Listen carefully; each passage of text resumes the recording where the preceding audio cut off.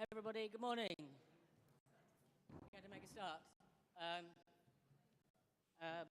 Welcome to Progressive Economics 2022, a festival of economics. My name is Patrick Allen, and I'm the chair of the Progressive Economy Forum.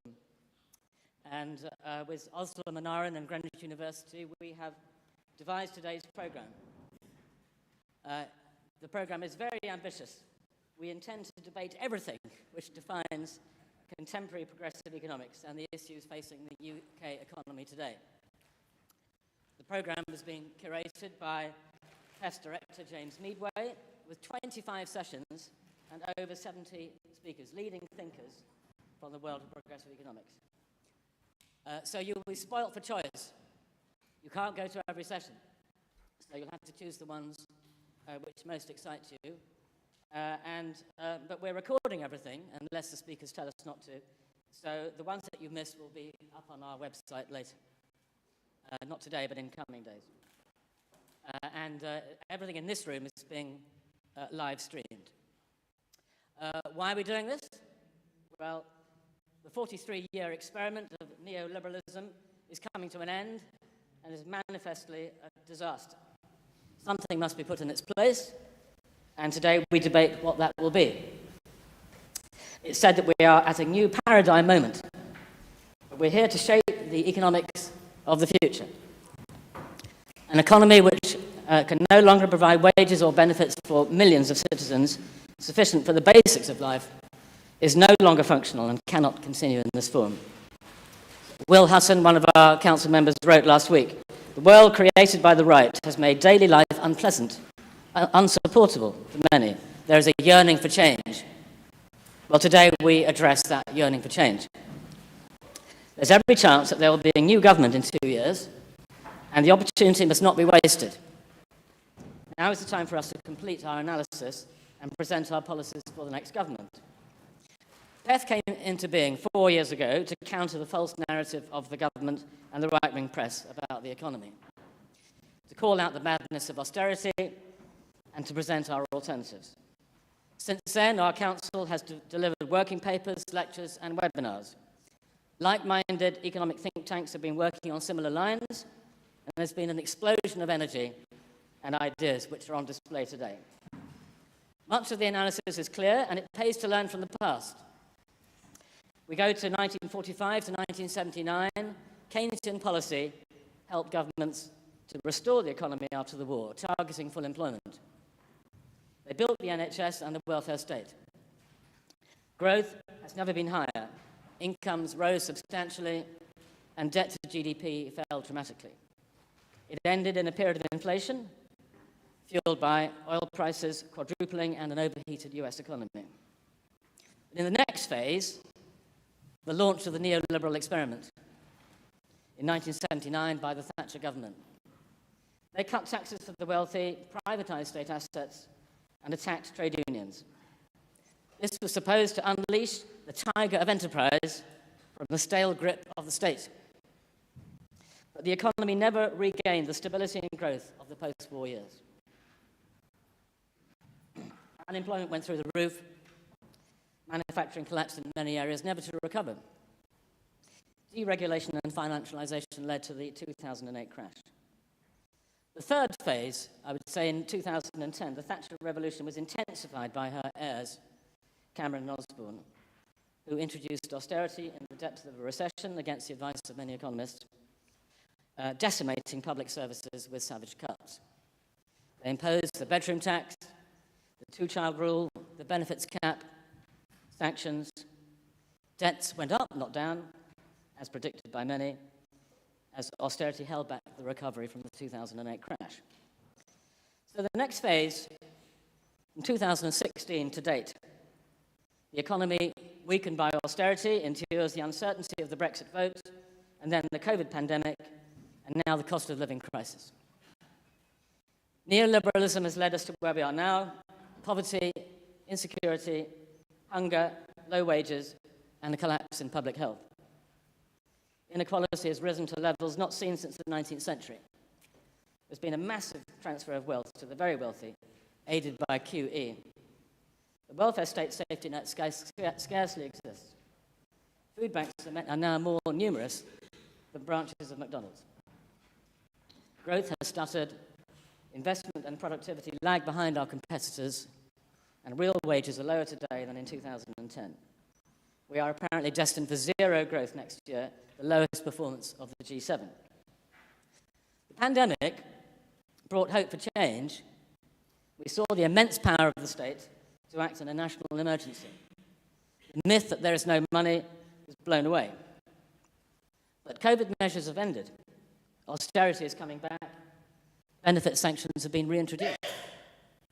We face the worst cost of living crisis in decades. Many simply can't afford to eat and pay their rent, or heat their homes, or even travel to work. This is a failed capitalism and a rentier capitalism, where privatized utilities extract monopoly prices from consumers and pay massive dividends to their shareholders. The government has no answers beyond the usual call for tax cuts and deregulation and reliance on the free market to deliver. Funny how every right-wing policy begins with a tax cut. On climate change, we see little action to cut energy use and decarbonize. So, we are here to consider what is to be done. We look to the past, but also to the present, to the successful localism of Preston and Tyneside, with vibrant local economies. Wales has innovative policies, including a UBI pilot. In Europe, there are progressive governments trying better ways. Keynesianism must be adapted for the current challenges, but at the centre, we need a strong state using its power and fundraising ability to act strategically to rebalance the economy for the common good. There is massive wealth in the economy, in assets and profits, but it needs to be redistributed. Wages and benefits have to be raised. We must deal with the climate emergency, working towards net zero and addressing sustainability. We need measures other than GDP to define our goals of well-being. I'm delighted we have politicians here today, although probably the ones who agree with us. Labour has been criticised recently for lack of policies. Well, we can sort that out easily. This week, we've published a paper advocating a rise in the minimum wage to £15 per hour. Our research shows how this has an immediate effect in levelling up, reducing poverty for 14 million and improving public finances at the same time. The paper should be outside for you to collect. Our printers are rushing it to us by courier. As we speak, it hadn't arrived, but it should be here this morning. And we have a new paper on how to improve Brexit arrangements. That too is held up by couriers, but should be here this morning. So, to our 25 sessions, they too do cover just about everything. Inequality and poverty, the housing crisis, the rentier economy, extending the commons, improving Brexit, the Ukraine war, decarbonisation, green growth, the cost of living and care crises, strategic investment, migration, the end of growth. More. One session I like the look of, how to work less. So, some events are happening in this theatre, including our closing session, but others are at the King William Building in the Old Naval Hospital, which is a short walk away. There's only 10 minutes between sessions, so apart from the lunch break, you'll have to be brisk in changing the rooms. There are 12 stewards from Greenwich University who will help you to find the rooms. The programme is online, and I think there will be some printed copies shortly, and they will show the room numbers and a map. For refreshments, there's a coffee shop and many cafes in town.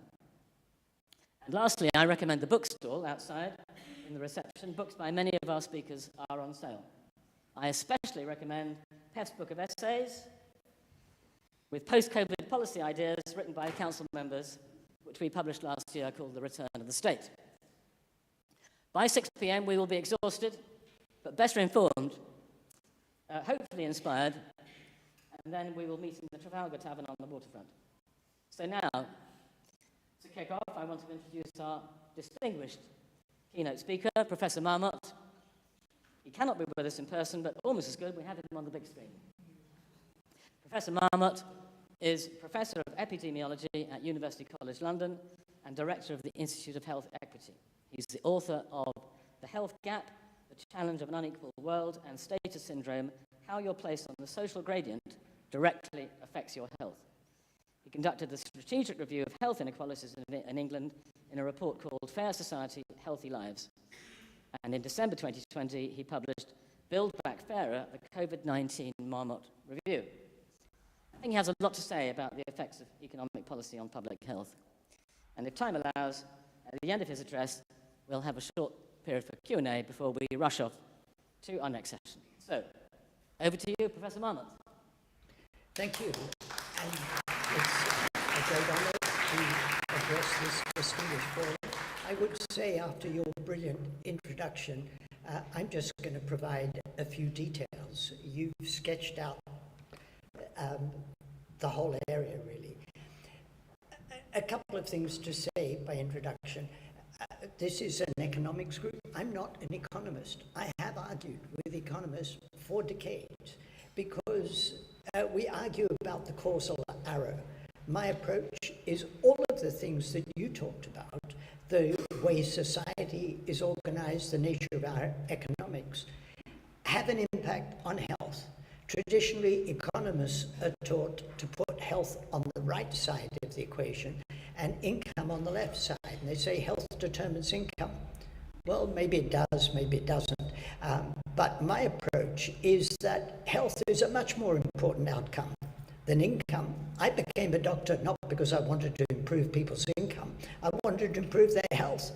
And if the nature of our economy and society impacts on the public health, that's the direction in which I'm concerned. And there's good evidence to support it. This is not just an ideological position, that health is an important outcome, but it is. And I call it Build Back Fairer precisely for the reasons that you said. The pandemic taught us we can do things.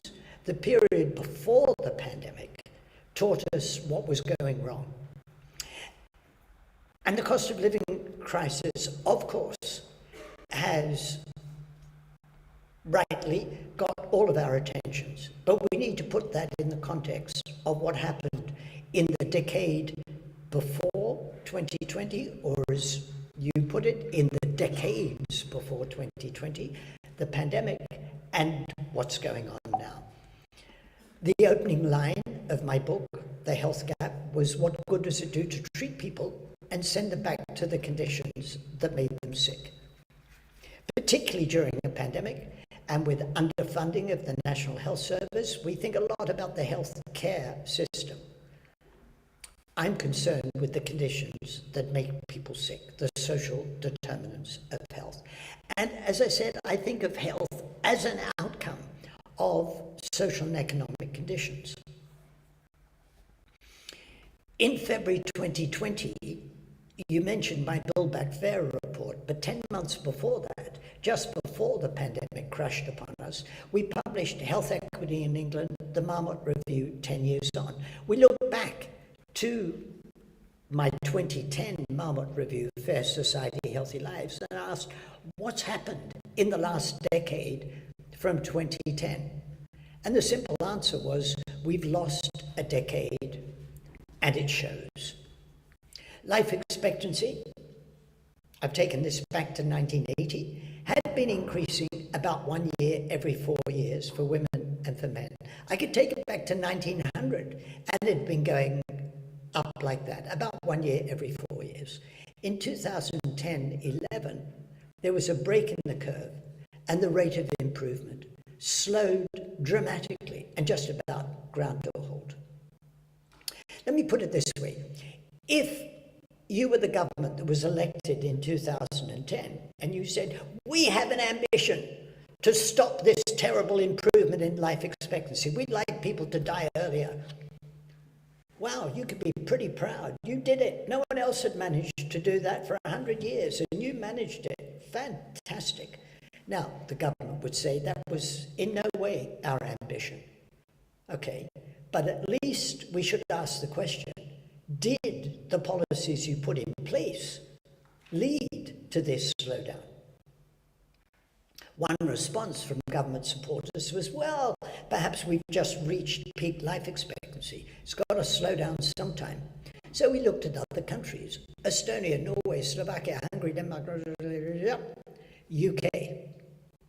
All of these countries had a more rapid improvement in life expectancy than we did. The only rich countries that had a slower improvement than us were Iceland and the US. And the US had a decline in life expectancy for 3 of the 4 years prior to 2020.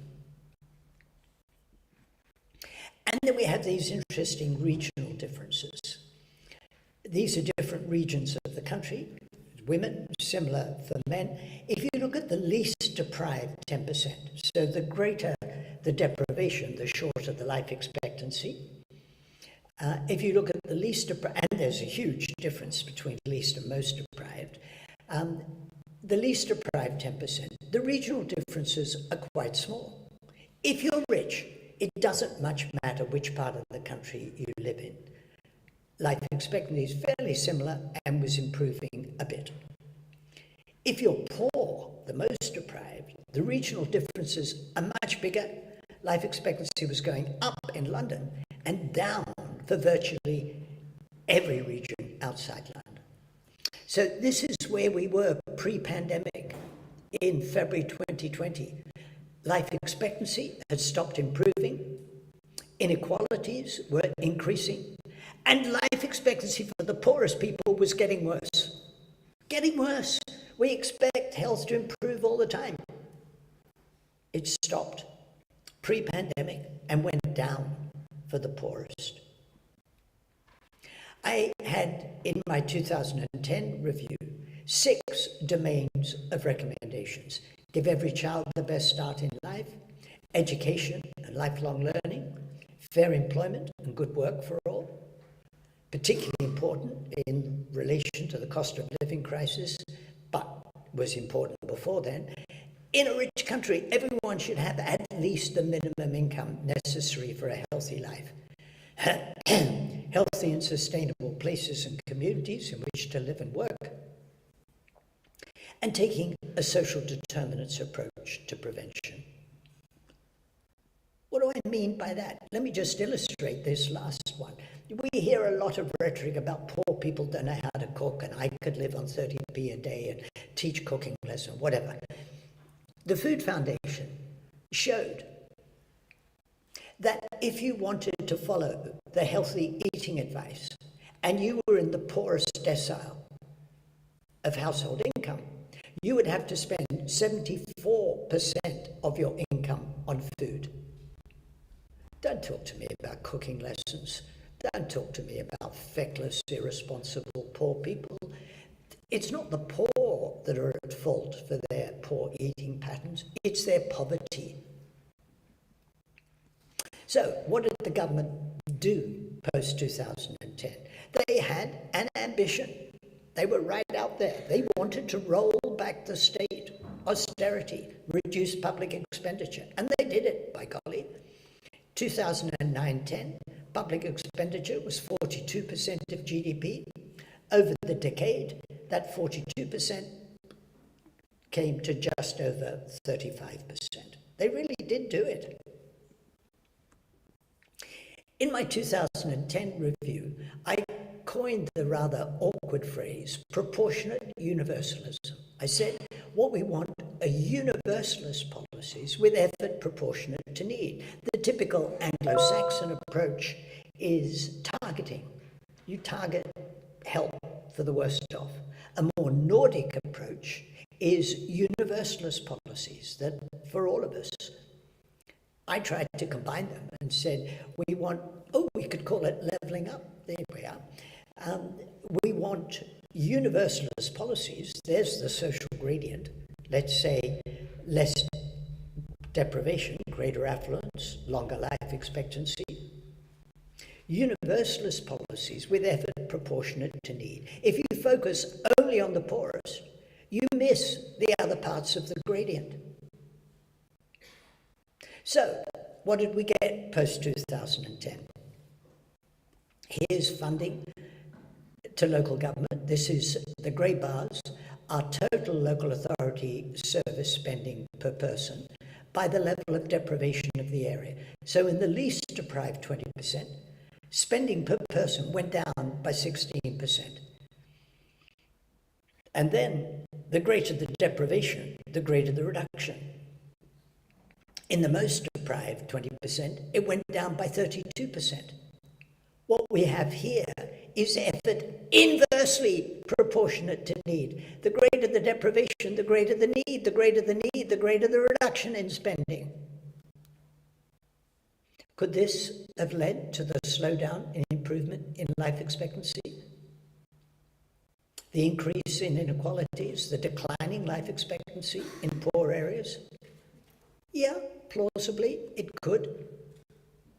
From our colleagues in Liverpool, reduction in funding to local authorities and life expectancy trends. This is change in local government funding from central government, pounds per person. So the bigger the reduction, the worse the improvement in life expectancy, males and females. I said it was plausible that policies of austerity had led to the health picture. Here's more evidence that it's not just plausible, it's likely that policies of austerity led to the health picture. I won't go through all 6 of my recommendations. Let's start with give every child the best start in life. Childhood poverty is defined as less than 60% median income. In 2010-11, 18% of children were in poverty before housing costs. Housing is so steep. It was 27% after housing costs. In London, it's more than 30%. And over the decade, that 27% went up to 30%. Child poverty went up. How was that achieved? Well, you probably know. The Chancellor of the Exchequer made changes to the tax and benefit system. And this is the net effect of those changes from 2010 on. Let's look at working age families with children, the red. If you were in the poorest 10% of household income, your income would have gone down by 20% as a result of changes to the tax and benefit system. In the next 10%, next decile of household income would have gone down by 12%, and then the richer you were, the less the reduction. Some reduction at the top, but nowhere near as big as the reduction at the bottom. I sat with a former minister in the coalition government, and I showed him an earlier version of this slide and said, your government's policy was to make poor people poorer. And he looked uncomfortable and said, well, perhaps it was not our explicit policy. Well, they're very clever people in Her Majesty's Treasury. They must have told the Chancellor this was the effect of what he was doing, and he did it. It's neatly regressive. So that was all pre-pandemic. Then came the pandemic, and you remember the rhetoric at the beginning of the pandemic. It is the great equalizer. It will affect princes and prime ministers and paupers alike. Garbage. Here's the social gradient in all-cause mortality by level of deprivation of the area, index of multiple deprivation. There's all-cause mortality, a remarkable gradient. And there's the gradient in COVID-19 mortality.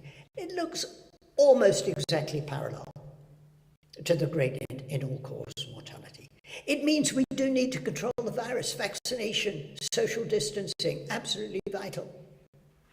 But we also need to address the underlying inequalities in society. And if we, this is from a US colleague, if we look at change in life expectancy for the US and what they called 19 peer countries, this is life expectancy in 2019 in the US, 2020, 2021, life expectancy went down dramatically. It was the worst of these 20 countries. There's Scotland, Northern Ireland, Germany, England and Wales. Wow. In fact, in the first wave of the pandemic, the UK had the highest excess mortality of any country. The US assumed its rightful place. They were an absolute disaster in in managing the pandemic in 2020 with hangover effects in 2021. But we were pretty bad. And I asked myself, what's the link here? I think of health, as I said at the beginning, as a measure of societal success. What's the link between the fact that pre-pandemic life expectancy was stalling, inequalities were increasing, and life expectancy for the poorest people was falling? And that slowdown was nearly the slowest of all rich countries.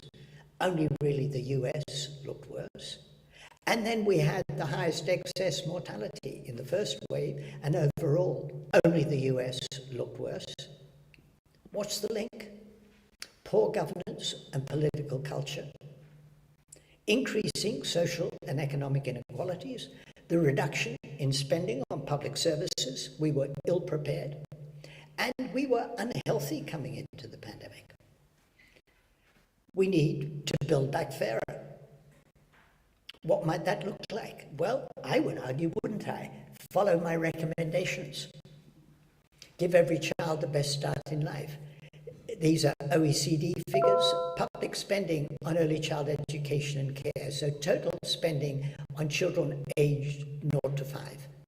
Norway, they spend a bit over $12,000 per child. The OECD average is around $6,000. And here are we. Not the worst. The US always looks worse than we do on everything. But worse than average, limping along, not very good, content to be worse than average.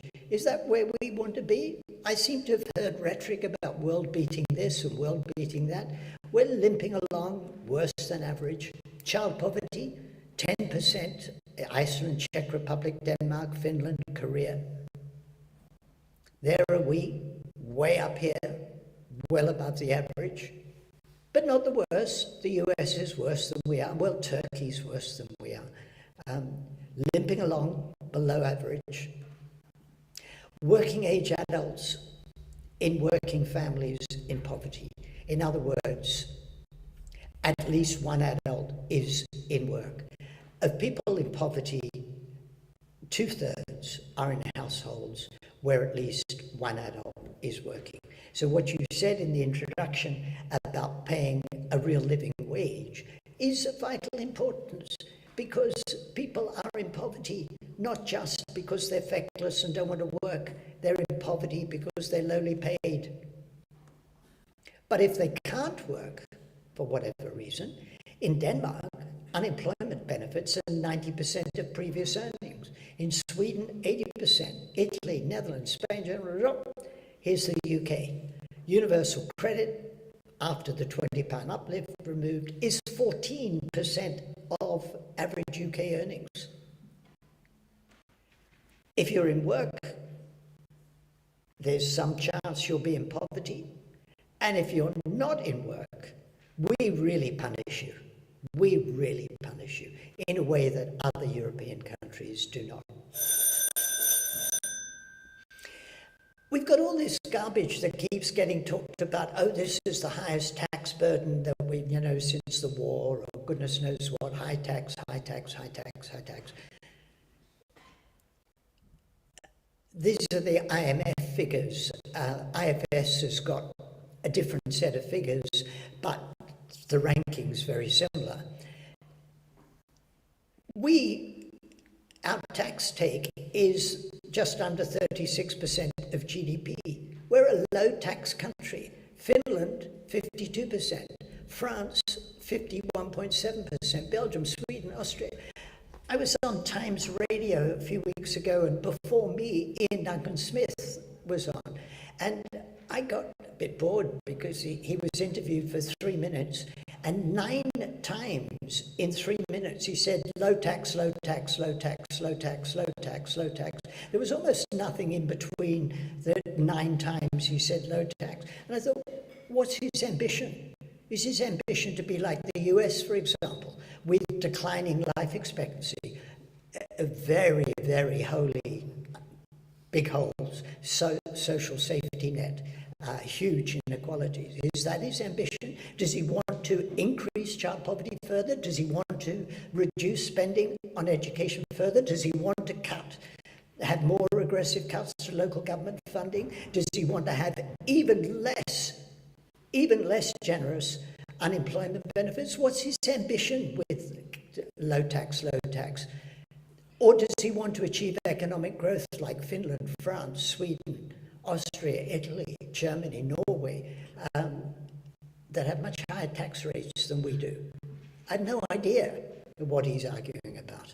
It makes sense to me. And then, of course, we've got the cost of living crisis, with which you're familiar. These come from the Resolution Foundation. A single person working 20 hours a week on low to median income with one child. Could be a he or a she, but let's say she. Her income, September 2021, £18,265 a year. She will lose £1,040. She lost £1,040 because of the ending of the universal credit boost. She'll lose another £1,200 because of the cost of living, of inflation. But then some salary increase, changes to national insurance, whatever thresholds, she'll gain some. So her net loss will be 3%, £584 a year. 3% doesn't sound much. £584 if you are at the margin is enormous. £11 a week. You were already juggling heating and eating. And then the calamity of a hole in a child's shoe, or them outgrowing their shoes and needing a new pair of shoes. How are you going to do that when you've lost £11 a week? And in fact, as the IFS and the Resolution Foundation have pointed out, 10% inflation overall means 8% inflation for the richest and 14% inflation for the poorest, because food and energy make up a higher proportion of the expenditure in poor households, and they're particularly hit by inflation. So it's not 10%, it's 14% of the poor, and then it's a gradient. The poorer you are, the bigger the inflation. I've been very much influenced by Amartya Sen, and this issue of absolute versus relative poverty. And Amartya puts them together and says relative deprivation in the space of incomes can yield absolute deprivation in the space of capabilities. I've argued, I know some of you read the piece that I wrote in The Guardian, that yes, of course, a drop in absolute income can mean that you don't eat, that you can't heat your home, and that will have acute damaging effects on your health, and it'll have long-term impact on your children's social development. But it also leads to relative inequality, leads to absolute deprivation in the space of capabilities. Taking your place in public without shame, leading a life of dignity, being able to participate in society without shame is absolutely vital. Then we have the government's Levelling Up white paper. I read it, I wrote a commentary on it for the BMJ. 4 objectives, 12 missions. Terrific. The analysis is excellent. Forgive me for this, but I thought I could have written this, and then I thought, no, this is better than I could have written. This is terrific. I really liked it and thought, do this, meet your 4 objectives and your 12 missions, and health inequalities will diminish. Terrific. In the white paper, they mention Germany. Germany leveled up when they incorporated the former communist Eastern Germany into the Federal Republic and spent €2 trillion over 25 years, which equates to about £70 billion a year. Did it work? This is life expectancy in the West and the East for women, reunification. I could think they closed the gap. This is men. They narrowed the gap. So it seemed to work. £70 billion a year. In the white paper, the levelling up budget for 4 years is 4.8 billion, 1.2 billion pounds a year. It's derisory. It's derisory. IPPR North calculated that the 2021 allocation of the Levelling Up Fund was £32 per person in the North. The drop in annual council service spending over the last decade was £413 per person in the North. Take £413 per person away, give back £32, and we call that levelling up. We will hear a lot of stuff, and it's going to be terribly difficult to make sense of any of the numbers about this money, this spending, that money, this spending. But this is the order of magnitude that is missing. Now, this is really pretty depressing. We've been working with localities all around the country. Coventry declared itself a Marmot city in 2010. Greater Manchester, 2 weeks ago, we published a report of our work in Cheshire and Merseyside. We're working in Lancashire and Cumbria, north of the Tyne, in the East London Foundation Trust, Luton, Waltham Forest. Gwent wants to be the first Marmot region in Wales. It's really encouraging. It does not let national government off the hook, but it's encouraging that there is this kind of action at local level. We've added to my 6 domains of recommendations: give every child the best start in life, education and lifelong learning, fair employment and good work for all, healthy standard of living for all, healthy and sustainable places and communities, and a social determinants approach to prevention. We've added tackle discrimination, racism and their outcomes, and pursue environmental sustainability and health equity together. To build back fairer, though, we also have to address poor governance and political culture, which is at a desperately low level in Britain right now. We have to reverse the social and economic inequalities that had been increasing. We have to reverse the reduction in spending on public services. We were ill-prepared coming into the pandemic, and we weren't very healthy. So my overall is to put a fair distribution of health and well-being at the heart of all government policy. Thank you.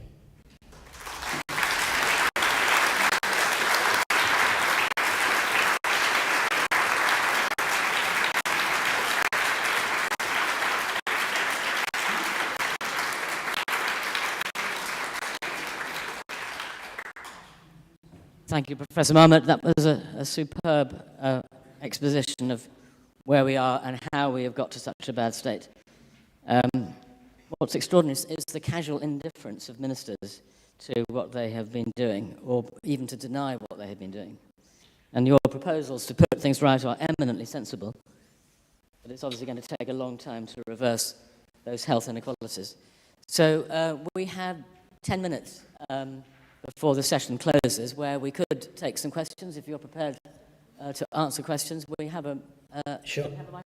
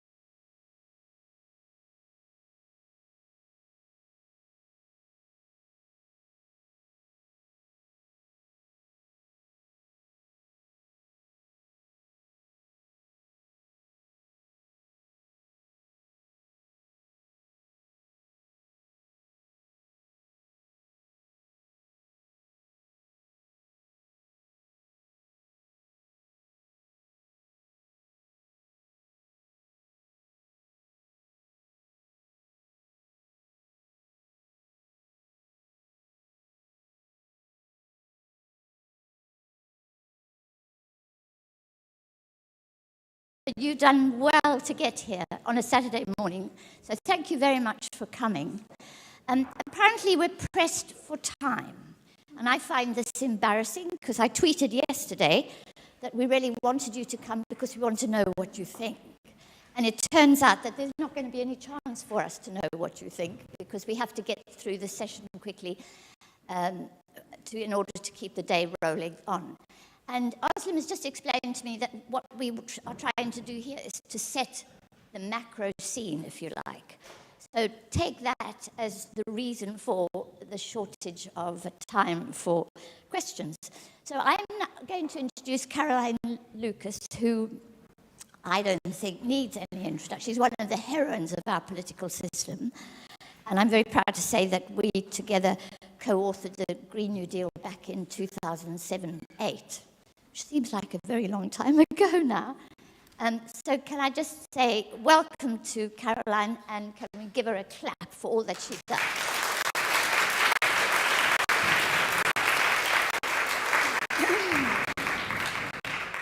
Thank you very much, Anne. Thank you to the Progressive Economy group. It's really lovely to be with you all this morning. And I hope that we can, I usually speak very fast, so hopefully we will have some time for some questions at the end, because I'm sorry that that's not currently scheduled. But I was just going to start by making the pretty obvious reflection that we are in the grip of multiple interconnected crises. The cost of living scandal that is pushing millions of households in the UK into both fuel and food poverty. A war in Ukraine with disastrous cascading humanitarian consequences, the accelerating climate and nature crises, and intolerable levels of inequality. And to a lesser or greater extent, I would make the case that all of those crises have common roots in our extractive, growth-based model of economics. Now, of course, that's not a new reflection.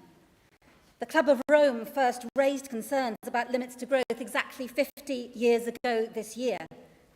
And based on modelling by scientists at MIT, they predicted the collapse of industrial society sometime within the 21st century due to the overexploitation of a range of planetary resources.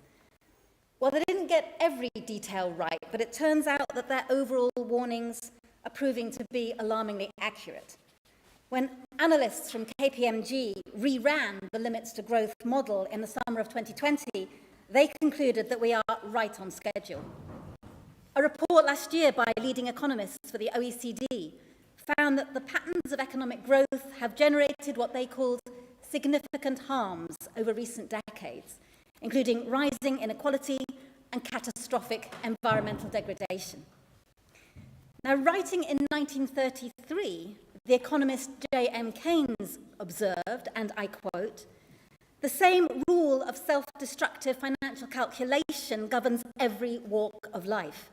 We destroy the beauty of the countryside because the unappropriated splendours of nature have no economic value. We are capable of shutting off the sun and the stars because they do not pay a dividend. London is one of the richest cities in the history of civilization, but it cannot afford the highest standards of achievement of which its own living citizens are capable because they do not pay." Well, does that sound familiar? That was 90 years ago. Now, Keynes couldn't have seen then what we see now, our life-giving ecosystems nearing dangerous tipping points beyond which there may be no return. But he did see the destruction wrought by extractive economics, and he did see an alternative. Keynes was dogged in his task of convincing political leaders that we could afford what we needed to do. But it was a task in which he was ultimately successful, and I would argue that it is a struggle that we must win again today. And so I'm going to touch briefly on four things. The title of this session is the cost of living on a dying planet. So I'll look at how the cost of living scandal intersects with the climate and nature crisis, and how so much of this is frankly a matter of political choice. I'll briefly sketch out the transition plan that Anne's already talked about, the Green New Deal. And then I'll refer specifically to the fact that the Chancellor constantly tells us what we can't afford. I want to look at how we can pay for what needs to be done. And finally, I'll make the case that while we don't need to shut off the sun and the stars, we do need to shut off fossil fuels now. So, where are we? Well, you will know without my needing to say that the picture is pretty bleak. 1 million plant and animal species at risk of extinction. Despite numerous warm words and rhetoric from governments, we are nowhere near on track to limit global heating to 1.5 degrees. Instead, as the UN Secretary General recently said, we are on a fast track to climate disaster. And the communities least responsible for the crisis are, as usual, on the front line, both here and around the world. We are in the throes of a cost of living crisis that shows no sign of abating. Food prices have risen to levels that the Bank of England, not known for its hyperbole, have described as apocalyptic. Almost a quarter of all households in the UK are in fuel poverty. But I want to be really clear that there is nothing inevitable about this. It is not some kind of natural crisis. Yes, it was exacerbated by the returning demand for gas following the global pandemic.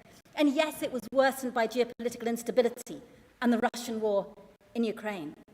But the cost of living crisis is ultimately a direct result of political choices. It is a crisis of the government's making. And that's what makes this not just a cost of living crisis, it makes it a cost of living scandal. The government has chosen to prioritise economic dogma. It has chosen the profits of fossil fuel companies and the food giants and the ever-increasing wealth of billionaires above the ability of people to meet their basic needs. Short-term and long-term political choices have brought us to where we are, and different political choices can address the cost of living scandal now, whilst also laying the foundations for a more resilient future. And so what does that transition plan look like? Well, you'll know the old saying that the best time to plant the tree was 20 years ago, and the second best time is now. Well, one of the best times to have invested in renewables, to have really invested in energy efficiency, to have invested in plentiful public transport and a diversified, resilient food system was when, working with economists, including Anne, and energy experts, we first proposed that Green New Deal 15 years ago. But the second best time is indeed now, and we do just about still have time.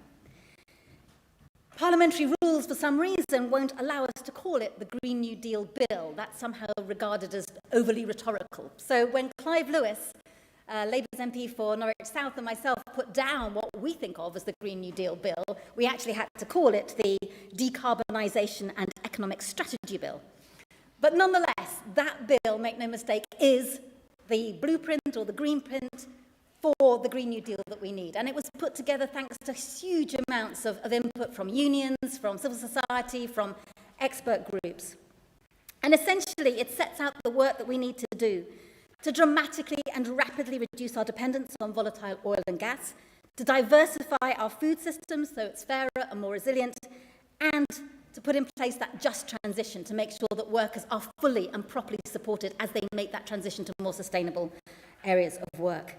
Revitalising the UK to address the cost of living scandal and the climate and nature crises also requires that we invest so much more in naturally low-carbon areas of the economy, like healthcare, as we've heard from Sir Michael Marmot, like childcare, social care, education. These are all vital social infrastructure on which we all depend, and we would argue they are also absolutely crucial to that Green New Deal. Frankly, if we had a government that was less enthralled to the profit of the rentier class, this would simply be a no-brainer. Insulating people from high and volatile oil and gas prices means transitioning away from oil and gas permanently. Instead, we can make different choices. We can choose to invest in the clean, abundant, homegrown renewable energy, a just transition to the abundant renewables with which our nations are blessed and which are already cost competitive. Onshore wind is 6 times cheaper than gas now already.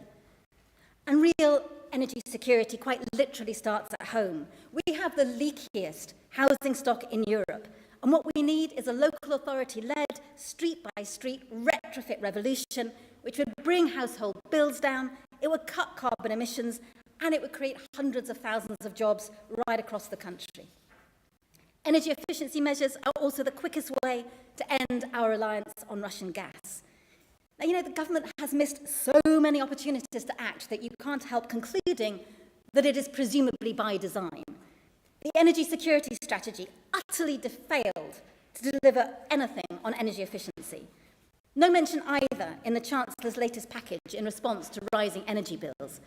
Instead, Sunak announced a 91% tax break for UK oil and gas exploration alongside his inadequate windfall tax. Now, according to the think tank E3G, that same amount of money could have permanently cut the energy bills of 2 million homes by £342 a year if it had been invested in insulation instead. And it doesn't stop there. According to the National Farmers Union leader, Minette Batters, it is the most serious situation for food production right now since the Second World War. And even before the latest instability, we knew that intensive agriculture was driving biodiversity loss. We knew that the UN was warning that 40% of the Earth's land surface is now degraded, in large part due to the way that we choose to produce our food. So in the short term, we need to see support for households and an approach to food policy that prioritises people and planet, not the profits of big supermarkets, the four largest of which control 65% of our food supply and just posted record profits, more than £4 billion this year so far. Now, I noticed the other day that the chair of Tesco had recently joined calls for a windfall tax on the energy companies. Well, I agree with him on that, but I would suggest, frankly, he needs to apply the same logic to his own sector.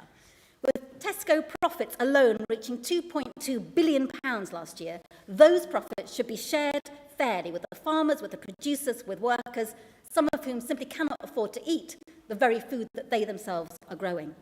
We urgently need to invest in the transition to the agroecological food systems of the future that repair and restore ecosystems, that cut food miles, that produce nutritious crops, and will not only reduce our impact on climate and nature, but also increase our resilience to the shocks that can't be averted. And now to get to the crunch of it, how do we pay for all of that?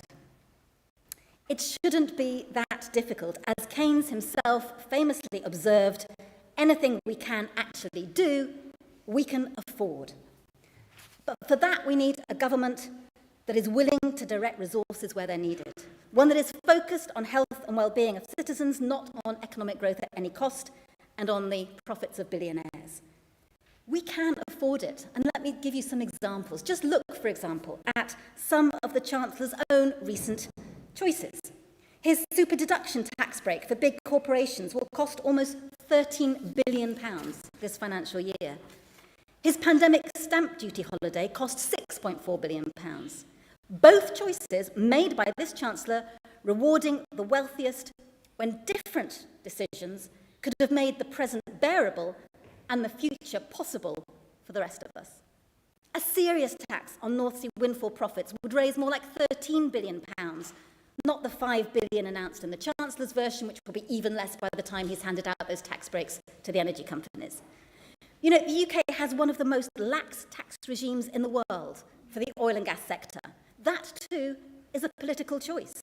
In 2019, companies paid 12.5 times less tax for a barrel of oil produced here compared with Norway, for example. This year, for the fourth year in a row, Shell paid no tax, not 1 penny of tax here in the UK for their oil and gas production.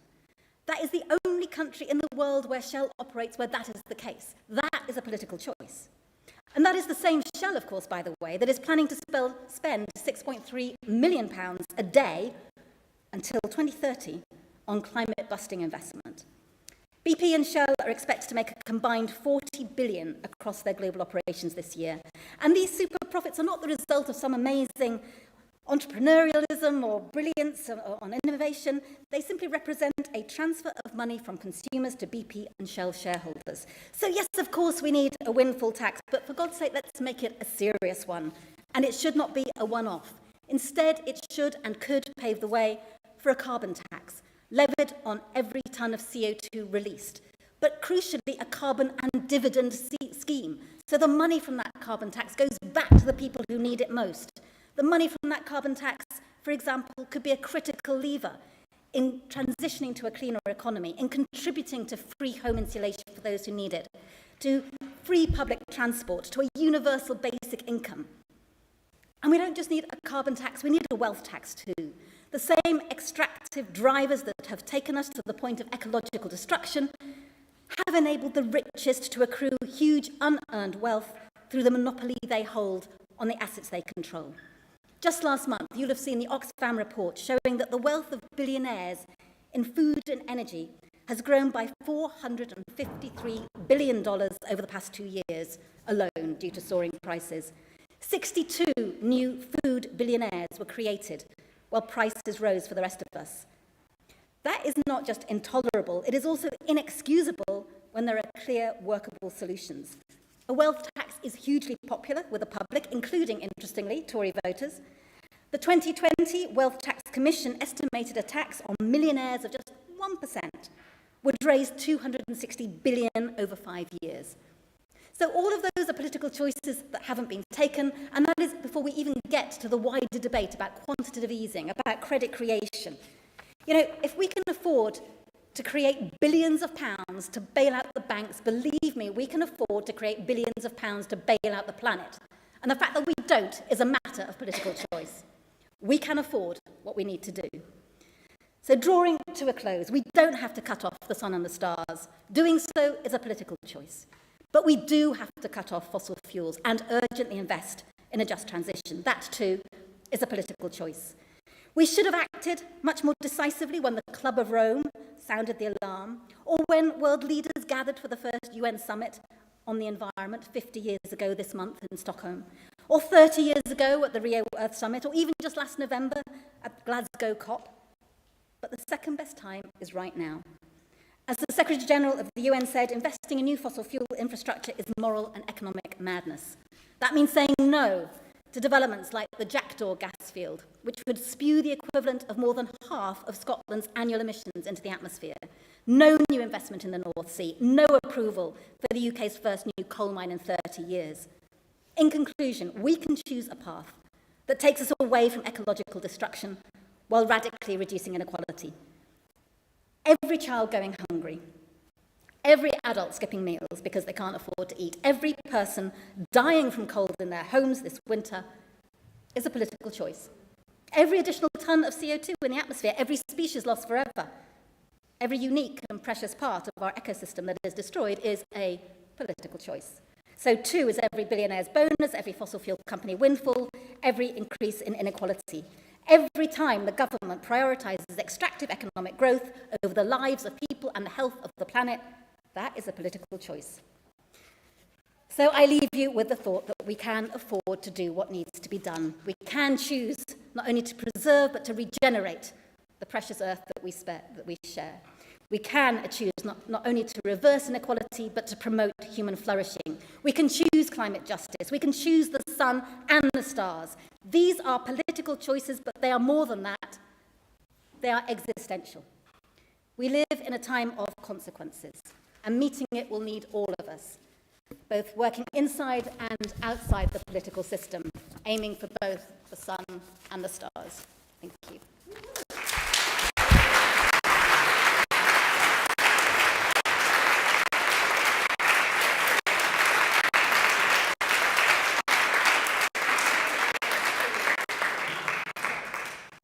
Thank you, Caroline. Wow.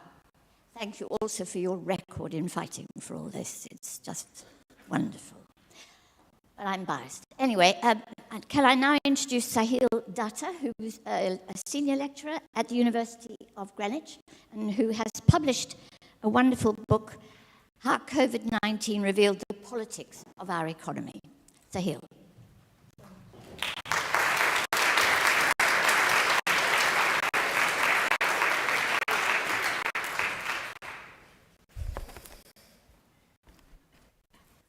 Okay, yeah, thanks all for being here, and appreciative to Beth for the invite. I think with these kinds of things, the best conversations are probably had in the in-between spaces. But hopefully, in the discussions we have here, there can be something generative to helping with that. The theme of this panel is so vast that to try and navigate it and pare it back a little, I'm going to actually focus on a different crisis altogether, which is the COVID crisis, and what it might tell us as a harbinger of things to come about the way we respond to the ecological crisis and the cost of living crisis. And COVID is quite a good starting point for this, as we were hearing earlier this morning, because initially when it happened, it was depicted as this sort of tragic external event to hit humanity as a whole. It sort of developed out of nowhere or out of the deep recesses of the exoticized East, and has then hit humanity and something that as a collective we have to confront. And so initially there's a lot of talk about the kind of wartime like sacrifices, the wartime conditions, and that kind of rhetoric for it. And that's sometimes similar to the way the ecological crisis is depicted. It's somehow related but external to us and afflicting humanity as a whole, necessitating great sacrifice. And even the cost of living crisis again gets externalized as if economic conditions are something that are objective that then we meet as a society, and we all are in it together and we all must pay together.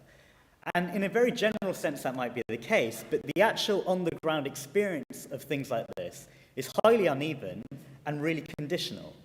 So far from kind of novel crises, things like COVID and the related crises we have now, they replicate and they exaggerate existing fault lines, existing inequities in our political economy. And longer term, the way that we've met things like the COVID emergency and the way we're trying to meet the climate emergency are going to exaggerate those fault lines and those problems rather than necessarily kind of resolve them.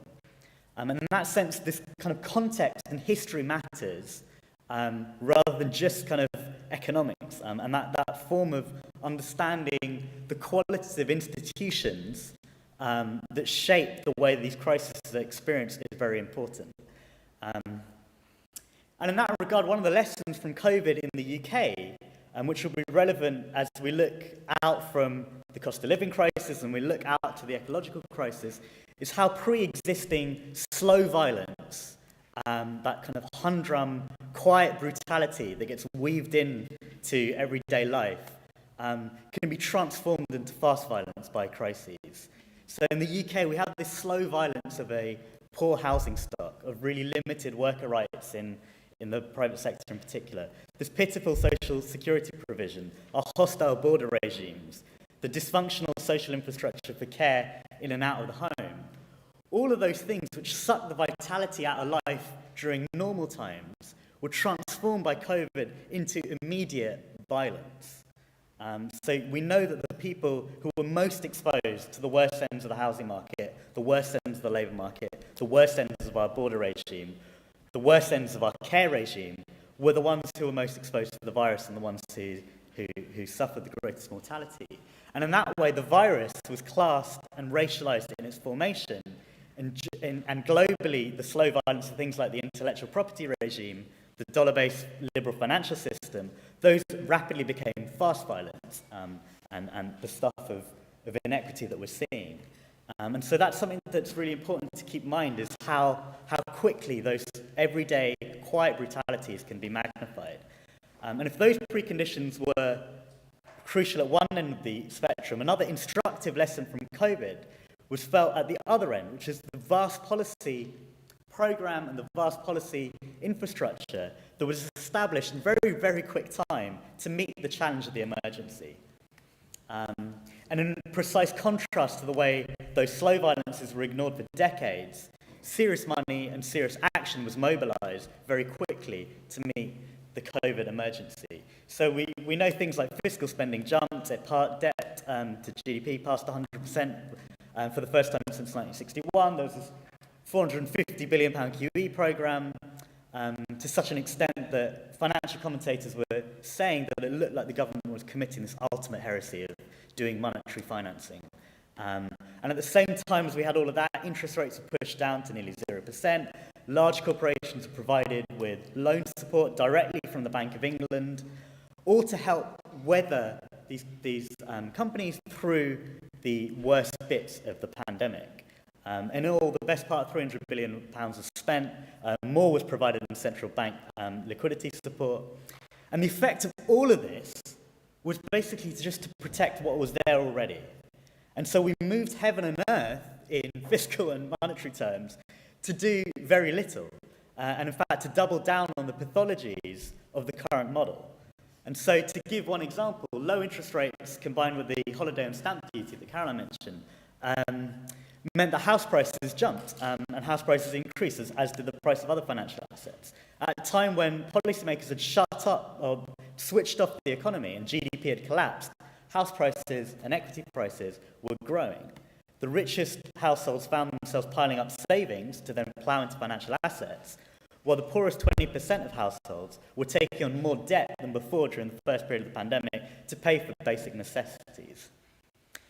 And then another example of the exaggeration of pre-existing issues was with public services. Having spent decades cutting the capacity of the public sector to deliver public goods, the NHS, which we talked about this morning, but also social care and childcare, government was then dependent on outsourcing giants to deliver public services. So the outsourcing companies are basically specialist planning organisations. Their business models to win government contracts, take on large debt on the basis of that, pay themselves and their executives and their shareholders big kind of bonuses and dividends, and then rinse and repeat that process. And it proved hugely lucrative in the pandemic, where that emergency spending that we talked about was just injected into the balance sheets of these companies. So nearly 48 billion was spent on the COVID contracts, and their place in the heart of the state, the heart of the way we undertake public policy, was solidified in that process. And I think we can really expect, looking forward, how in things like the NHS, things that are publicly owned by label are privately run and privately delivered. And that period showed really, at both ends of the spectrum, how sophisticated our political economy is in being able to protect and enhance the claims that some communities and some people have on the future, how their financial claims was protected whilst others were not. So those who have the debt, who can acquire enough debt to acquire assets, like mortgage holders, like the private equity companies that run care homes, like the outsourcing giants that acquire public service contracts, their futures are protected, whilst there is not so much capacity, it seems, to protect others. And I think that's something to consider when we think about the current moment and building back better from COVID, or building out the cost of living crisis, though it could be more accurately described as a crisis of wages or a crisis of inequality, and the ecological crisis. Because what we're seeing is an inadequacy in our policy-making tools to meet these problems. And part of that stems from a radically different global economic context that we're in to times before. So if I was to broaden this discussion slightly, what we're witnessing is a macro-scale slowdown in the dynamism of capitalism. The way the global economy is currently organised means that we are struggling to generate the same levels of productivity growth and growth generally to times gone by. And that creates a very, very different political context. Previously, growth was used as a solvent to distributional struggle. So the argument is that you grow the economy, and even if everyone is taking unequal slices of the cake is still growing. That's no longer the case now. Over the last 30 years, there's been a collective stagnation in capitalism that means we're something more akin to a zero-sum struggle now. And we see how that plays out then in the discussion about inflation at the moment. Price rises, as we know, are being driven largely by energy price rises, as is often the case. These then cascade through other commodities because production and consumption is so energy intensive. And then there are also other factors like the shutdown to supply chains in China, as well as shipping monopolies, slowing circulation, all of which is making production prices go up. So inflation has very little to do with wages and wage growth at the moment, and actually very little to do with that emergency credit creation and government spending during the pandemic, but that's not how it's being depicted. In the zero-sum situation we're in, it's a question of distribution and who is going to pay for inflation. Will it be companies that accept lower markups and lower profits, or will it be workers that accept lower wages to meet that? And it's telling that when it comes to inflation fighting, central banks around the world have a very limited set of policy options. All they're doing is returning to raising interest rates in the hope that increasing borrowing costs might dampen demand, which might then lead to lower wages and might lead to lower expectation of inflation, and somehow that will cascade through and reduce inflation. But we know that higher rates are doing very little to tackle the root causes of inflation. And so again, what's interesting with the contrast with the COVID emergency and now is that central bank intervention then could do enormous work in protecting and lifting asset prices, and can do very little now to protect the majority. And that, to sort of bring things together slightly, I think this points to a broader problem of economic governance that I've been kind of hinting at. And I think that stems from the fact that we're still dealing in the tools of governance that belong to a period of economic modernism in the 1930s and 40s from which we built the post-war order. And so we still, to try and organise our thinking and organise our policy making, we still deal in aggregates like inflation, GDP, unemployment, productivity, and try to tweak and guide and oversee the good health of these indicators, despite the fact that we know substantively they don't relate directly to a flourishing society in any kind of broad sense of the term. And that commitment to those categories is not something that's limited to the right. There's often the sense that we progressives could run the economy better by doing away with rentierism, having more ambitious plans for public investment or public missions, and that would be able to generate good growth, new growth, inclusive growth, and we could use the dividends of a growing economy to pay higher wages, to pay higher social wages, to provide better public services. And all of that is true in some sense, but in a global context of overcapacity and stagnation, it may not be entirely the case that we can just better organise to deliver growth. And one thing that we might consider in our in-between conversations and spaces is how do we articulate our projects and our ideas if we don't tie societal health to a dynamic economy? And I actually think we do have examples of this that we've even spoken about today. There was what would it look like to organise economic governance through indicators of public health? That's something that's slightly different. In the other panel, which is about the care economy or social infrastructure, that is something that is a sector that does give us a window into what a different way of thinking about economic well-being looks like. So the care sector, whether formal, informal, paid or unpaid, is where labour is, and labour time is the key generator of well-being, where there's a very large, coherent and growing working class employment, which is across the regions and doesn't have a geographic centre, which cuts across intersections of age, gender, race, and in order to be done properly, care work has to be necessarily solidaristic.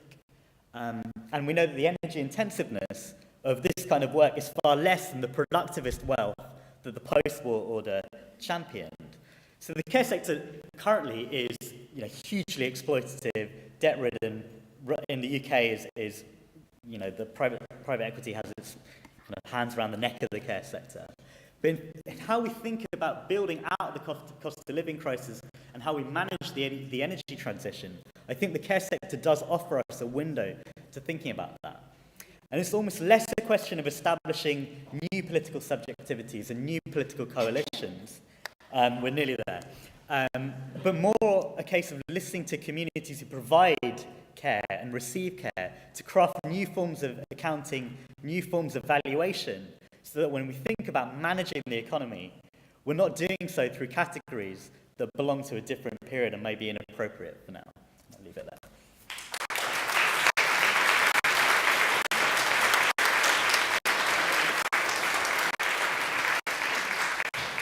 Thank you, Sahil, can you hear me? Thank you, Sahil, for those insights. And please, can I have a copy of your speech?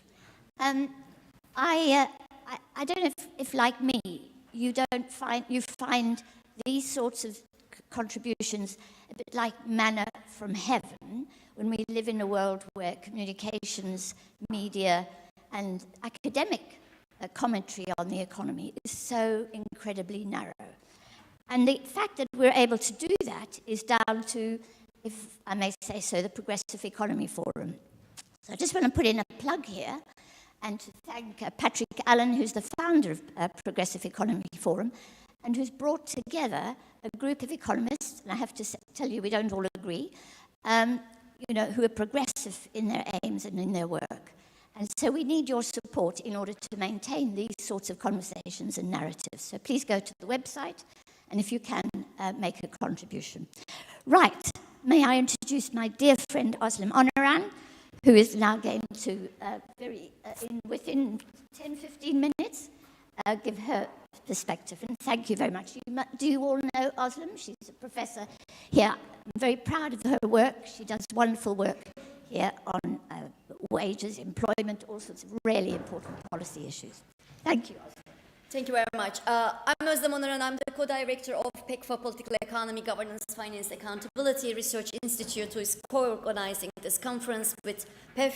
Like Anne, I'm grateful to Patrick for the initiative. And I must say, I'm so excited to have today more than 400 activists and researchers from all walks of life, from all areas here at Greenwich. And I have this pessimism of the intellect, but optimism of the will, and yes, we can do spirit today. So thanks for giving that to us. I will also start by repeating that humanity is at a critical junction with intersecting crises of multiple inequalities in terms of income, wealth, class, gender, and race, ecological breakdown, cost of living crises, and Russia's invasion of Ukraine today. Now, coming to the cost of living crisis, that's actually not so new for many workers. The squeeze in workers' income and the rise in profits isn't new. Wages have been falling after the Great Recession, and following that, throughout the years of austerity by the Condem government, which deepened the attack on wages. And since then, nominal wages have been failing to catch up with the rise in prices year after year for many workers. Their real wage, that is after adjusting for prices, today are still lower than what it was before 2007 in many sectors of the economy in Britain. And this is coming on top of decades of undervalued wages in the care economy, rest of the public services, and of course squeeze on wages by an unleashed capital by neoliberal globalization, financialization, and last but not least, attack on our trade unions. On top of it came, of course, the increase in household debt of many families who are struggling to make ends meet. So the cost of living crisis of today is very familiar, sadly, to many. However, its current scale is the deepest in a generation. Now, on top of all the old problems we had the supply chain disruption because of Brexit, the pandemic, and now Russia's invasion of Ukraine. Now, this is hitting food and energy prices. This constitutes a large share of the consumption bundle of many working class households. In the meantime, the capitalists are profiteering, and the wealth of the top 1% super rich have recovered from the crisis.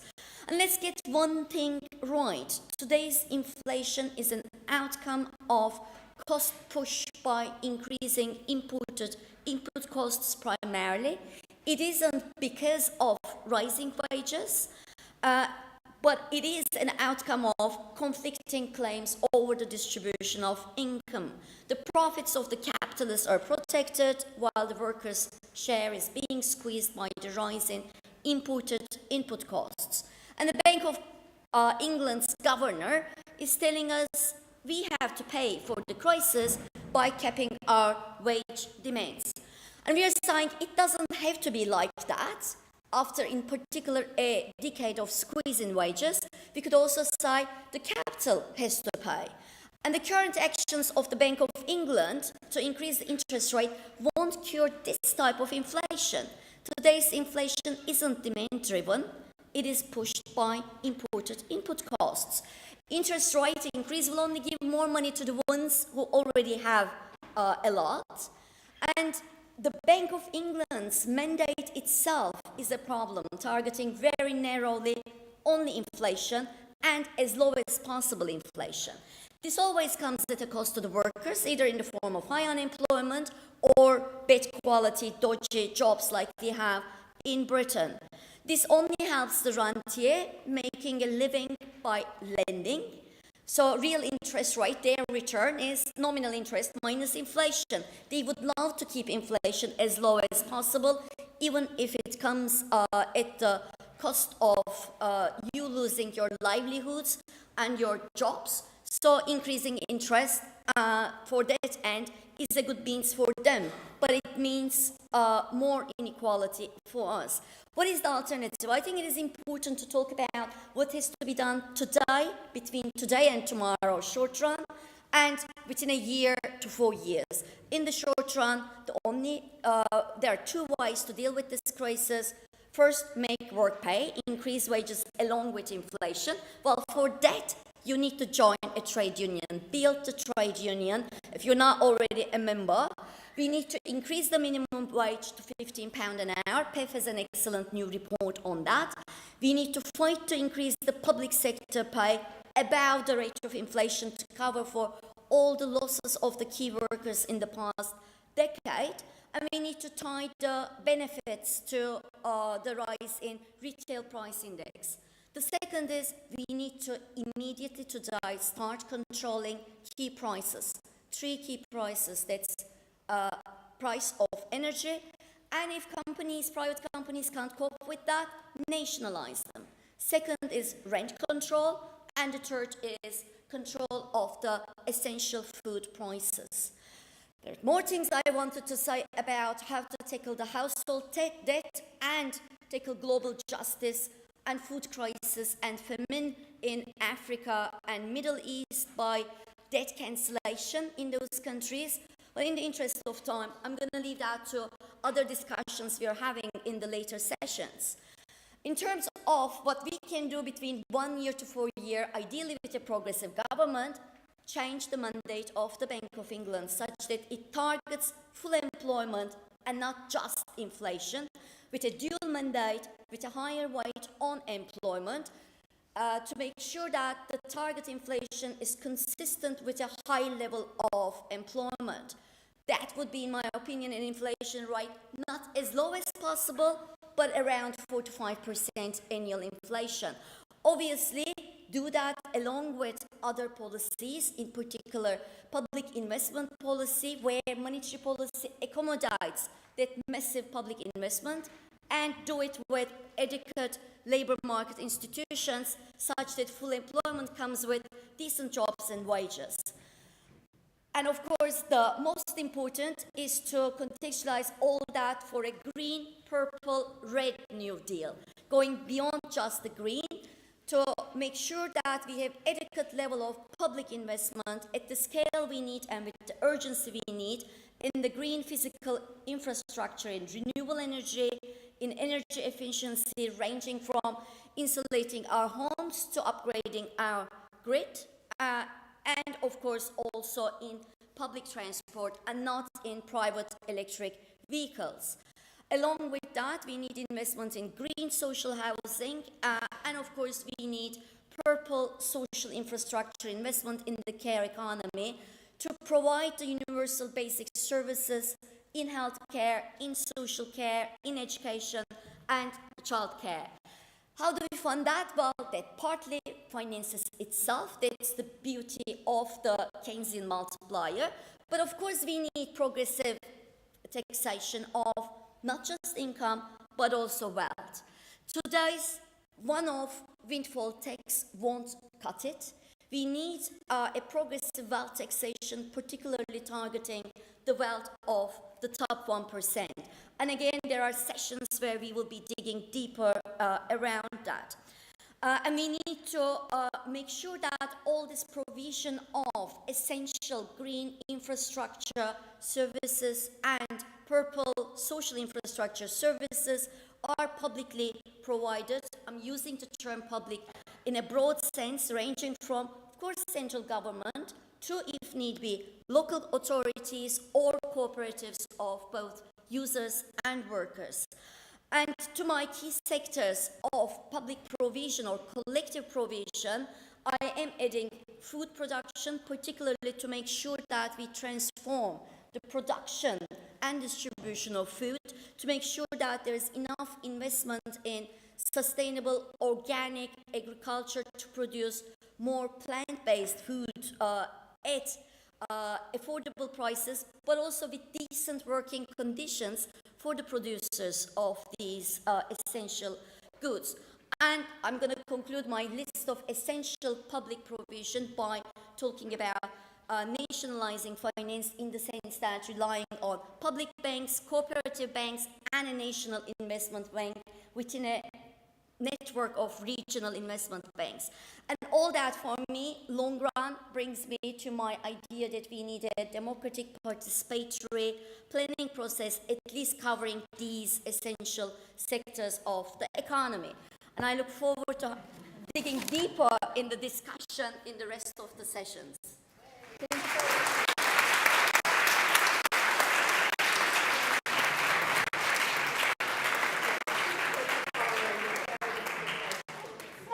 Thanks so much, Jocelyn. I think I must be one of the oldest people in this room, and I can tell you I've been going to meetings as an activist and sitting in meetings and looking at panels for nearly 100 years. And look at this panel. There's only one man in the... Yeah. And there's these wonderful women. So thank you ever so much. I'm doing a session next in the King William Building. It would be thrilling if you could join me. We'll be discussing Beyond the Green New Deal. So I want to end by thanking our wonderful, wonderful speakers. I know they've set the scene for the day. Cheers.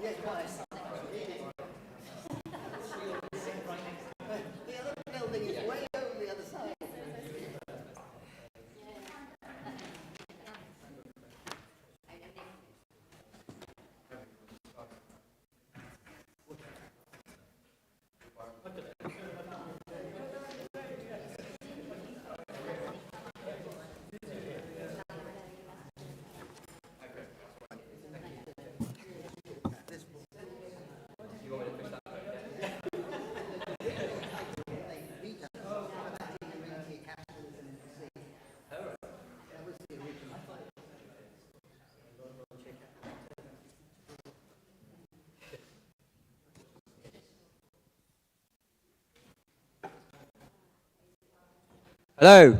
Hello, everyone. Can you all hear me? Good. Thank you. Welcome to this first workshop of the day on Rentier Capitalism. Sorry I'm late. Just cycled in from Brixton, so a bit hot and sweaty. But thank you for joining us here. I'm not going to talk too much about what Rentier Capitalism means, because I think our panelists are better equipped than me to do that. But I will introduce our guests. Firstly, Beth Stratford, on my right. She is an ecological economist, finishing her PhD on rent extraction at the University of Leeds. She's also an advisor to Positive Money and the Social Guarantee. And she was also a fellow at the New Economics Foundation and has played an important role in setting up the London Renters Union. And she's also lead author of a very good report that I can recommend to everyone called Land for the Many, a report for the UK's Labour Party about reforming the land and housing system. I should probably actually say who I am in case some of you don't know. Josh Ryan Collins. I'm an associate professor in economics at the Institute for Innovation and Public Purpose at UCL. I've written a couple of books on housing and land, so land rents is my specialist area, I guess. I'm also joined to my left by Jeff Tiley, who is senior economist at the Trade Union Congress and previously had 25 years in government economics and statistics services, mostly at the Office of National Statistics, but also spent some time in our favourite place, the Treasury, and including under George Osborne. He's also a bit of an amateur academic. I wouldn't say amateur, actually, but a sort of quasi-academic. Has written a very interesting book called Keynes Betrayed, based on his PhD at UCL. And finally, Guy Standing, to my right, who is a professorial research associate at SOAS, University of London, and co-founder and currently honorary co-president of the Basic Income Earth Network. And his most recent books include Battling Eight Giants, Basic Income Now, Plunder of the Commons, a manifesto for sharing public wealth, and The Corruption of Capitalism, Why Rentiers Thrive and Work Does Not Pay. And he's got a new book out just today, is it, Guy? The Blue Commons, Rescuing the Economy of the Sea. So I think we're all set to go. And I think first up, I'm not sure who's first up, actually. Can someone tell me? Is it Beth? Yeah. Off you go, Beth. Thank you. Can you just give me a little, somebody give me a little sign when I'm 50 Yeah, minutes sure. in? Yeah. Great, so I think this will pick me up. Can you hear me all right? Okay, so I'm going to start with the basics of what is rentier power. Rentier power is the power to extract rents, but even though I've got this fantastic image of, this is from 1925, we think. It's been found by someone called Daisy Froud recently, unearthed, I should say, in the British Library. Even though rents paid to landowners or landlords are the archetypal form of rent, those are not the only sorts of income that fall into the category of rent. So I'll start with the basics of what are rents. Rents are incomes that are analogous to land rents, and they're analogous in the sense that they are extracted through control of scarce or monopolised assets. So not any kind of property will be rent-bearing. It has to have some kind of attribute that gives you an advantage in the market and has to be difficult for other people to replicate it. That might be because it's naturally scarce, like oil and gas, or it might be because it's a sort of natural monopoly like electricity networks or transport networks or social media networks that make it very difficult for competitors to replicate. It wouldn't make any sense, it wouldn't be efficient or sensible for a competitor to try and replicate that entire network and compete. Or it might be because of some artificial barrier to competition, such as the intellectual property regime, that prevents people from replicating the asset, the know-how that you're using. And it's widely accepted. The reason that we use the word rents, or this is a concept that really gained traction first as a generalized category in the late 1800s, and the reason that political economists chose the word rent was so that they could emphasize this analogy with land rents, because there was this really powerful movement for land reform that had succeeded in creating a great deal of consensus across the political spectrum that land rents were unearned and inefficient. So unearned in the sense that they didn't correspond to any effort, sacrifice, or innovation on the part of the landowner, and inefficient in the sense that they were sort of functionless. There'd still be the land supplied, whether or not the landowner got that rent. And we can extend that idea of inefficiency to also think about the idea that if that power imbalance between people who control a scarce asset and those who don't didn't exist, or if we could redistribute the rents, then we could meet many economic goals much more cheaply. And on top of that, without the opportunity to extract rents, you would have less rent seeking. So you'd have less people devoting and committing resources to extracting rents. That might be, paying for lots of expensive lawyers to go, defend your intellectual property rights. In the case of land, it was, buying up land and hoarding it and keeping it away from productive use, just sitting on it as an asset that increases in value. Put simply, these are just rewards for ownership and control rather than contribution. And if we didn't have the rentier class, then there would be more of an imperative on everybody to contribute to the value that we create as society. I just want to note that the understanding that I've just outlined there is the sort of political economy understanding, but the concept is contested, and you may come across, there is another rival definition that gained traction amongst many neoclassical economists in the middle of last century, and you might come across it. They define rent as incomes in excess of opportunity cost. And please, if you find this definition, don't repeat it, don't cite it. It's totally incoherent and it's really counterproductive to the progressive cause. Because opportunity cost is the money you miss out on by not investing your money elsewhere in the economy or not using your labour for something else. So it's about your other opportunities that are available to you given your power and status in the economy. Do you see what I mean? So actually, if you're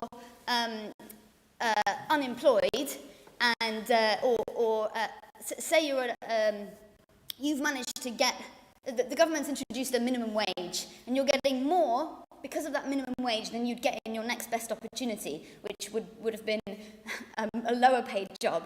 According to neoclassical economics, you'd be getting a rent because you're getting more than your opportunity cost. It doesn't make sense, it's a silly idea.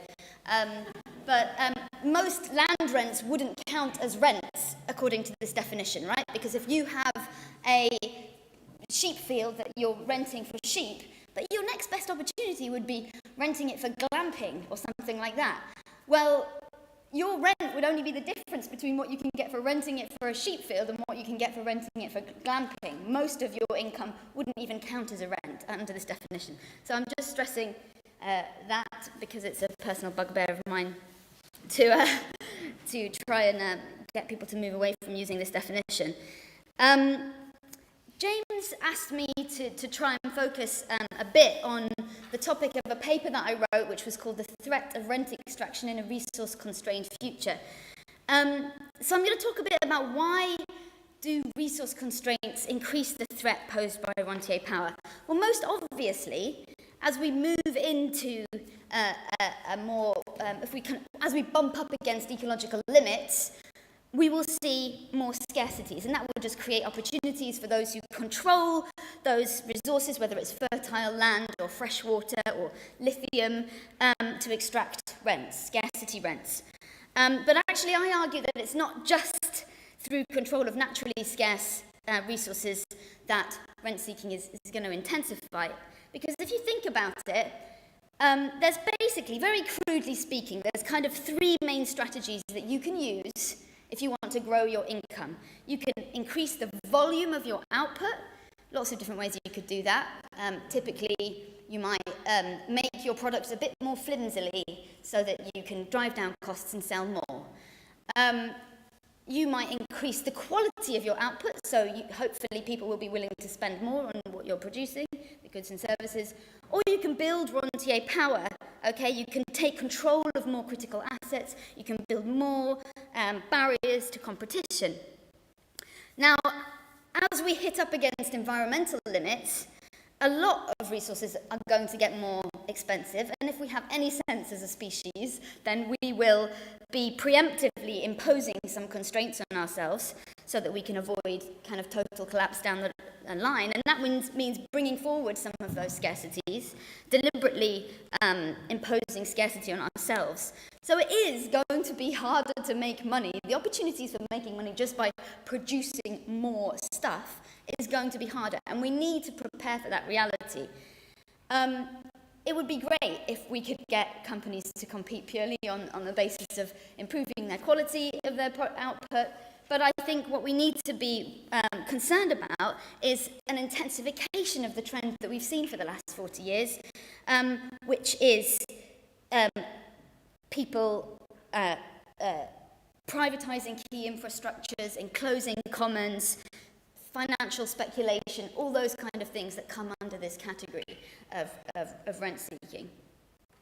And it's a problem because rentier power in a resource-constrained world is a particular problem because, well, obviously, almost by definition, rents flow to the already rich at the expense of everyone else, and they compound, right? Because they don't depend on labour. You can just reinvest your income to do more patent trolling, do more mergers and acquisitions, more land grabbing, and so on. And that is a problem on a finite planet because we have a system where the more wealth and money you have, the more you can appropriate ecological space. Having money gives people the power to emit carbon dioxide. It gives them the power to consume pristine rainforests and scarce metals. It basically gives them the power to destroy as much of our common inheritance as they want, unfortunately. And so from an ecological perspective, we do live in a zero-sum game. If rentiers are given the privilege to consume more than their fair share, it means that other people will have to consume less. It's also a particular problem because right now we need all of our surplus to be going into innovations and research and development and transforming the infrastructure that we rely on. And whilst we have these opportunities wide open for rent extraction, then so much finance is going to continue to be just fraffed away in rent seeking.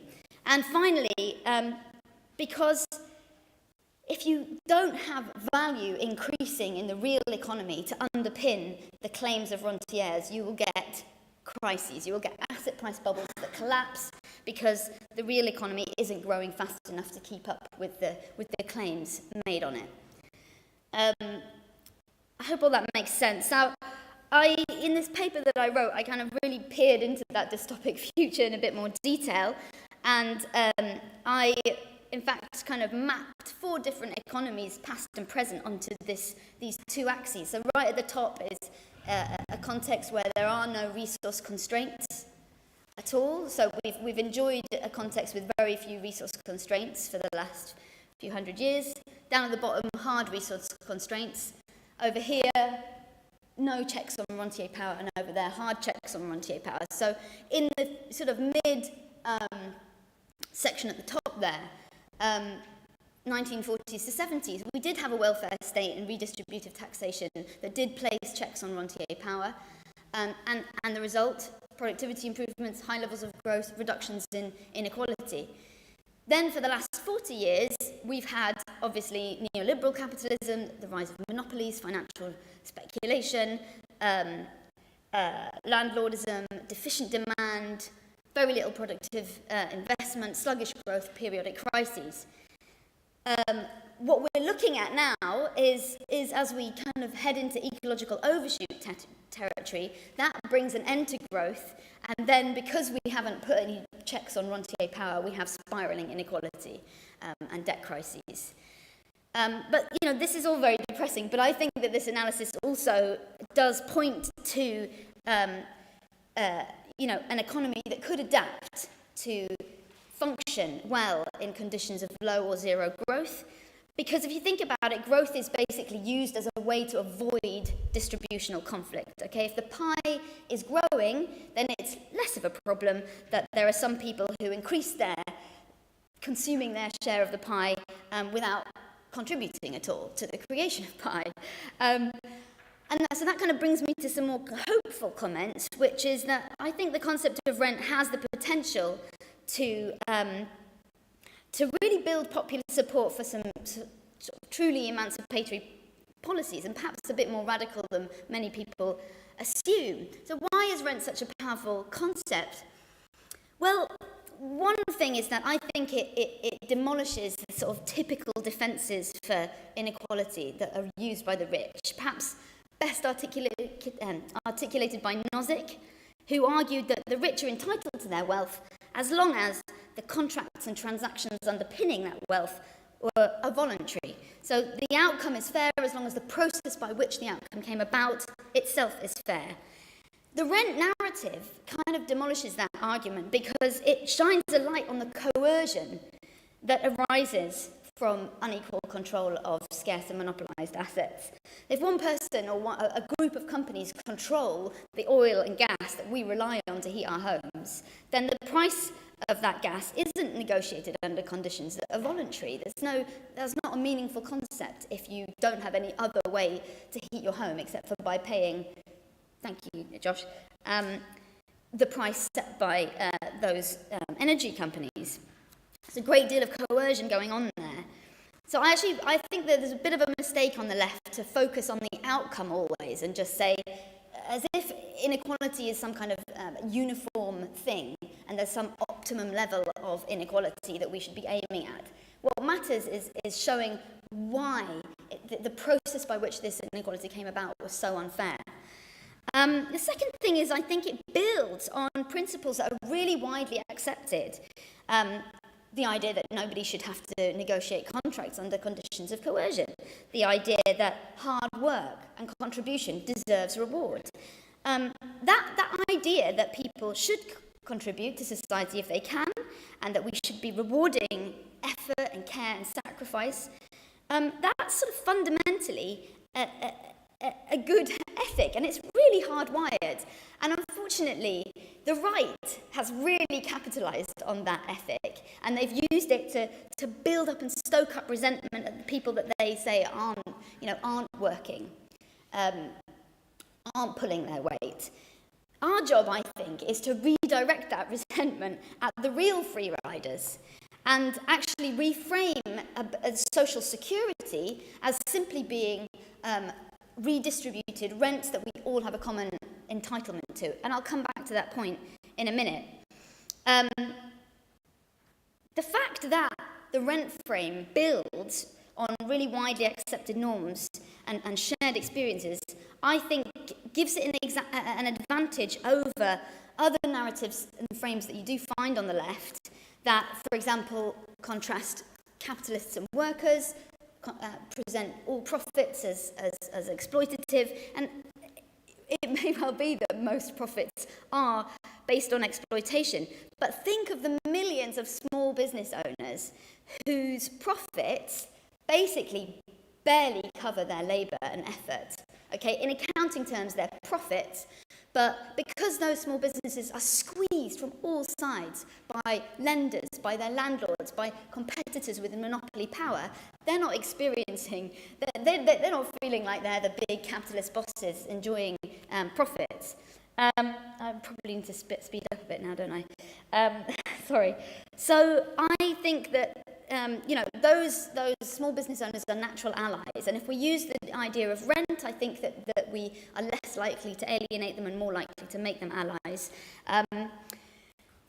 The concept relates to this next idea, which is that the concept of rent is a wedge concept. You start at the thin edge, okay? You highlight the most egregious exploitation of rentier power and the reforms necessary to neutralize it. And once you've shown that a particular sector works more efficiently, if you take away that power to profit through control of scarce and monopolized assets, then you can push the wedge deeper, and you can use exactly the same language and arguments to tackle extractive power elsewhere in the economy. And of course the data's on our side, because there's loads of data showing that it would be cheaper, for example, to fund our research and development publicly rather than rely on the intellectual property system. Loads of data showing how privatization of utilities, water, and telecommunications and so on push the prices up. And you might have noticed that lots and lots of people who would sign up to the agenda of tackling rents wouldn't characterize themselves as anti-capitalists. And I think that's a sign of the strength of the concept, right? It makes allies out of erstwhile of enemies. Even liberals can agree on the taxation of economic rents. Here's a couple of quotes from very heavyweight, influential liberal philosophers. Landlords grow rich in their sleep without working, risking, or economizing. The increase in the value of land arising from it, arising as it does from the efforts of the entire community, should belong to the entire community and not the individual who might hold that title. I won't waste time by reading out the next quote, but this guy, Leonard Hobhouse, also very influential.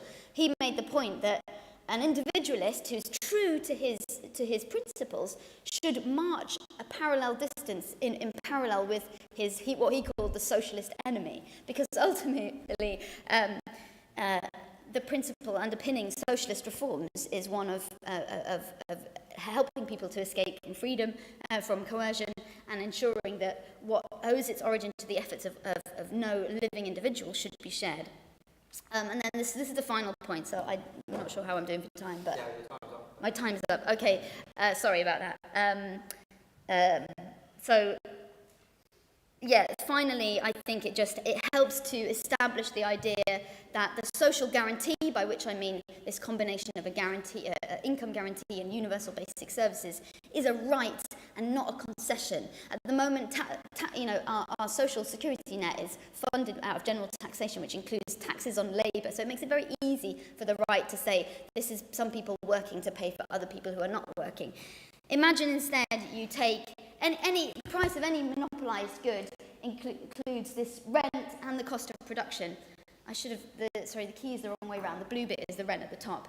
And that matters because if you can redistribute that rent, you've got this big revenue, public revenue, you can redistribute that on an equal per capita basis, something like that. If you give everybody, for example, a free entitlement to energy, you'll get this massive transfer of wealth, basically, away from the rich who consume more than their fair share of energy and towards the poor who don't.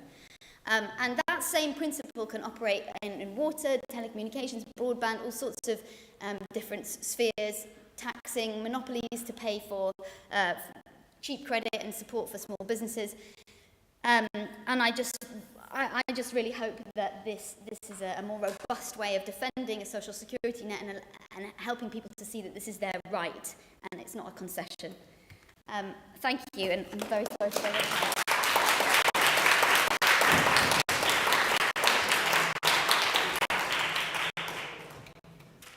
Thanks, Beth. That was great. Great introduction as well to the concept, I think. Next up is Jeff Tiley from the TUC. Are you using slides, Jeff? Okay. So just let him get himself together. And he is going to talk about, what are you talking about, Jeff? There we go. The macroeconomics of rentier capitalism. Thank you, Jeff. Hello, everybody. It's great to be here to talk Rentier Capitalism with Guy, Beth and Josh, and thanks to all of you who've selected this session from many others.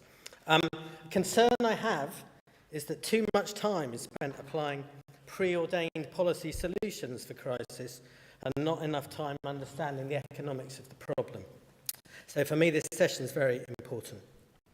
And after a little so this is my exciting outline.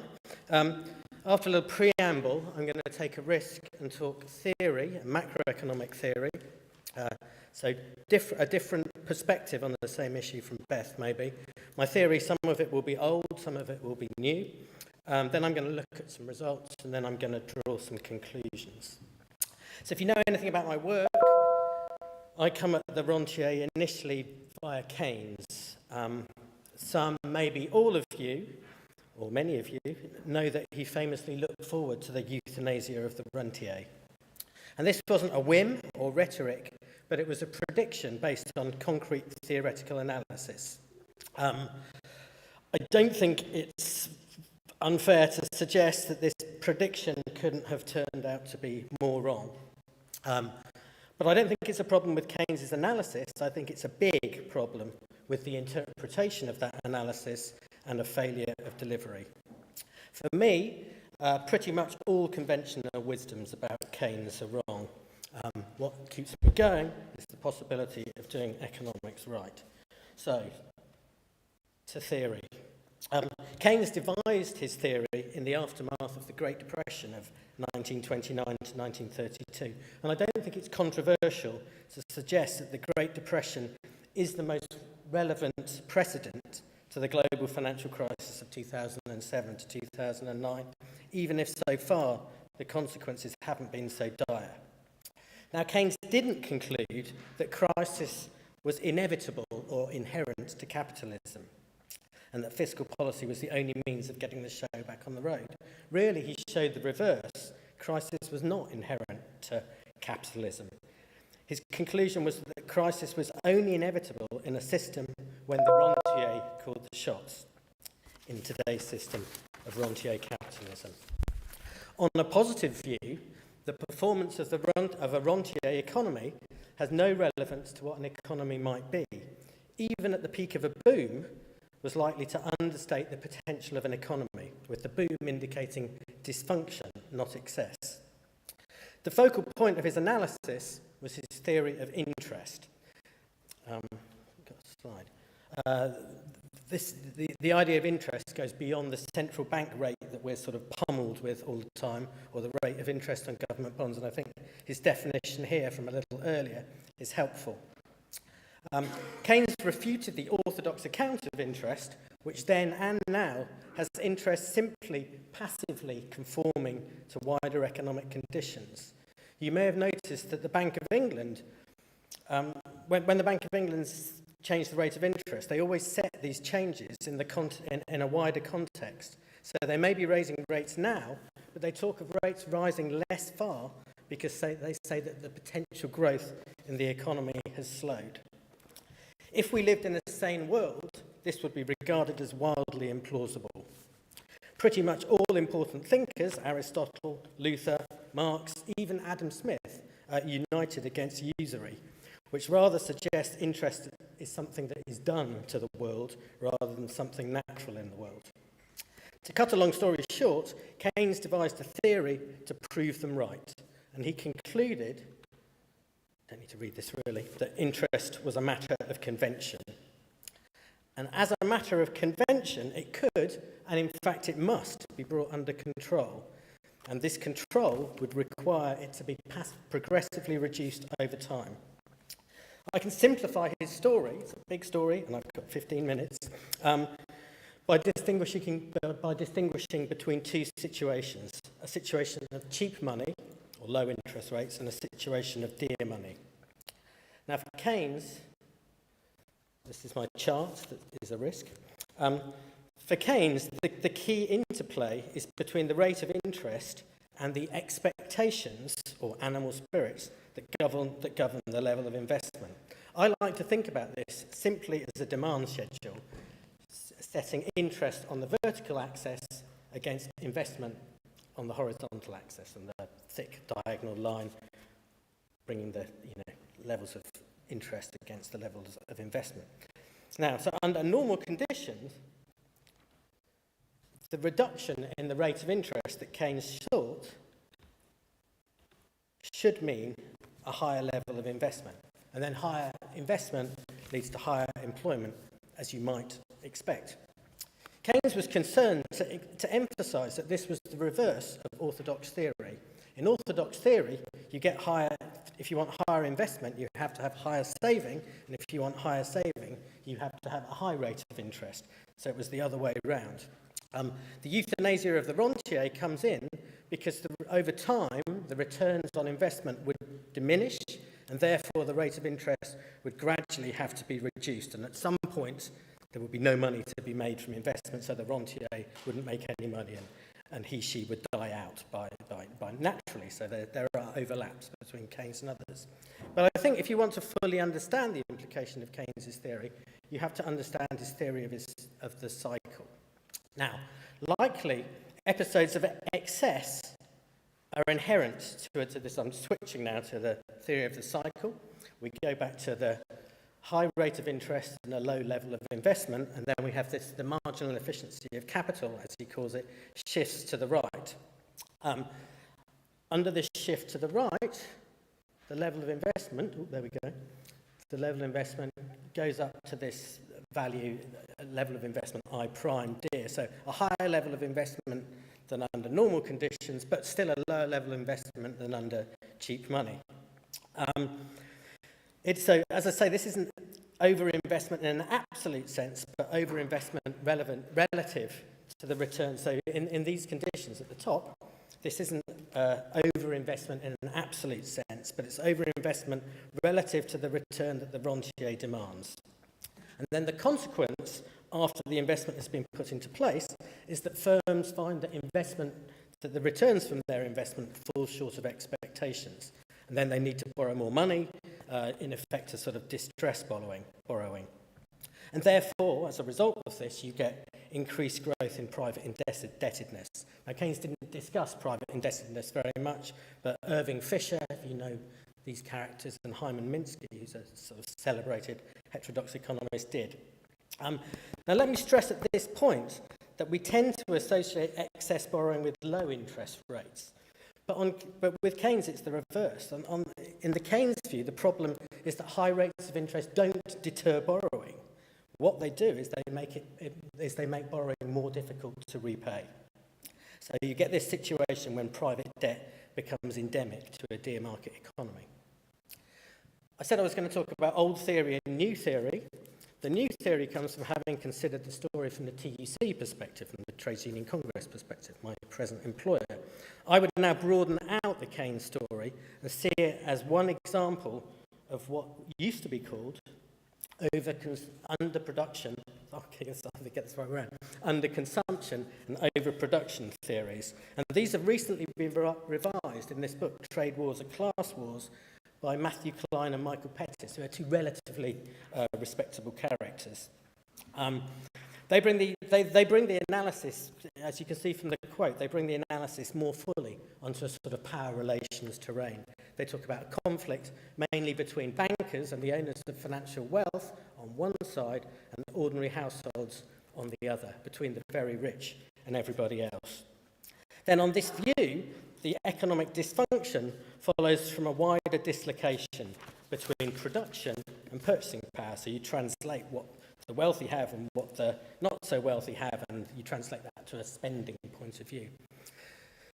And purchasing power falls short because workers who spend most of their money don't have enough, and then the wealthy who don't spend enough of their money have too much. There's no explicit role for the rate of interest here, and the theories are kind of based more straightforwardly on the notion of having capital having too much and labour too little. But the end point is basically the same, in that crisis results from production, or investment, becoming excessive, not deficient. And we should contrast this, most obviously, with George Osborne's mantra that we have been living beyond our means. Instead, the global economy has been operating beyond the means of the workers of the world. And I think this is absolutely fundamental. Most obviously, in the context of austerity, Osborne sought to conduct income and so purchasing power when the need was for more income and more purchasing power. And then more broadly, the problem of the economy isn't a problem of productivity and supply, it's a problem of power and demand. And that isn't to say that productivity and supply aren't deficient, but we have to reset power and strengthen demand in order to operate the system at potential and to strengthen productivity and supply. And I'll come back to how this can be done at the end. Before that, I want to apply theory. Now, my starting point is the rate of interest as a candidate measure of rentier power.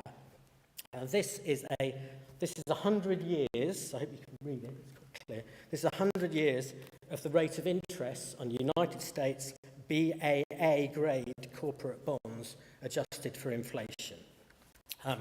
On this view, there's an effect, yeah.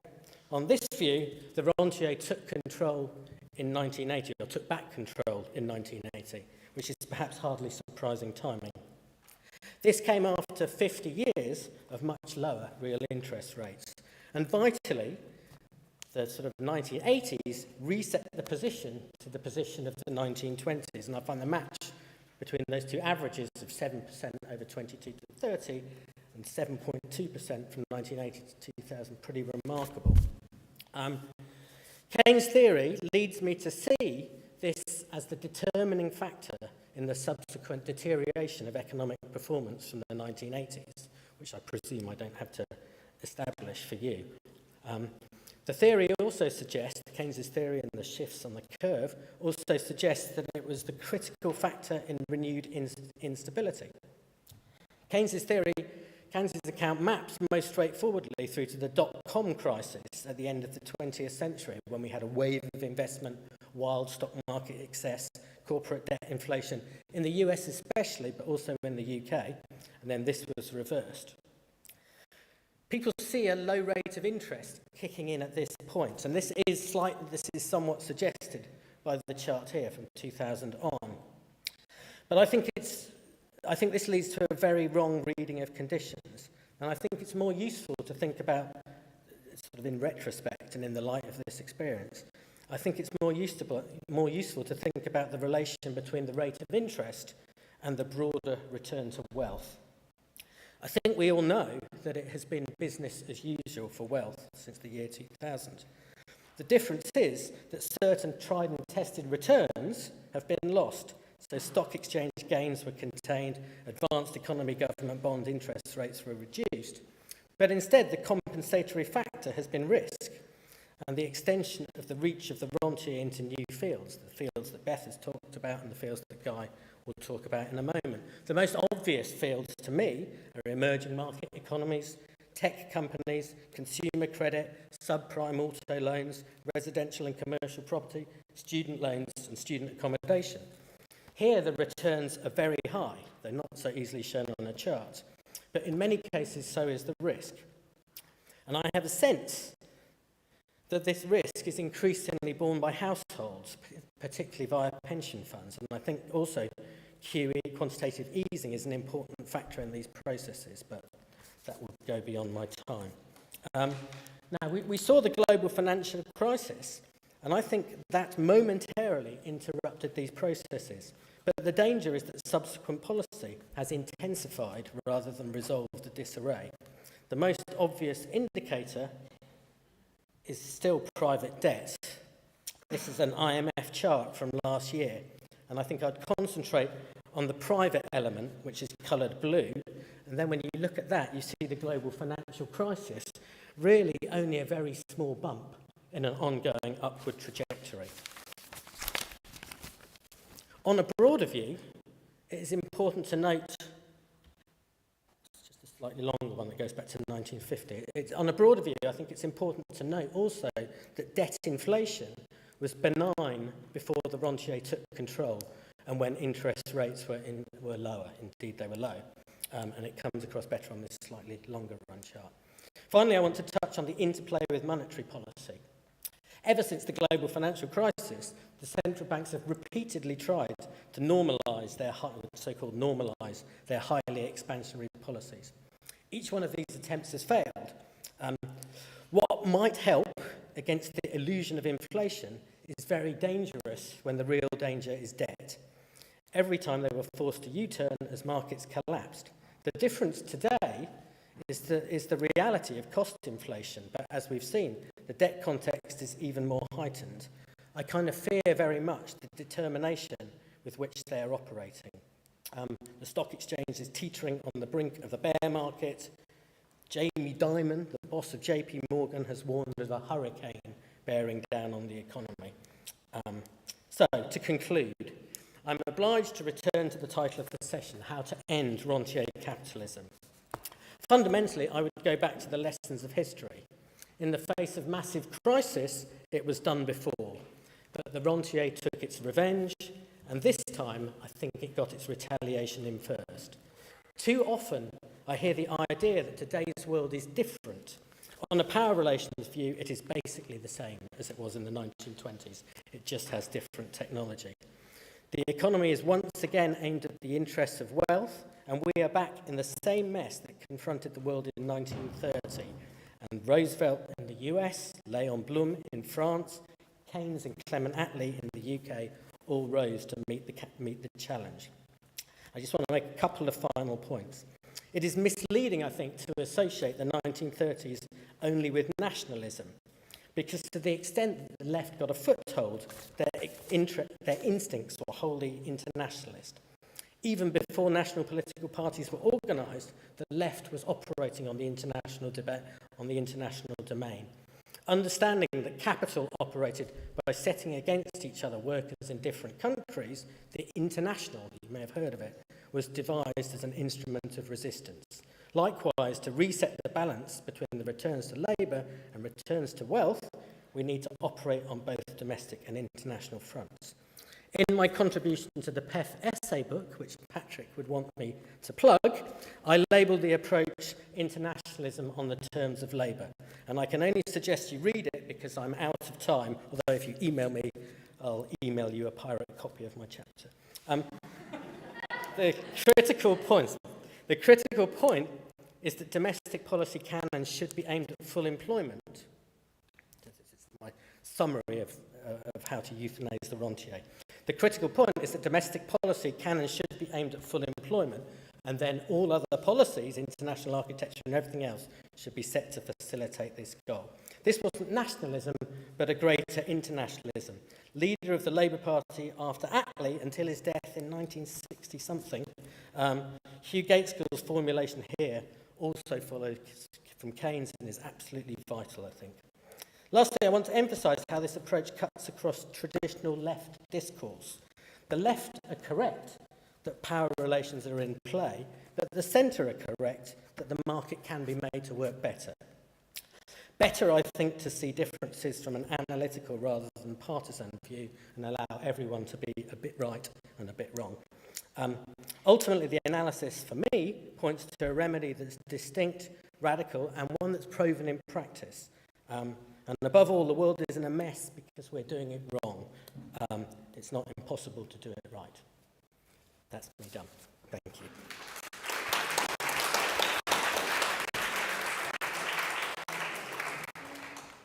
Thanks, Jeff. That was a fascinating exploration of the macroeconomic dynamics of rentier capitalism.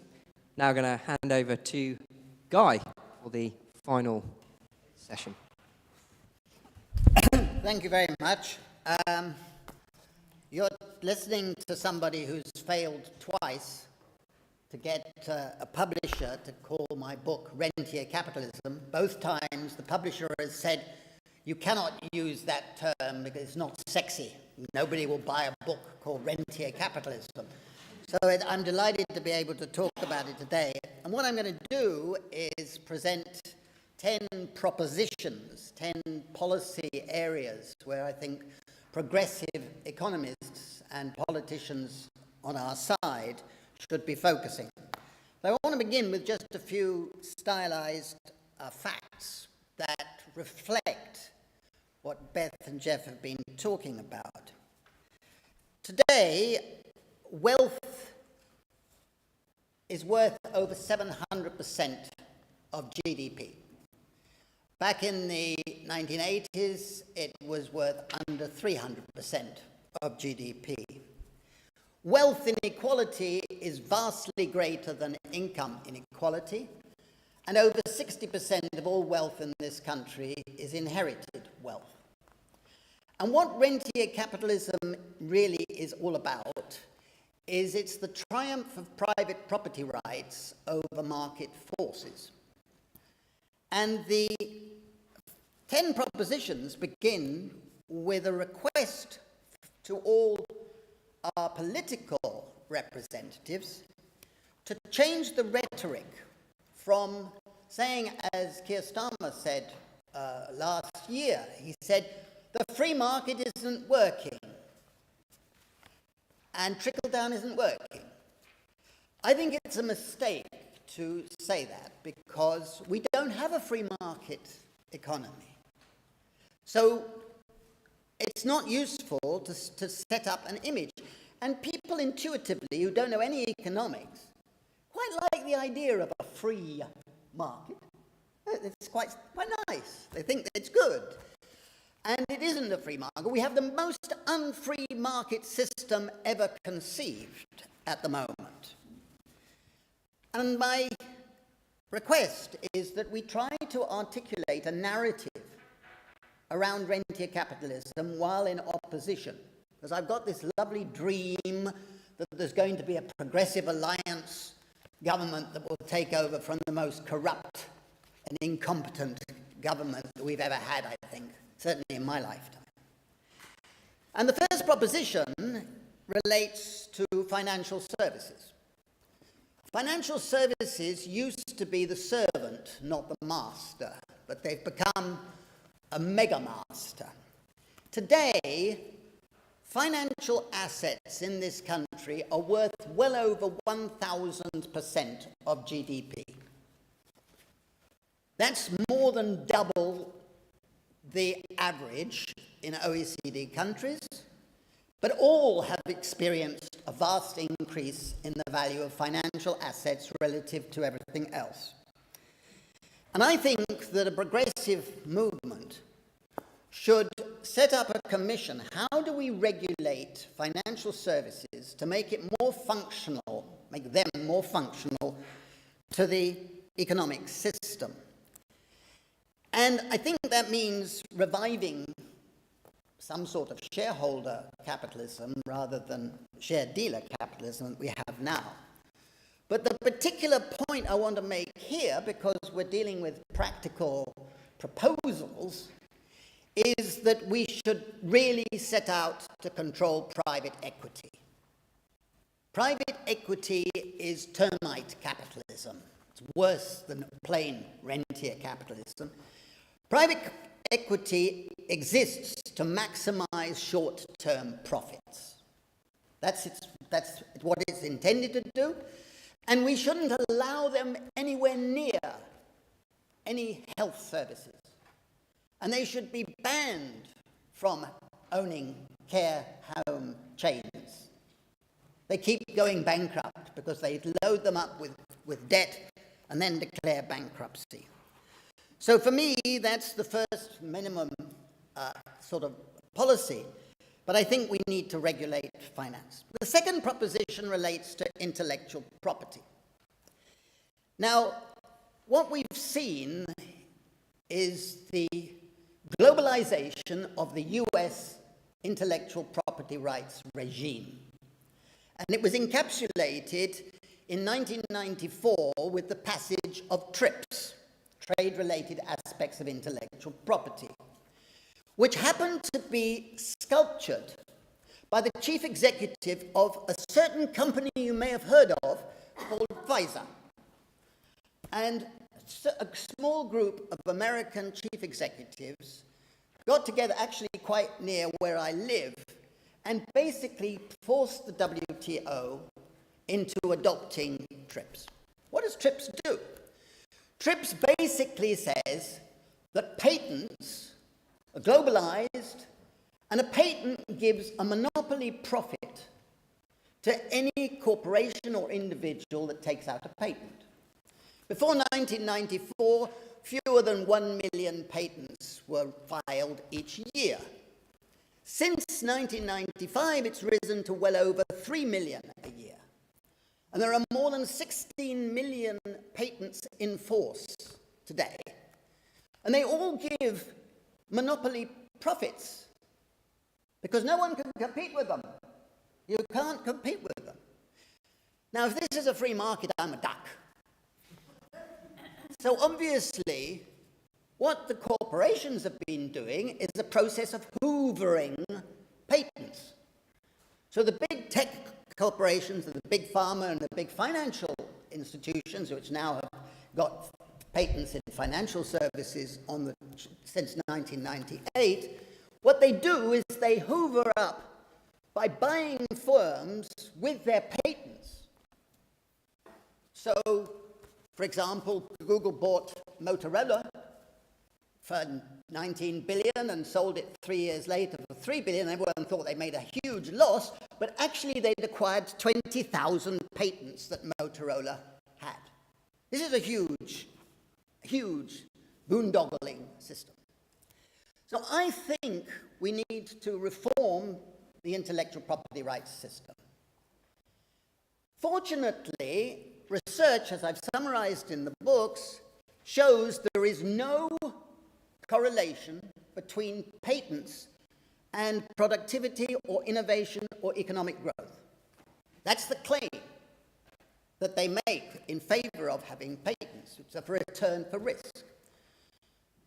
Many, many, many patents, a majority in some countries, including our own, are actually taken out for defensive reasons.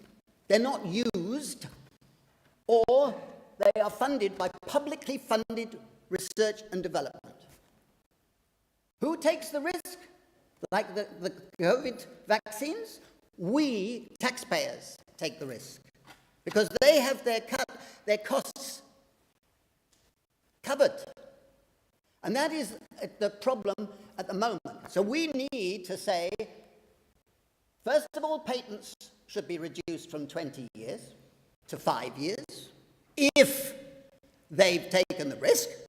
If the public has taken the risk, we should share in the profits that would come from any innovation that takes place. Then you look at copyright.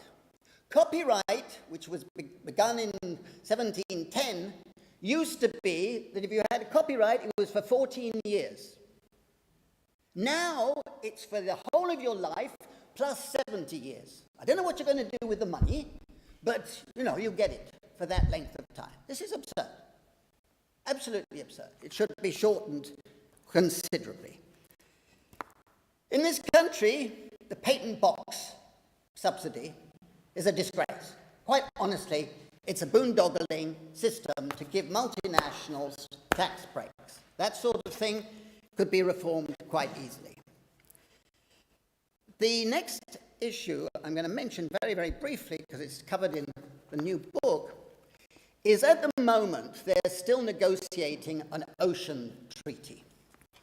And there is this little organization which is in Kingston, Jamaica, right in the harbour. I know the little buildings they have. And the International Seabed Authority is in charge of regulating all deep-sea mining, all activities in the seas, the oceans of the world, which actually covers 70% of the world's surface, as we know. And they don't have authority to look at the intellectual property rights that are building dramatically in the sea. Thousands and thousands of patents are being taken out for marine genetic resources. And tremendous ecological damage is being done in the process. But Britain has been asleep. One company owns 47% of all the patents in the sea, the world's seas. It happens to be BASF. 47%. And 3 countries, Germany, the United States, and Japan, have 76% of the total patents in the sea. Britain? None. Hardly any. This is a process where the commons, the blue commons, have been literally plundered in the interests of multinational capital, and those countries are defending it because they've got a vested interest in that process. That's the second proposition. There are certain issues that I'm not mentioning because I haven't got the time, but that is the Hamlet, the prince of international rentier capitalism, the intellectual property rights system. The third proposition is that subsidies are supposed to be fostering economic growth, efficiency, etc. This is one of the biggest lies any economist has ever been told or has ever said. Most countries spend about 6 or 7% of GDP on subsidies. Britain at this moment, and I've got the data from the Treasury, has 1,190 forms of tax relief / subsidies. If you look at the statistics, you see that there are 2 things. One is that most of those subsidies are for property and property owners. And second, the system is incredibly regressive. But what is really shocking from a government point of view and a political point of view is most of those subsidies cost billions and billions of lost revenue. Something like, if you look at the 1,190, the Treasury cannot give you figures on how much revenue is lost for most of them, but the top 209, the figure comes to over £400 billion a year in revenue foregone. Think of that. Think what you could do with that. And there is no evidence that this improves economic performance or welfare. For me, this is a scandal, but it's made even more scandalous by the fact that most of these huge subsidies have never been subject to a government evaluation. So we don't know, the government is operating these schemes, claiming these things, but they don't do any evaluation. Come on, please, pull the other leg. We need to demand that statutory evaluations of all subsidy schemes worth over £1 billion, say, let's start like that, are subject to evaluation. Before this job furlough scheme was launched, when it was launched, I wrote in the Financial Times that it would be extremely regressive and be subject to an extremely high level of fraud. This is a subsidy scheme that aided big corporations. Sure enough, now we know it's been extremely regressive and been subject to a high rate of fraud. Again, before it's done again, and I hope it's never done again, it should be evaluated. Government should be evaluating this. Did it have good effects? Did it? We don't know. Now, there are other bits of the subsidies that I won't go into, but that, for me, is a big area of rentier capitalism. A third proposition, or is it actually, it's fourth, isn't it? Proposition, beg your pardon. Fourth proposition is that shareholder capitalism leads to long-term investment.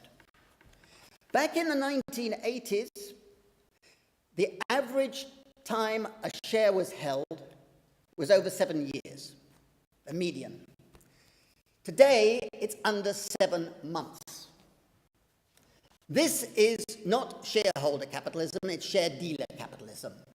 And we needed some sort of Tobin tax to slow down, to put sand in the wheels.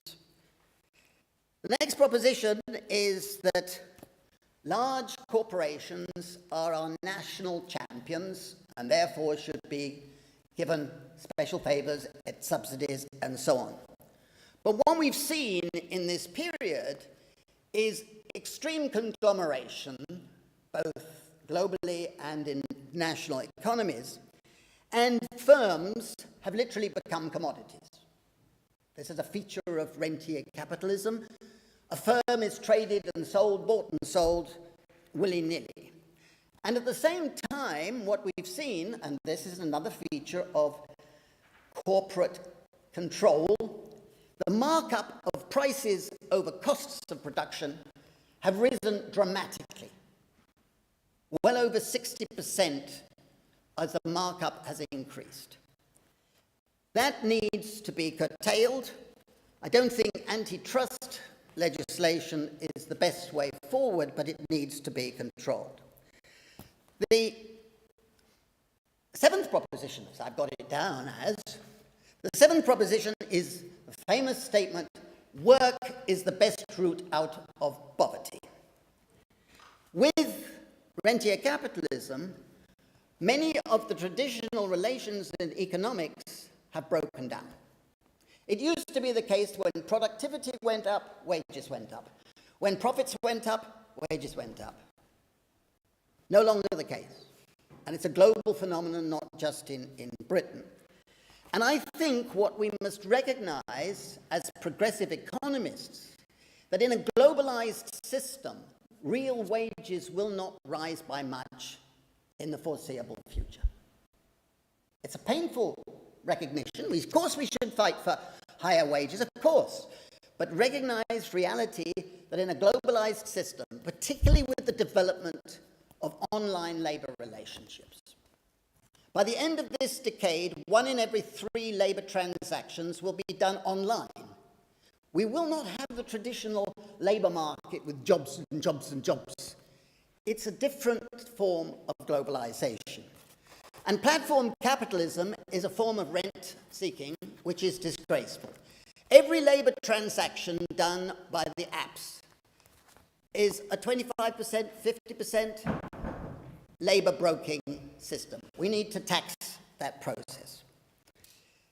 But the next proposition, number 8, coming close to the end, I'll be glad to know, is that our commons need to be rescued.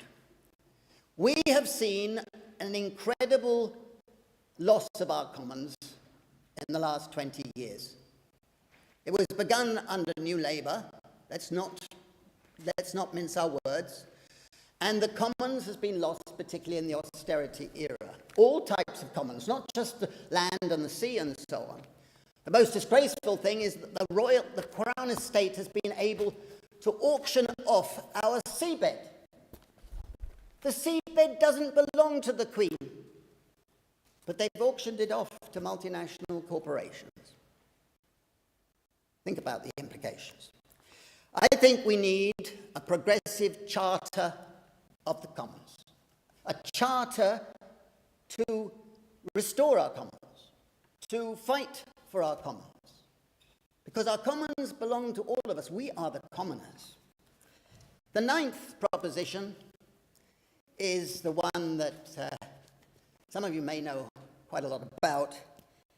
The claim is that we have a democratic system which promotes competitiveness, etc. That is a disgusting statement. We have institutionalized corruption that is absolutely mind-boggling. We have revolving doors where politicians and permanent secretaries go smoothly from their political positions into senior executive positions on the companies that they happen to be dealing with. We all know that story, right?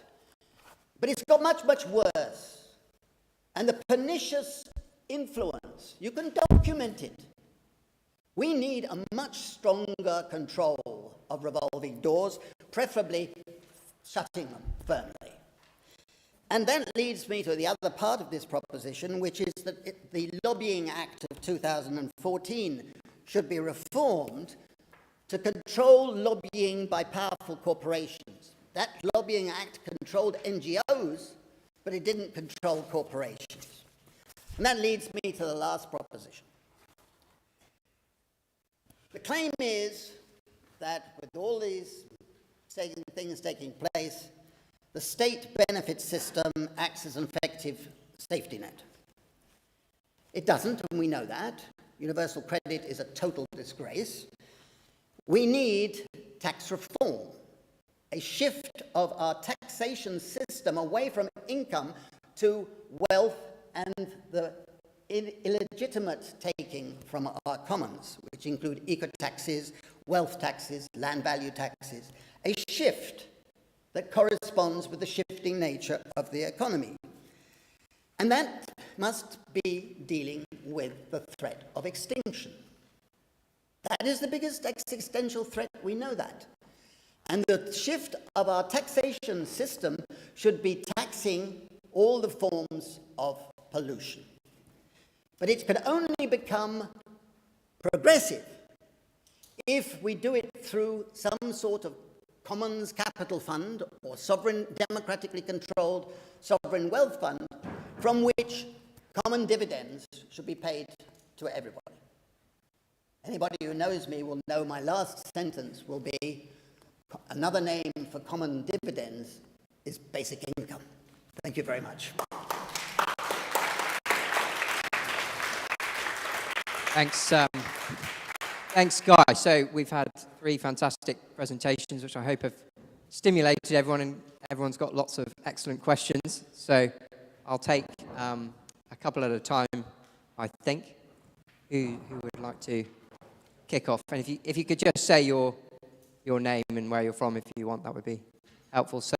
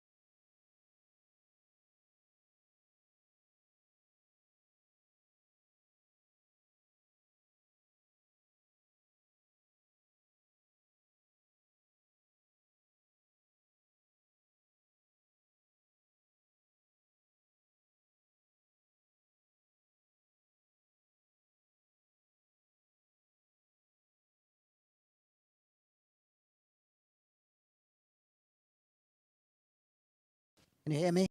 Yeah. We're starting right on time. That's the previous session that I chaired started 7 minutes late because one of the speakers only turned up late, which caused a problem all the way down the line. But this time I think we will be very nicely set up. It's obviously very important subject, and we're very fortunate to have three speakers who've been working intensely on the issues of inequality. I'm going to start with Gary. We've been discussing order. The first, Gary is an interesting character because his description would make you think, well, is this bloke really on the left? An interest rate trader and an economist. And I think it's going to be very interesting, his perspective. And then Ben Tippett will follow, and then Kate will bring up the rear, as it were. So if you could start 15 minutes each person, if possible.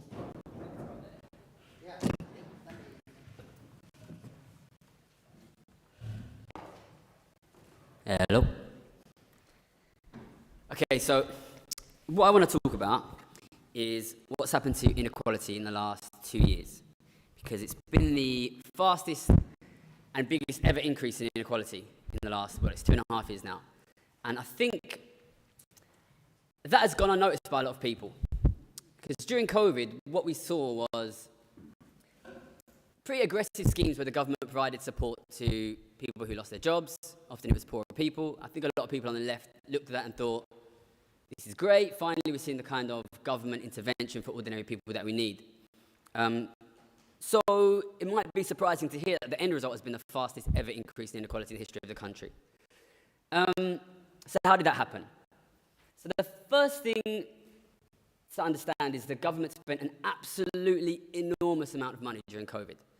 £450 billion, which is £10,000 for every single adult in the entire country. So if you've got a family, 2 adults, 3 grandkids, they should on average have £50,000 cash more than they had before COVID. So if you don't have £10,000 more cash in your bank account now than you had before COVID, someone's got your £10,000. My history is I was a trader and now I'm an economist, and I was very successful by looking at inequality. So whenever anything happens, I want to understand what's going to happen to inequality here. It was pretty obvious early on in COVID that the government was going to effectively print and give out an absolutely enormous sum of money. And when that happens, the question you should be asking yourself is, who's going to get this money? And it's interesting because we know a lot of money was given to, for example, workers who lost their jobs. Like I've said, they're often low-income workers. So you might be thinking, this is great, it's going to help ordinary people. But if you look at those people who, for example, received furlough support during COVID, they were not richer than they were before COVID. In fact, they're poorer because they're getting only 80% of their income. So if we know the government is giving out an enormous amount of money, but the people who are receiving the money are not richer, then who's getting richer? Somebody has to be £450 billion richer in the economy, right? That's simple accounting. Somebody is £450 billion richer. But it's not the furloughed workers. So at the beginning of COVID, I was sitting there sort of agonizing over this question, this mystery, basically. If we know that this unbelievable sum of money, remember it's £10,000 for every adult in the country, is going to furloughed workers, but they're not getting richer, where is the money ending up? So the reason furloughed workers didn't get richer, despite receiving this enormous amount of money from government, is because they were no longer receiving their wages. So perhaps it's the people who normally pay the wages who are richer. So that normally comes from companies. So you go and look at the companies, are the companies much richer?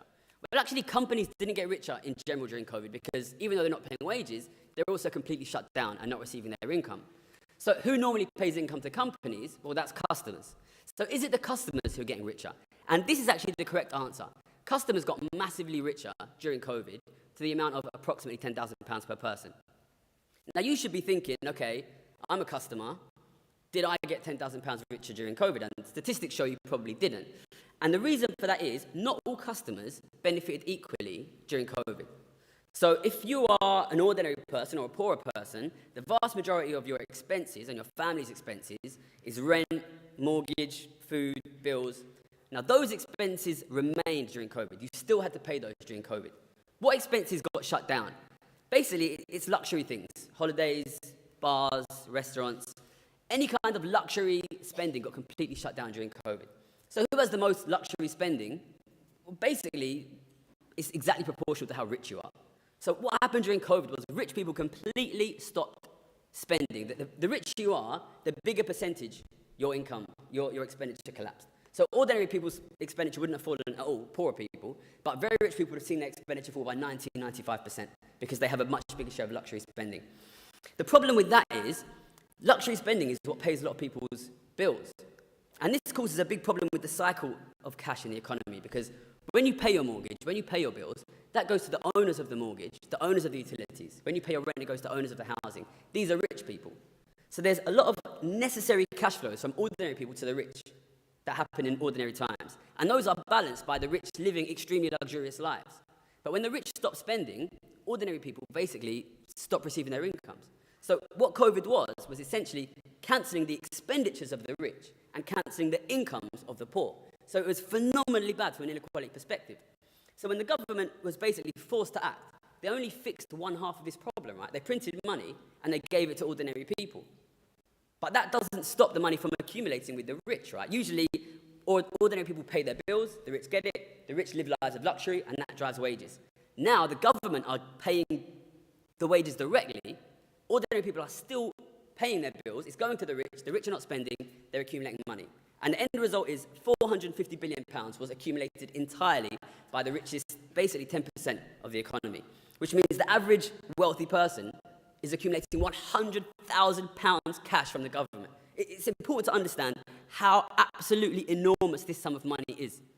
So, Kwasi Kwarteng was talking about how much support they're going to give for the cost of living crisis. He said £9 billion, massive amount of money, £9 billion, okay? That's 50 times less than the amount of money that's been transferred from the government to the rich in the last 2 years. I cannot emphasize enough, this amount of money is ungodly enormous.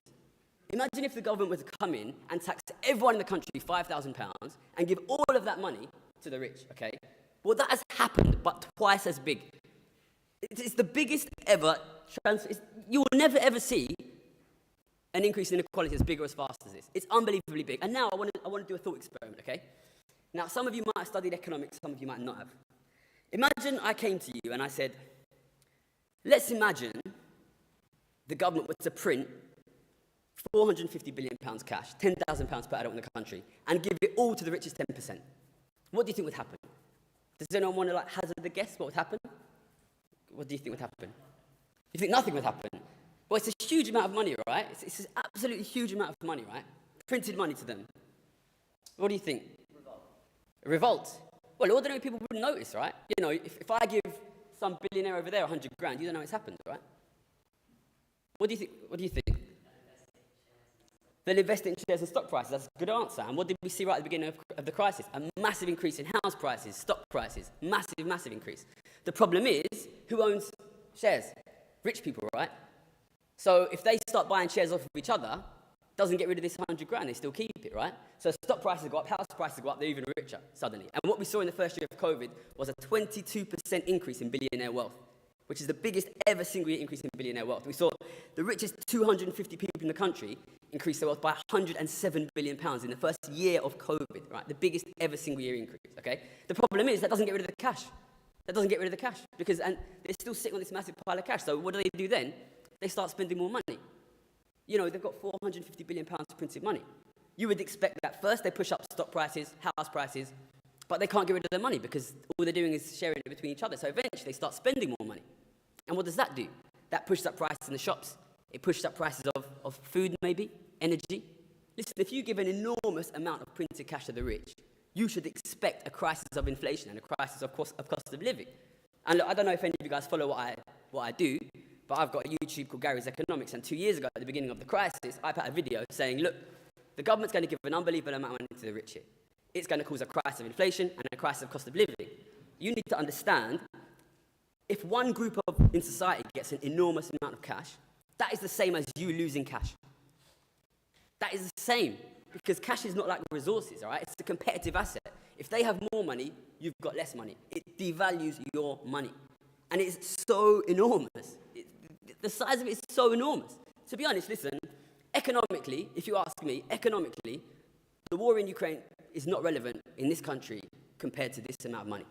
Because it's so enormous. It is so enormous. It will dominate what happens to this economy for the next 10 years. To be honest, longer, right? So these guys, top 10%, 100 grand each. So when your kids go to buy houses, and some kid from a rich family, every single adult in their family has 100 grand cash. Who do you think is going to get that house?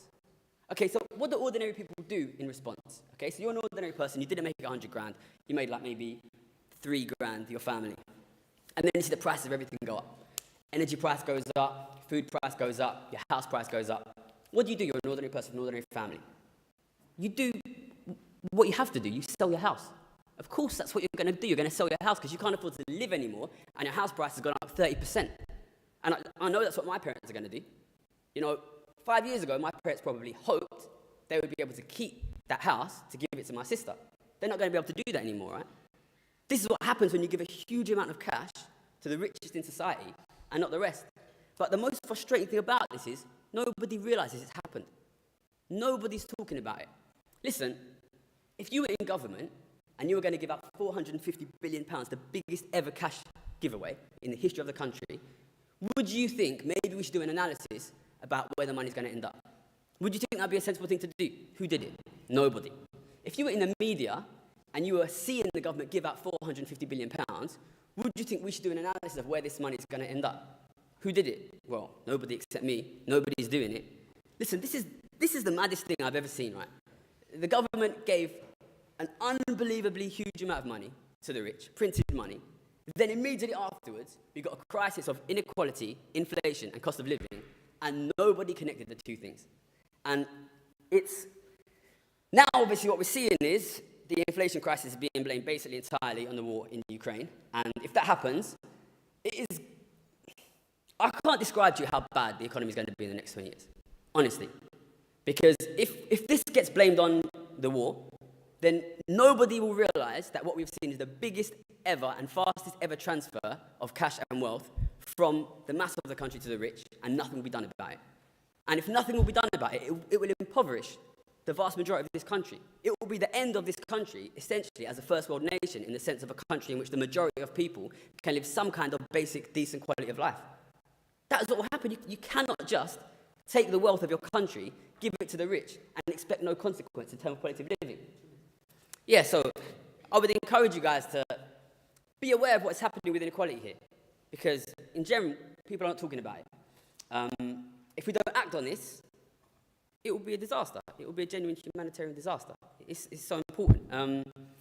Check out my YouTube, Gary's Economics. I talk about it a lot. Feel free to send me a message, and that's it.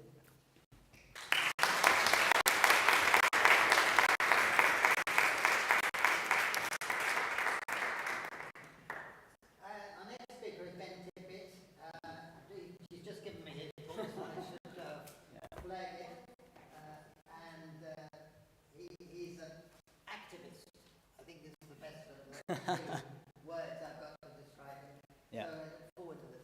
Excellent. Thank you very much. And yeah, thank you, Gary. I think he set out incredibly powerful the case for why we have to radically redistribute wealth in this country. I mean, even before this huge wealth redistribution happened, wealth concentration was already extreme. You know, the top 1% in the pre-pandemic times owned more wealth than the bottom 69% of the population. So that's not even taking into account this 450 billion increase.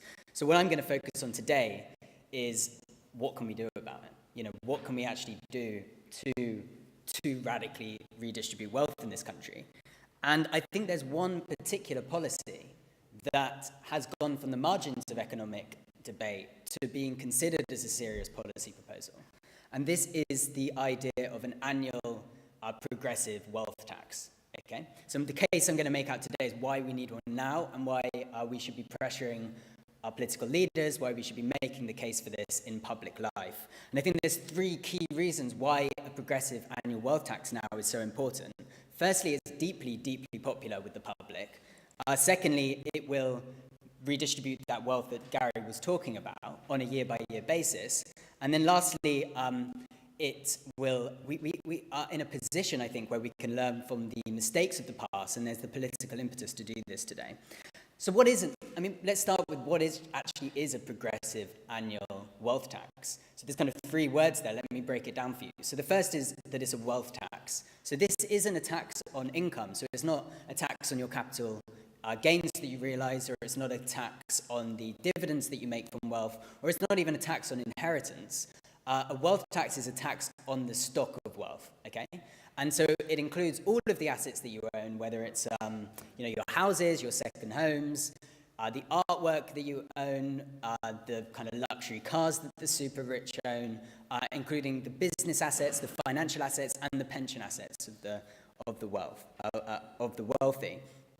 And so that's the kind of key thing about it. And I think the reason why we want to tax wealth, rather than necessarily the income that flows from it, is summarized by a line from Warren Buffett, who's the 3rd richest person in the world. And he says, after looking at his tax receipts, he realizes that he's actually paying a lower tax rate than his cleaner is, because all of his increase in wealth comes from these unrealized capital gains, exactly the kind of thing that Gary was talking about, that effectively is left out of our current tax system.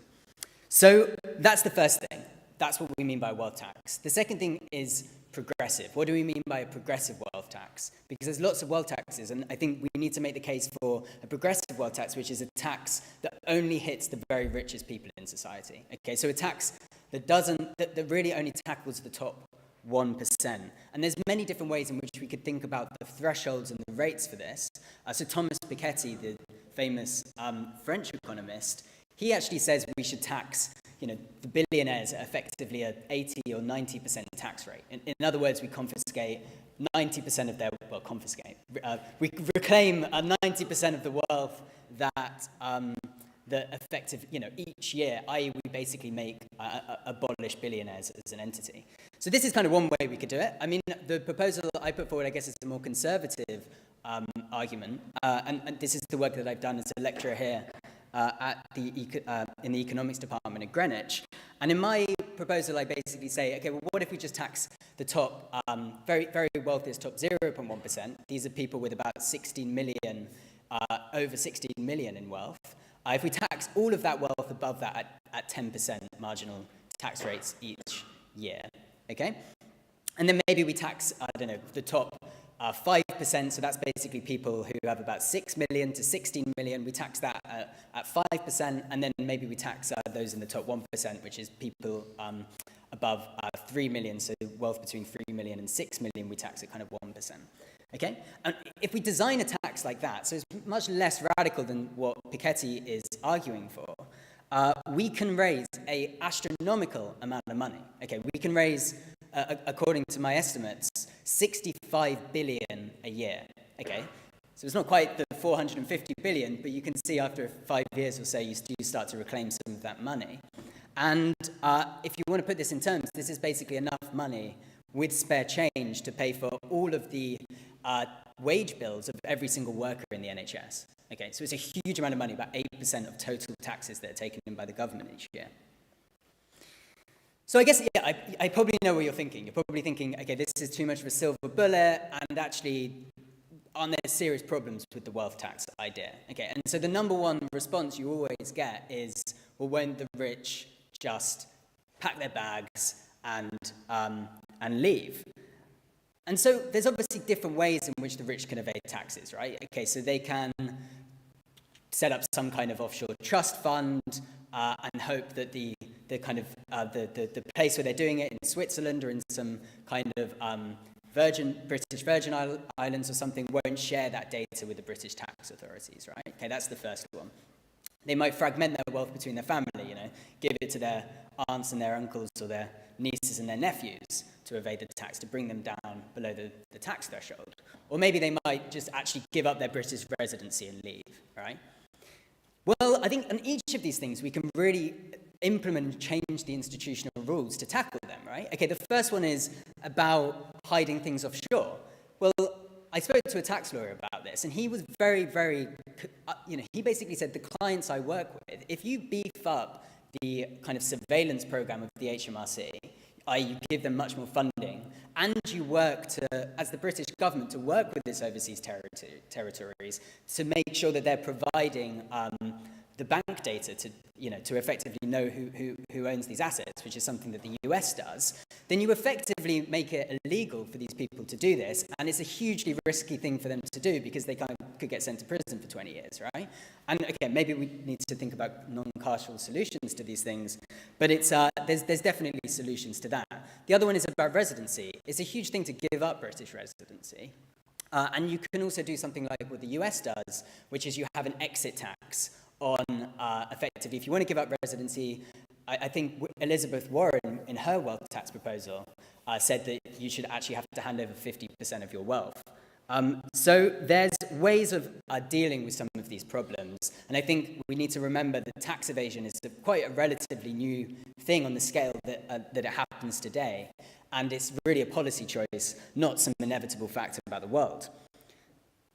Now, the second question is, which you always hear as well, is what about those kind of asset-rich but kind of illiquid people? So someone like the elderly woman or man in a kind of London townhouse or something? Or what about the aristocrats in their kind of crumbling castles, or like farmers who don't make any money but own a huge amount of land, right? So these people would be hit by a wealth tax, the argument goes, and therefore they don't have any money to pay for it, and therefore you're effectively screwing over the kind of little guy. I mean, I think these arguments have to be taken with a pinch of salt, because if you're in a castle, can you really be, if you have over 16 million pounds in wealth, then can you really be kind of claiming that you are poor and you can't afford to pay these wealth taxes? But that said, I think there's some other ways in which you can deal with this, right? I mean, one thing is the idea of the British aristocrat in the country home. So the last time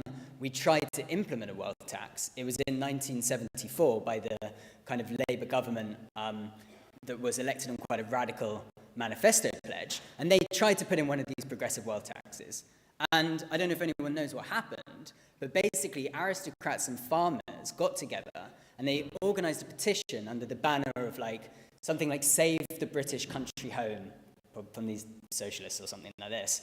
And they managed to get 1 million signatures, and it basically destroyed the tax. Okay, so I think in a sense we need to be careful that politically there could be a mobilisation to kind of stop this thing happening. Although I would say today a wealth tax is the most popular, when it's polled, the most popular way of raising money for the government.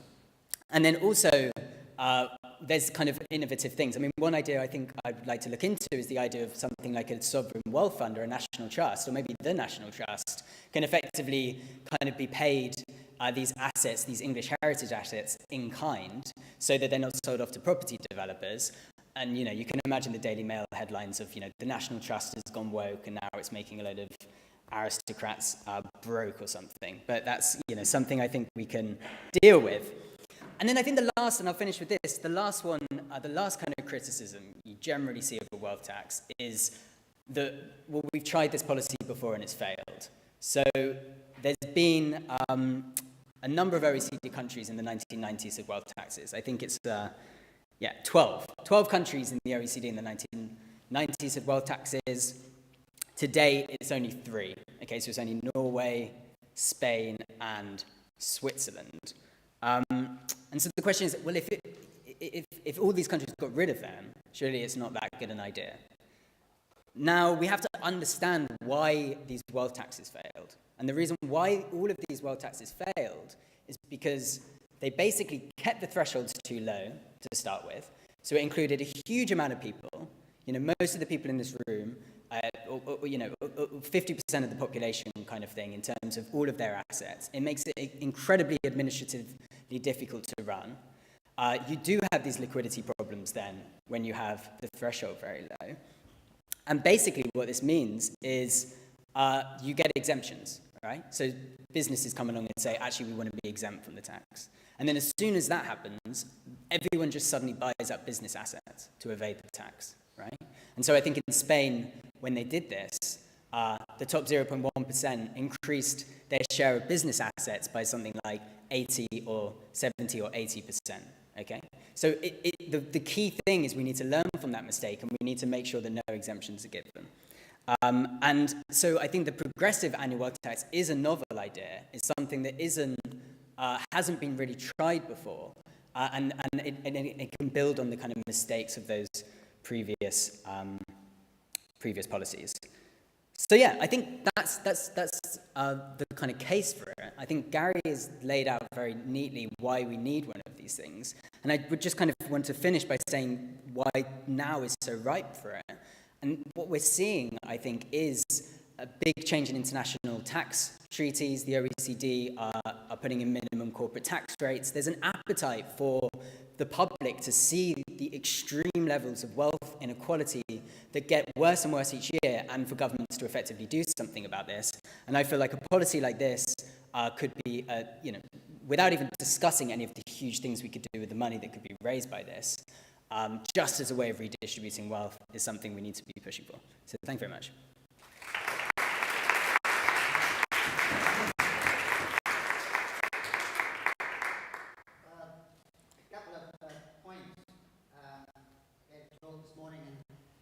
I was talking about wealth. Wealth has risen from about 300% of GDP to over 700% of GDP. And wealth inequality is much greater than income inequality. And a further stylized fact is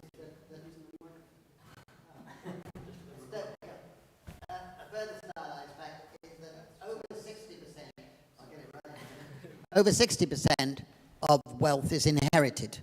So, and a final stylized fact is that Britain is incredibly strange in having a far, far higher share of total wealth parked offshore than any other country. It's way, when you do a graph, as I did in the book, it's way off.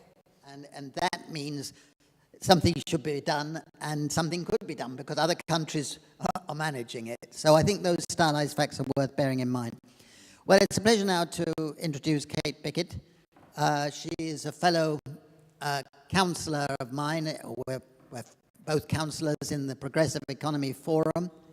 And of course, she's most famous for her two books with Richard Wilkinson on the spirit level and the inner level. So I'm particularly looking forward to hearing her presentation.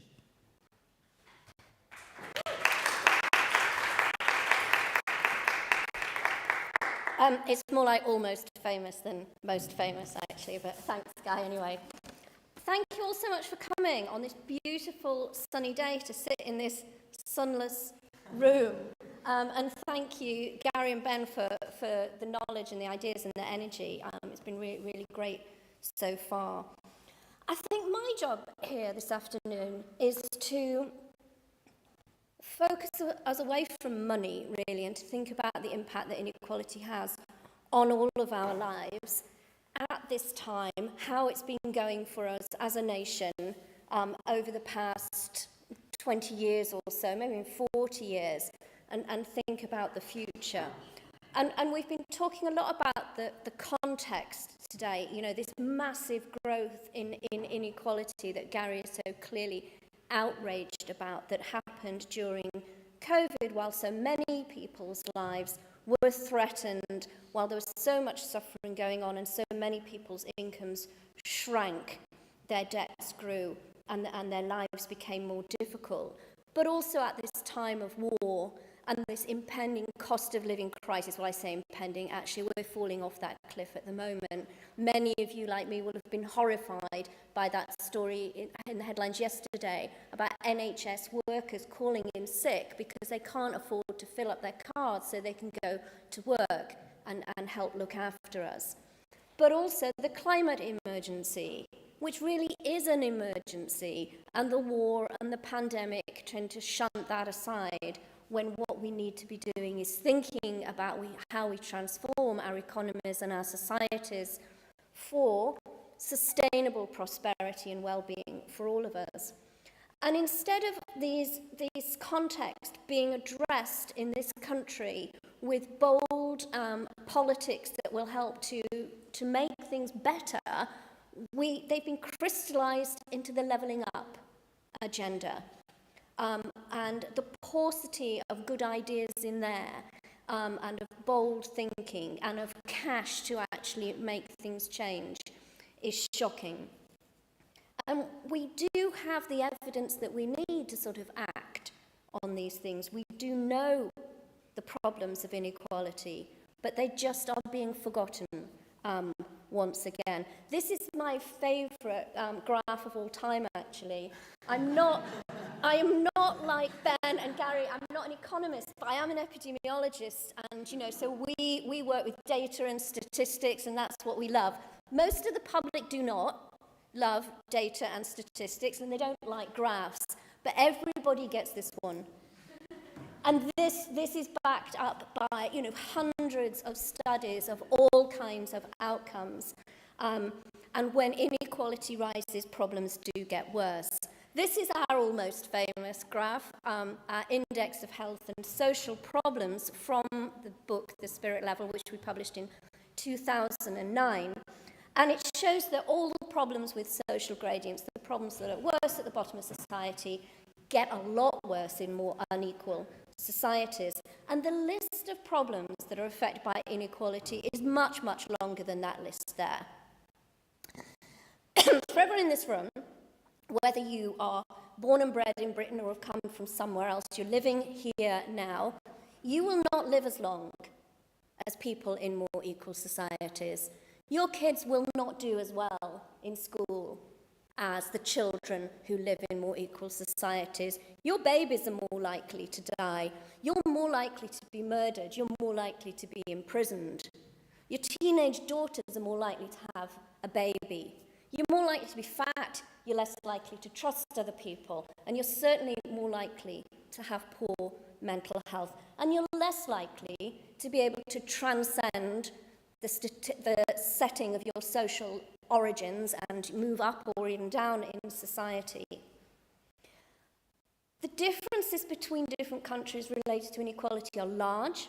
We're all affected, not just the poor, all of us. And these are causal relationships. What I'm showing you there is simply a correlation. And if I had a pound for every time somebody had said to me, that's just a correlation, it's not necessarily causal, I would be among the wealthy that these guys are trying to get rid of. But these relationships are indubitably causal, and we have done a causal review to show that.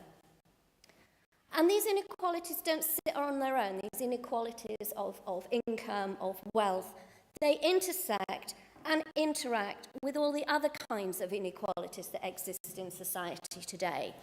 Inequalities related to age, to sex, to gender, to race, ethnicity and disability, to sexual orientation, religious affiliation, whether you're caring for someone or not, the language you speak, whether you're a migrant, an asylum seeker and undocumented. We can think of those as sort of horizontal inequalities of identity, all of which create discrimination and bias and prejudice and stereotypes and suffering. They are all weighed down upon by those vertical inequalities of wealth, of income, of education, of access to things, and of power. And they differ across our nation too, so there are geographic inequalities according to where you live. I worked on a report on children in the north of England last year, along with 40 other academics. That was a fun exercise, try getting them to all write to a deadline. But, you know, our children in the north spent less time in school throughout the pandemic than children in the south. They dropped further behind. Their health was more affected. Their mental health was more affected. They were more likely to be hungry. So we have these geographic inequalities in the UK as well. And these entrenched and intersecting inequalities all working together, all needing to be tackled. And that's why we had a bad pandemic. We lacked the resilience going into the pandemic. We had inequalities of housing, inequalities related to work, inequalities in health, and inequalities in education, which meant that more of us were exposed, more of us got sick, more of us got sicker, and more of us died. I don't know what to say about solutions, really. Unlike Ben, I don't want to sort of just be thinking about one. I think we have a multiplicity of solutions available to us that we can enact at different levels. Some of the things that we need to do need to happen at an international level, and we need international institutions and organisations to be working on our behalf to reduce inequalities. And at those levels, I do see some acceptance and some progress, and I feel hopeful about what is happening in those international forums. Guy's shrugging his shoulders, but I feel there's been movement there, and an acceptance of the damage caused by inequality that we do not see actually in our national government at this time. For us in the UK, we can look to devolved government actions in Scotland and in Wales that are more progressive and are trying to do better for the well-being of and sustainability of their economies than our government is doing in England. And we should all be outraged, and we should all be shocked, and we should all be pushing for change. But I don't feel confident that actually we've got an opposition party that's helping us push for a progressive raft of policies to tackle inequalities. So the place where I feel there's most possibility for me to help enact change is actually at a more local level within the UK. And in 2021, I co-chaired, no, I actually chaired, forgotten, wish I had a co-chair, the Greater Manchester Independent Inequalities Commission, advising the combined authority, commissioned by Andy Burnham, to help that region, that city region, think about what it could do to tackle inequalities. And we proposed a raft of different solutions, everything from community wealth building to setting different targets to thinking about early years. And there we could actually see that if we proposed solutions, they would go into the mayoral re-election manifesto, they would go into the next Greater Manchester strategy, there would be an accountability mechanism, and we were going to be asked to go back and have a look at what they were doing. So you could actually see that there was a space there for action and for change. Unfortunately, local authorities and combined authorities, they don't have much possibility to tackle the kinds of gross inequalities in the ways that Gary and Ben were talking about. But while we wait for a national government that is willing to act on behalf of the people and tackle those gross and obscene inequalities, then I think acting at the local level is the best hope we have for improving people's quality of life and improving people's well-being now, this year, next year, rather than waiting. I'll stop now because I don't want to take up too much time. I'll just end with one research study that I came across recently. Someone pointed it out to me, and it was experimental work that showed that people, well-off people with privilege, couldn't accept that egalitarian proposals were going to be helpful to them even when they actually were. They would vote against them. They would not think they were good for them.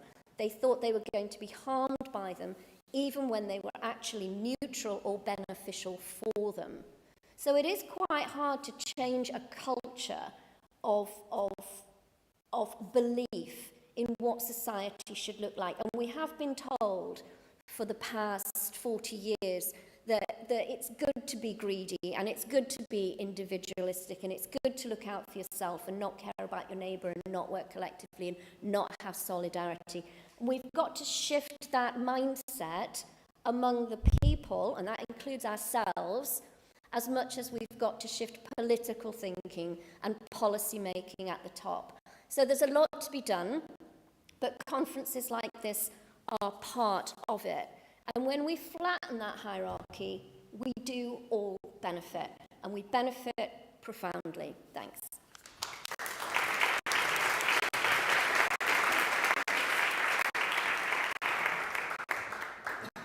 Thank you very much, Ed.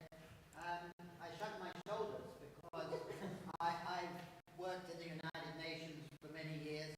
I better have this out again. I'm rather skeptical about this belief. The World Bank continues to be operating privatization schemes and subsidy schemes that increase inequalities. The IMF and its structural adjustment stuff, they're just as bad as they've ever been. And I just recently been interacting with the International Seabed Authority with this new book, and at the moment they're doing everything that's increasing inequalities internationally.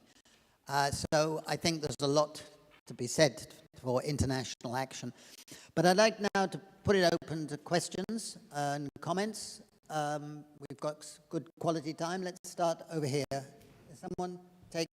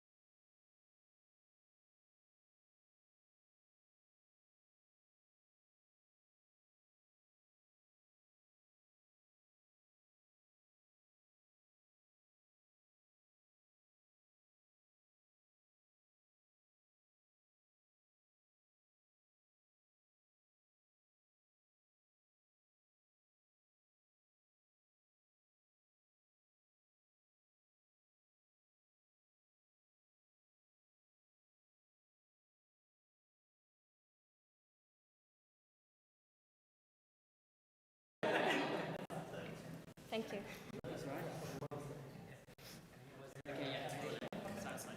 Okay, Stephanie, you're now on the big screen. Maybe you can see that.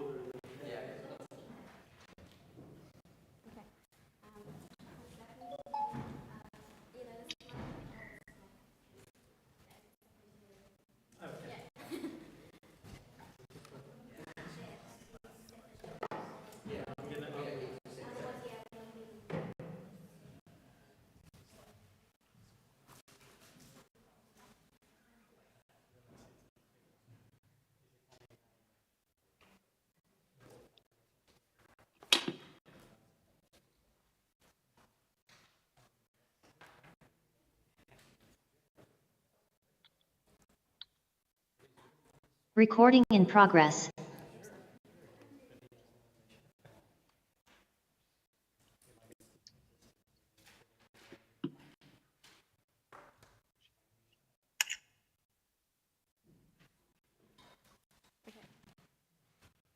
Yeah. Can you put it on?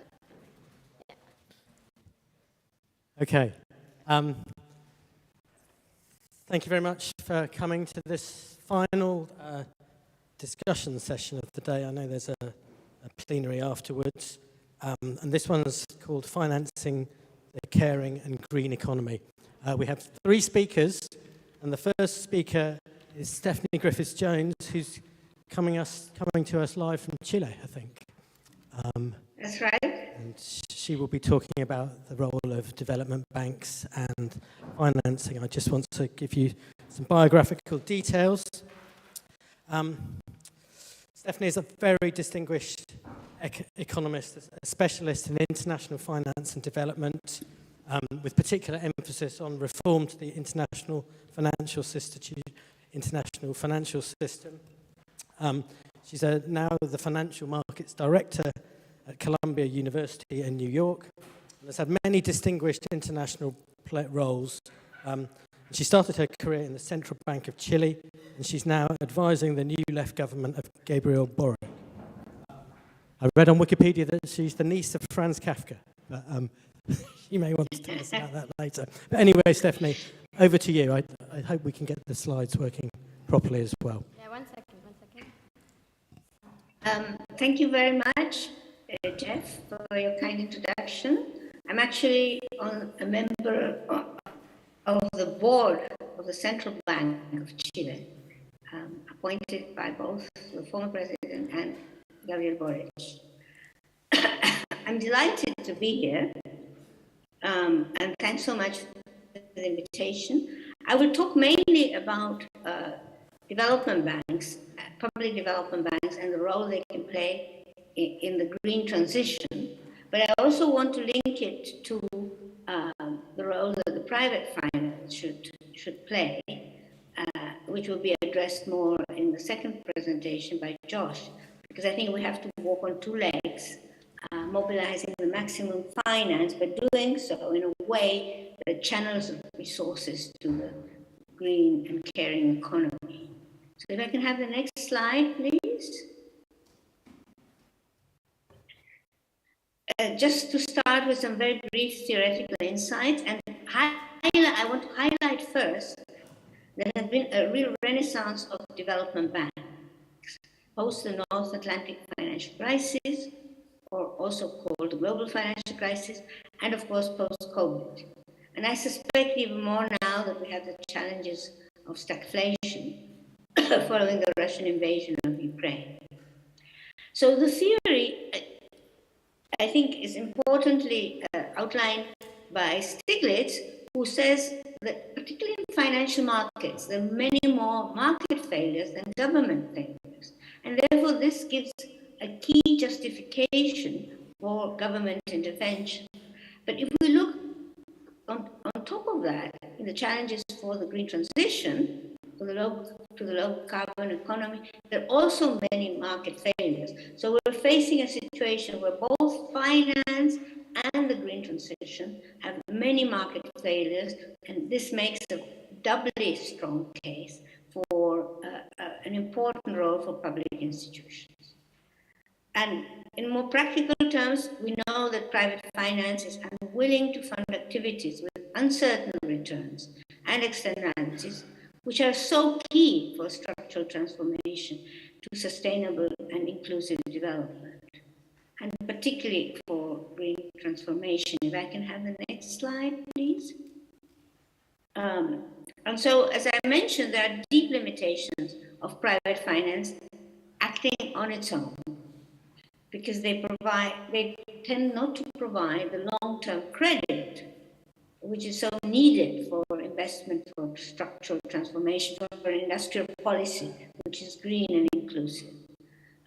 They provide scarce and expensive lending to smaller and also to newer innovative companies, and unwilling to fund key development projects, sectors or activities with high uncertainty. The so-called missions that Mariana Mazzucato talks about involve high levels of not just risk, but also radical uncertainty, as Josh calls it. And these are, of course, more risky, and therefore the private sector is less willing to finance. And this uncertainty has increased, of course, significantly in COVID times, plus for the needs of the green transition. The green economy is a major new challenge, and for example, within the European Union, the European Investment Bank has been mandated to become a green bank, as have many other development banks worldwide.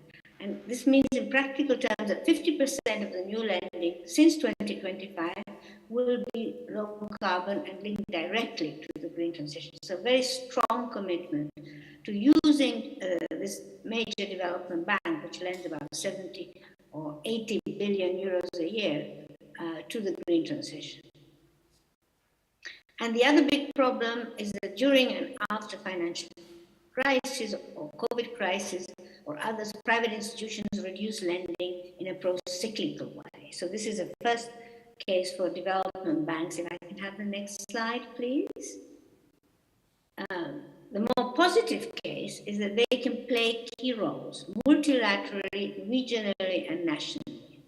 In fact, these development banks already fund 10% of global investment, representing over $20 trillion of assets, $20 trillion of assets, and $2.3 trillion of annual lending.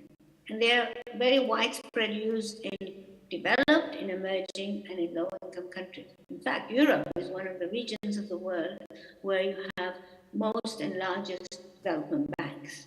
The UK has a little bit, but is quite small in scale compared to Germany or France.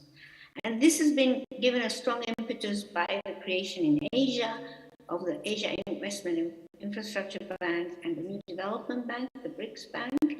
In the first one, the UK is a member, as are all European countries, and the sharply increased role given to the European Investment Bank. And this represents, if you like, a more balanced approach, post, if you like, Washington Consensus, which combines, in the spirit, I would say, of the Bretton Woods era, combining public and private institutions.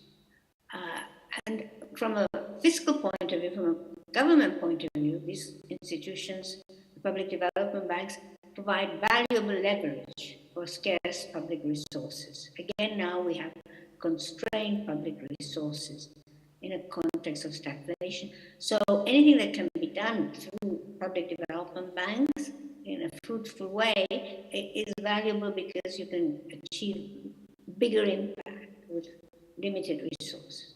And the other big advantage is that they fund long-term.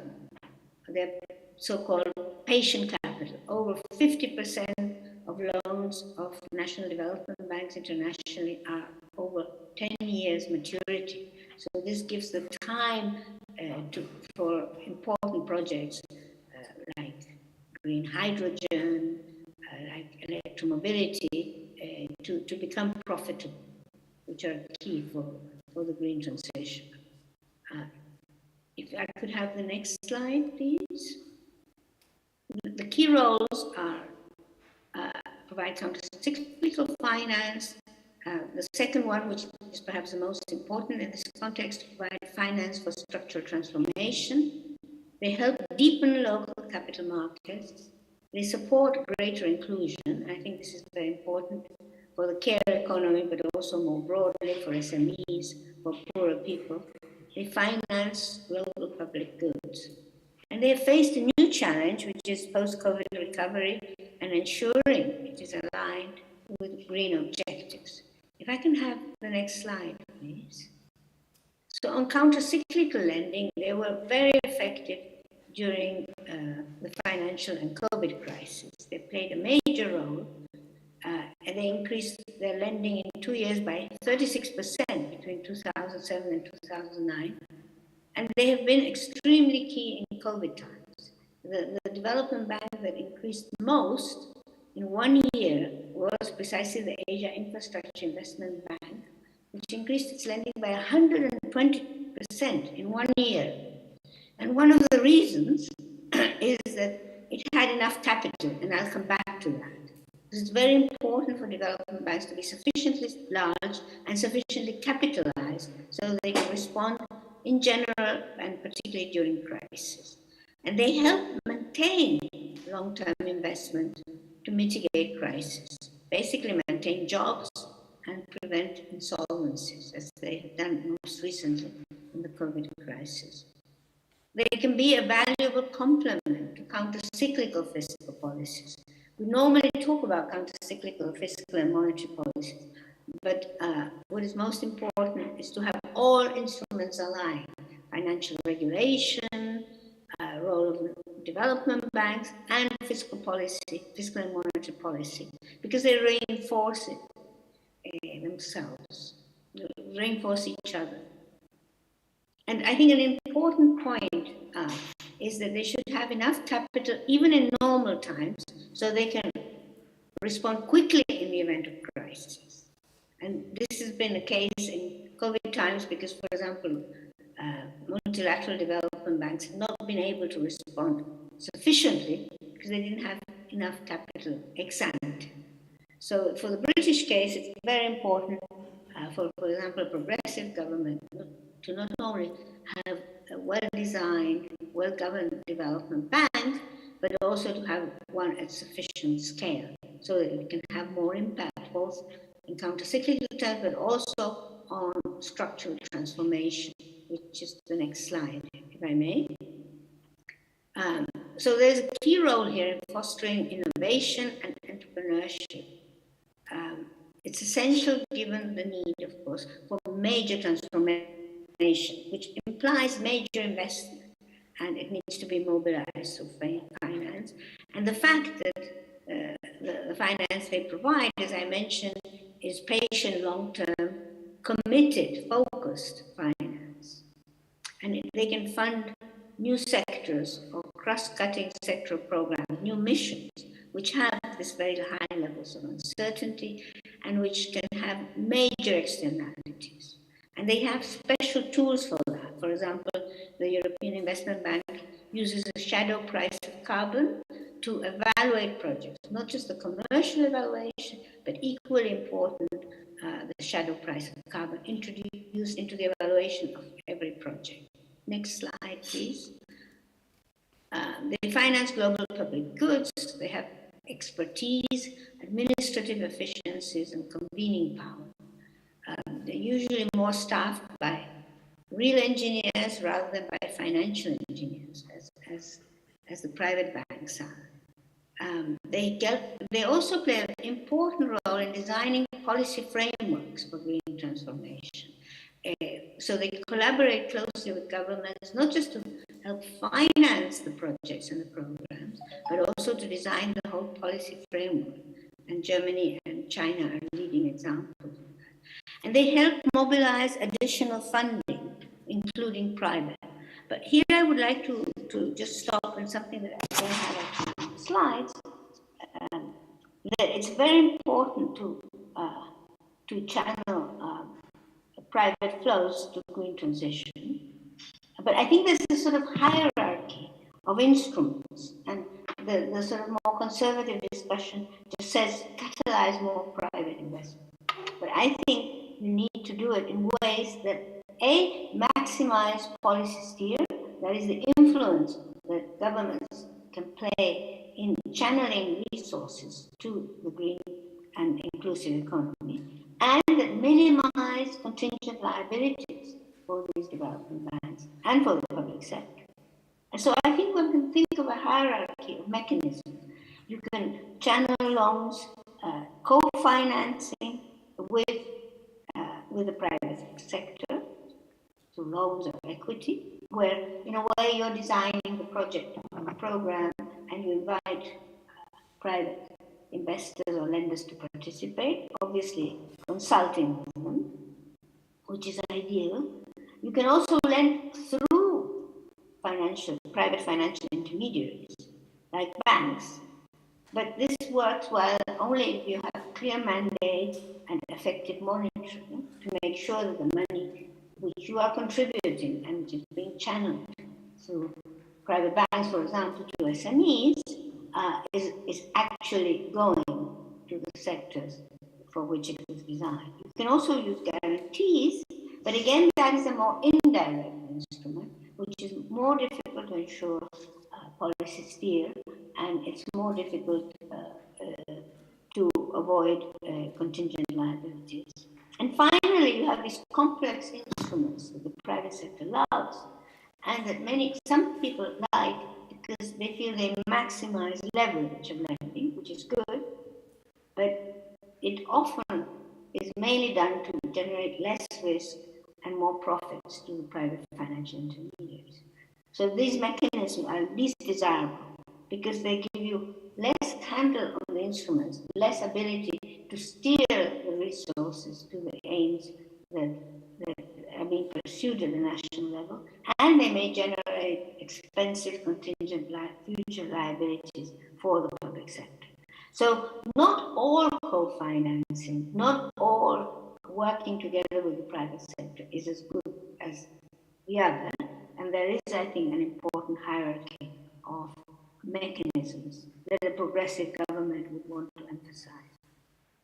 And I think, of course, I'm stressing in this presentation role of development banks, but there's also measures which Josh will refer to, like financial regulation, which does not involve development banks, but incentivizes or directly helps channel all private finance to green and inclusive transition. So I return now to my PowerPoint. There is, of course, greater need. So now post-COVID, we have relatively low levels of private and public investment. Post-COVID, and now especially with the new challenges posed by the Russian invasion to Ukraine. And so it's hard to increase public investment due to limited fiscal space. And leveraging public resources by national development banks becomes even more valuable.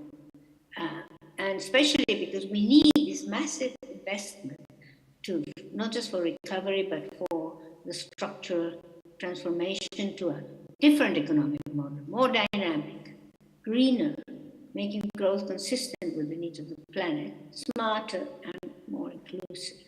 And so we need public development banks on a significant scale. Next slide, please. There are conditions, and I'll go quickly here.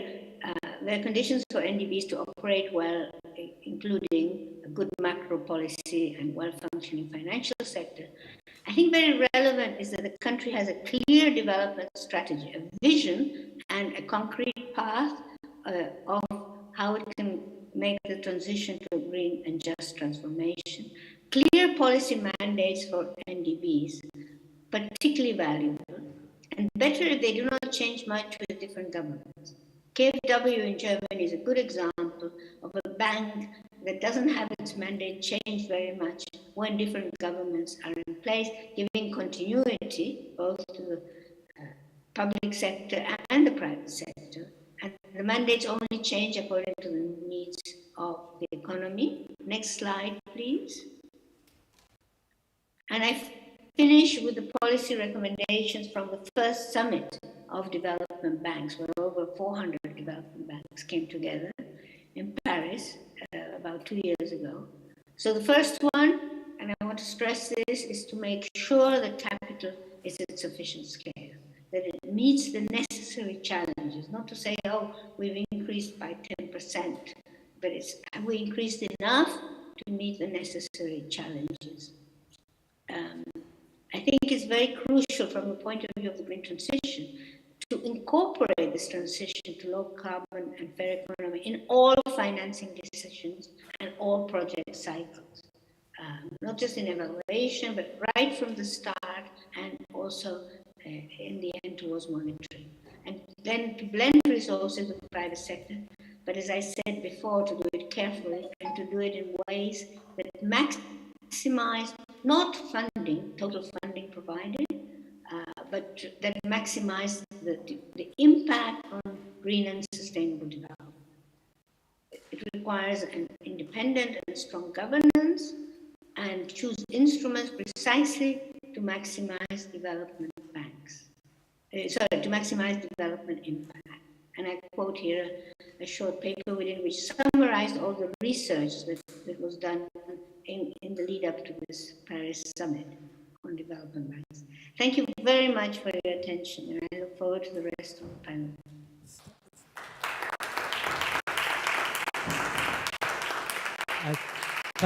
Thank you, Stephanie. Stephanie, are you all right to wait till the end to join the Q&A at the end?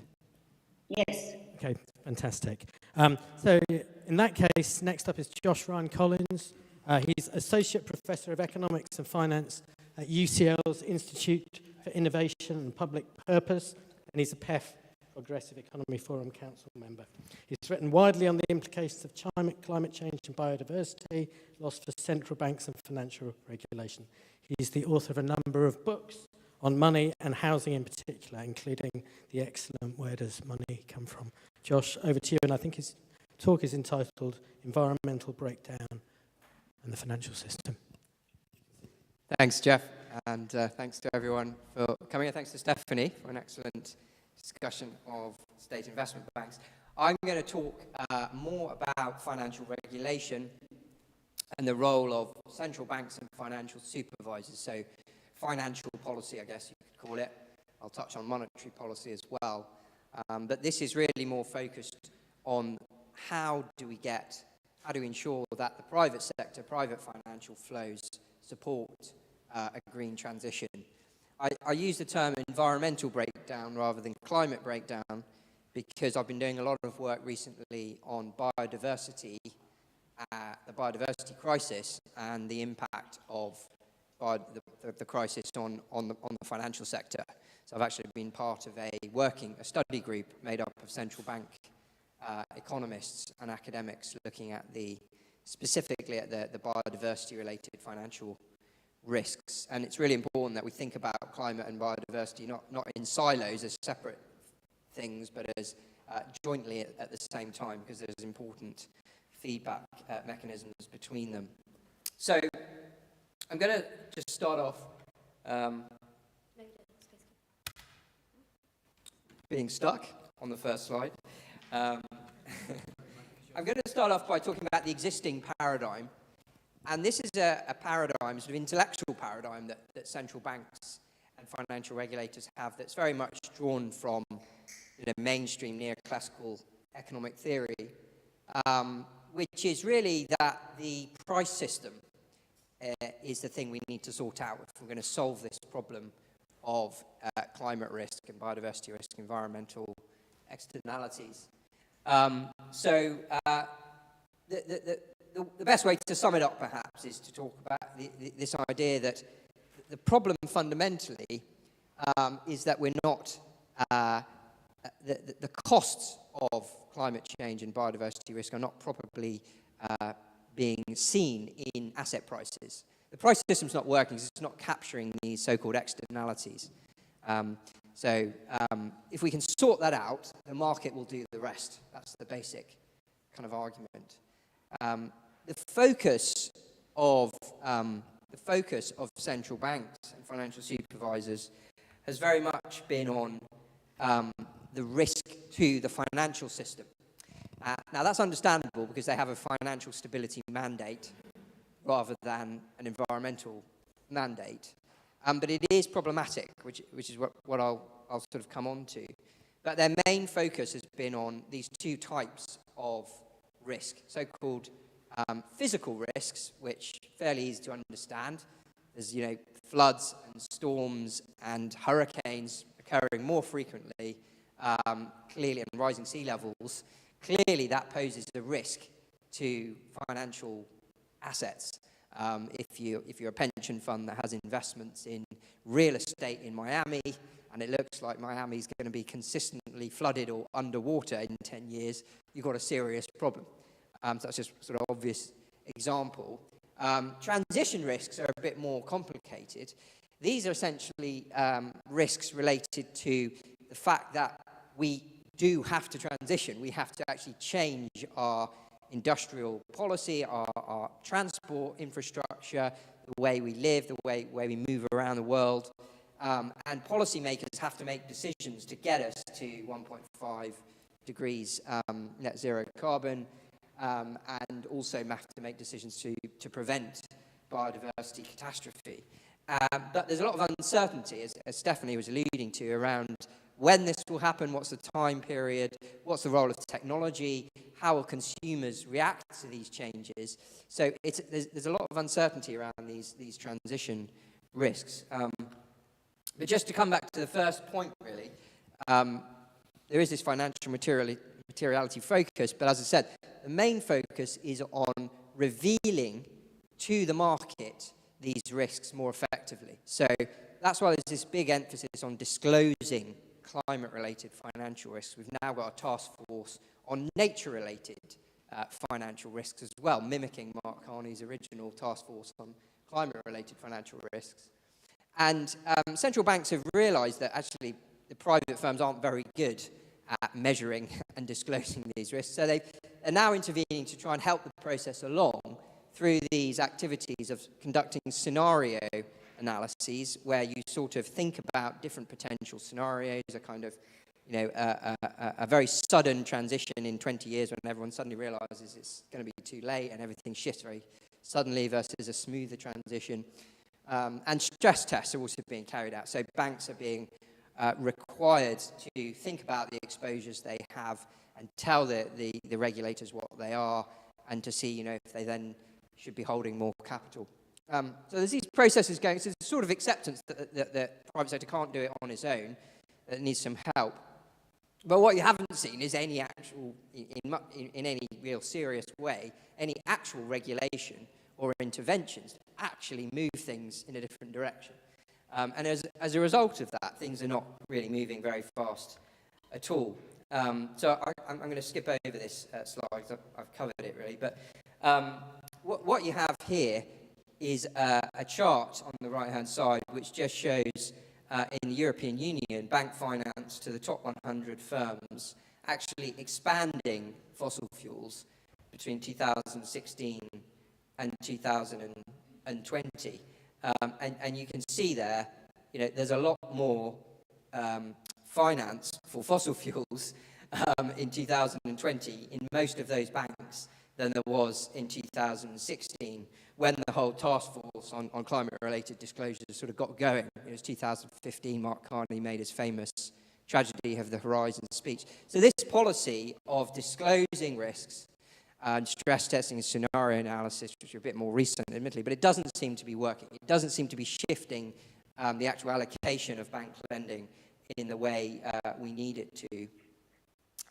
And this is an interesting quote from Frank Elderson, who's our ECB, European Central Bank board member, talking about climate risk disclosures. A lot of white noise, no real substance. Now, another problem with the current regulatory arrangement is it's mainly focused on deposit-taking banks. It's not actually focused on, for example, the role of private equity firms, which we've seen in the last few years have come in and bought up fossil fuel-related assets in firms that the banking sector's, in some cases, pulling out of.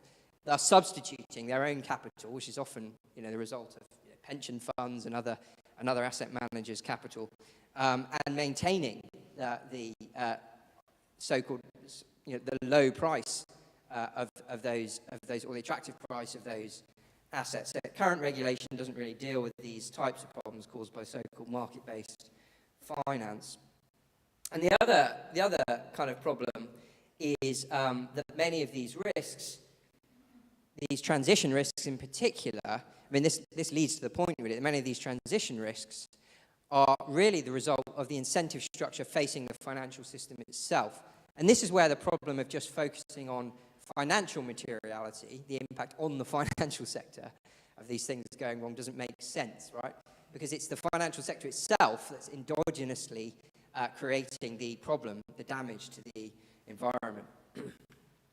Now, a key problem, other than the fact it's just not working, with this kind of measure the risk and disclose the risk and everything else will work, is that it's actually really hard to measure these kinds of risks because there is this fundamental uncertainty. There is imperfect knowledge about what's going on. And so in theory, one could spend years building complicated models to try and ascertain exactly what these risks are and develop complicated risk probabilities. But really, I think what we're talking about, especially with transition risks, is fundamental uncertainty. So in economics, there's two types of there's risk, where you can essentially assign a probability to different outcomes. You still don't know what outcome it will be, but you can sort of meaningfully assign a probability. There's a 20% chance that this will happen. And then that does allow market actors to adjust their positions in markets because you've got a sort of meaningful probability, even if you don't know the outcome. But then there's radical uncertainty, where you've got unknown unknowns, where you can't meaningfully assign a probability to different outcomes because you just literally don't know what's going to happen. So, we literally could not predict that there would be this war in Ukraine that has completely transformed the price of fossil fuels almost overnight in the space of a few months. You just cannot predict that. That's part of this problem. So the problem ends up being that you end up not doing anything, and actually the risk itself, even though it is very hard to calculate, it's getting worse and worse and harder. The risk of catastrophic change is growing as nothing really changes. So this is a sort of dilemma that central banks face. And what I've been working on with some colleagues at UCL and further afield, really, is a kind of alternative intellectual framework, a different way of thinking about the problem that we think should enable and justify and legitimize a much more interventionist approach. And we've called this precautionary financial policy. And this is based on the idea that, and it's based on two main sort of intellectual traditions. The first is a precautionary principle, which those of you who've studied environmental science will be familiar with. It's basically this idea that in the face of scientific uncertainty around a specific outcome, where there's a threat of serious or irreversible damage, that uncertainty should not be used as a reason for postponing interventions and cost-effective measures. So there's a sort of onus on the regulator to do something, even when there's uncertainty, if there is a serious threat. And of course, climate change, presents catastrophic and irreversible threats. These threats are not threats that one can sort of assign a price to. If the Amazon rainforest turns into desert, there's literally nothing we can do to reverse that. So it sort of insists on not postponing action. And then the other main tradition is macroprudential policy, which I haven't got a slide on. I thought I did. But anyway, essentially this is, this macroprudential policy grew out of the 2007-2008 financial crisis, before which most financial regulation was just focused on individual institutions. It was, as a bank, you know, are you holding enough capital relative to the risks you're exposed to? And sort of, so it's microprudential regulation. Each individual institution was regulated. Post-financial crisis, central banks suddenly realized, oh, hang on, there's a different kind of risk here. There's this systemic risk, whereby lots of banks can think they're holding assets that are relatively low risk, but at a macro level, if there is a housing boom and then suddenly there's a problem, interest rates shoot up, or there's a subprime crisis, suddenly all of those assets across the system can collapse in value, and you can be facing a catastrophic outcome, which did occur, the financial crisis.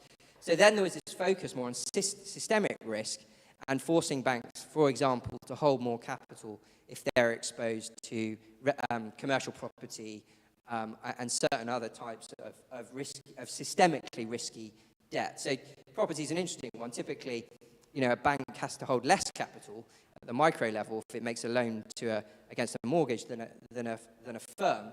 But at the systemic level, it might actually be more dangerous. Now, of course, climate change arguably is the ultimate systemic risk, because it can affect the whole economy when it goes wrong.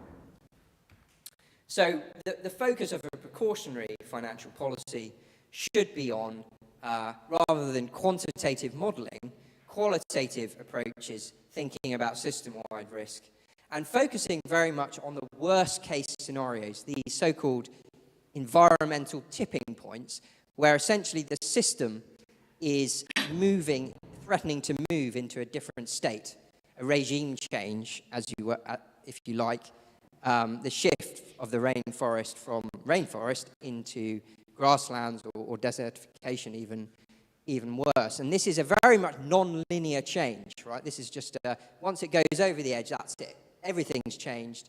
All of the functions of that rainforest, including its contribution to biodiversity, the fact that we can create medicines from the plants that live there, the fact that it absorbs carbon, and all of the other ecosystem services that rainforests provide, they all just go suddenly, tips over the edge. Same with the Arctic. Ice caps melting, these are non-linear dynamics, and they're very hard to model using standard backward-looking probabilistic financial risk models, which are normally used in science.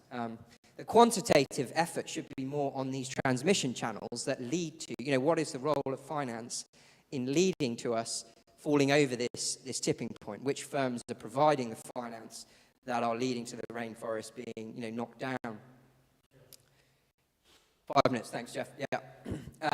In terms of actual policies, perhaps the most obvious one is prohibitive capital requirements, forcing banks to hold much more capital if they are contributing to moving us over these tipping points, to essentially make that type of lending not affordable for those banks. So there's an interesting proposal from Finance Watch, which is a Brussels-based NGO, for a one-to-one capital requirement, where for every pound that a bank invests in a fossil fuel-related activity, they have to hold £1, 100% in capital, in capital essentially. So you're sort of removing fractional reserve banking from that type of lending, and I think reasonably sensible suggestion.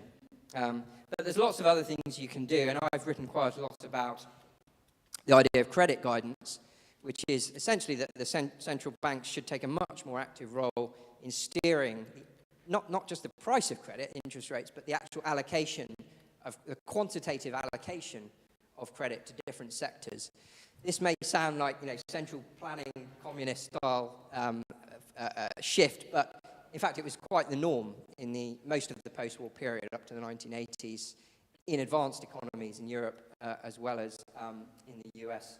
And of course the most successful Asian economies, China, South Korea, Japan, used it extensively to industrialize their economies, and I've written a paper on this quite recently.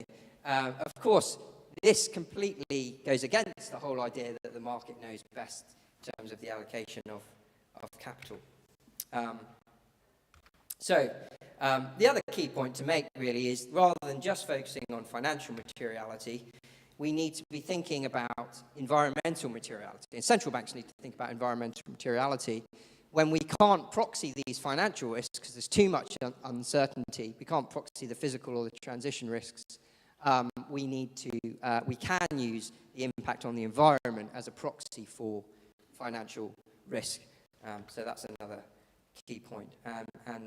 This is a sort of summary slide. Systemic nature of these risks mean we need macro, not micro, prudential policy. So important to recognize endogenous dynamics, the role of the financial sector itself in driving these risks, and target harmful flows of finance and tipping points, and to think about finance as a strategic intervention point, i.e. finance is a policy tool to support the green transition. It's not just a case of calculating risks and hoping the financial sector will sort itself out. This does require much greater policy coordination, I think, between central banks, financial supervisors, ministries of finance, and industrial and environmental agencies, much more than we have at the moment. Maybe central bank independence is a problem for that. But anyway, I'll leave it there, and thanks very much.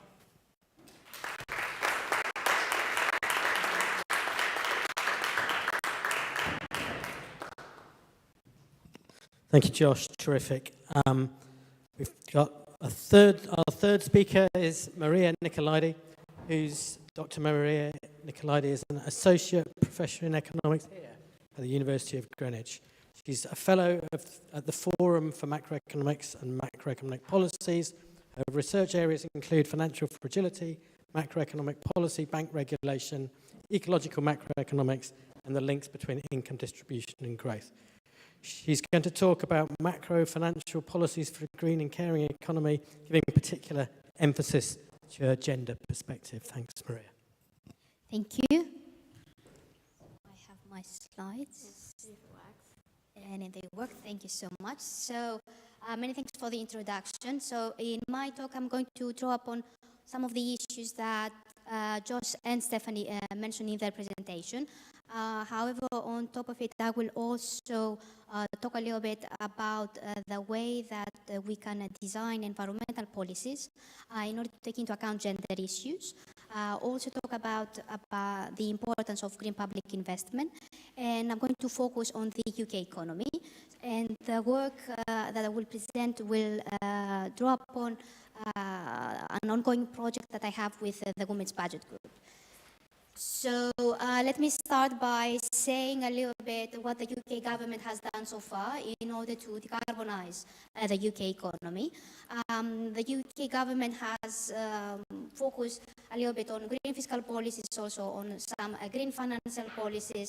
So some of these UK green fiscal policies have set some unambitious targets. So the targets that they have set are not ambitious enough, especially if you take into account that the UK has contributed historically a lot in the creation of emissions, and they have a responsibility to the climate crisis that we have nowadays.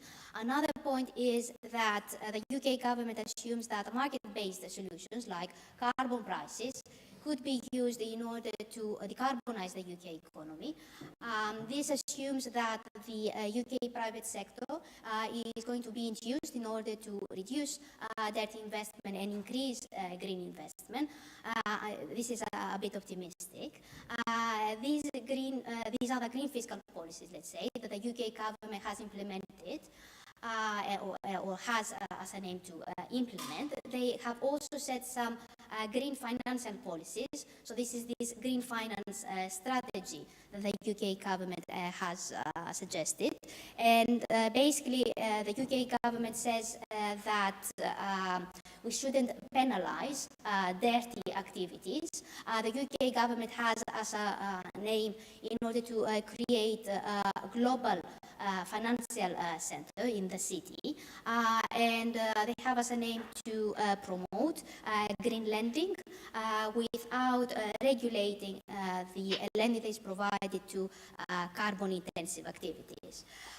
Overall, the UK government policies do not have as an aim to take into account the caring crisis that we have, and they don't have as an aim to deal with the gender inequalities. So what I'm going to do for the rest part of my presentation is to explain or to suggest a kind of an alternative vision for some environmental policies that we could use in order to decarbonize the UK economy, but also take into account the caring ongoing crisis that we have.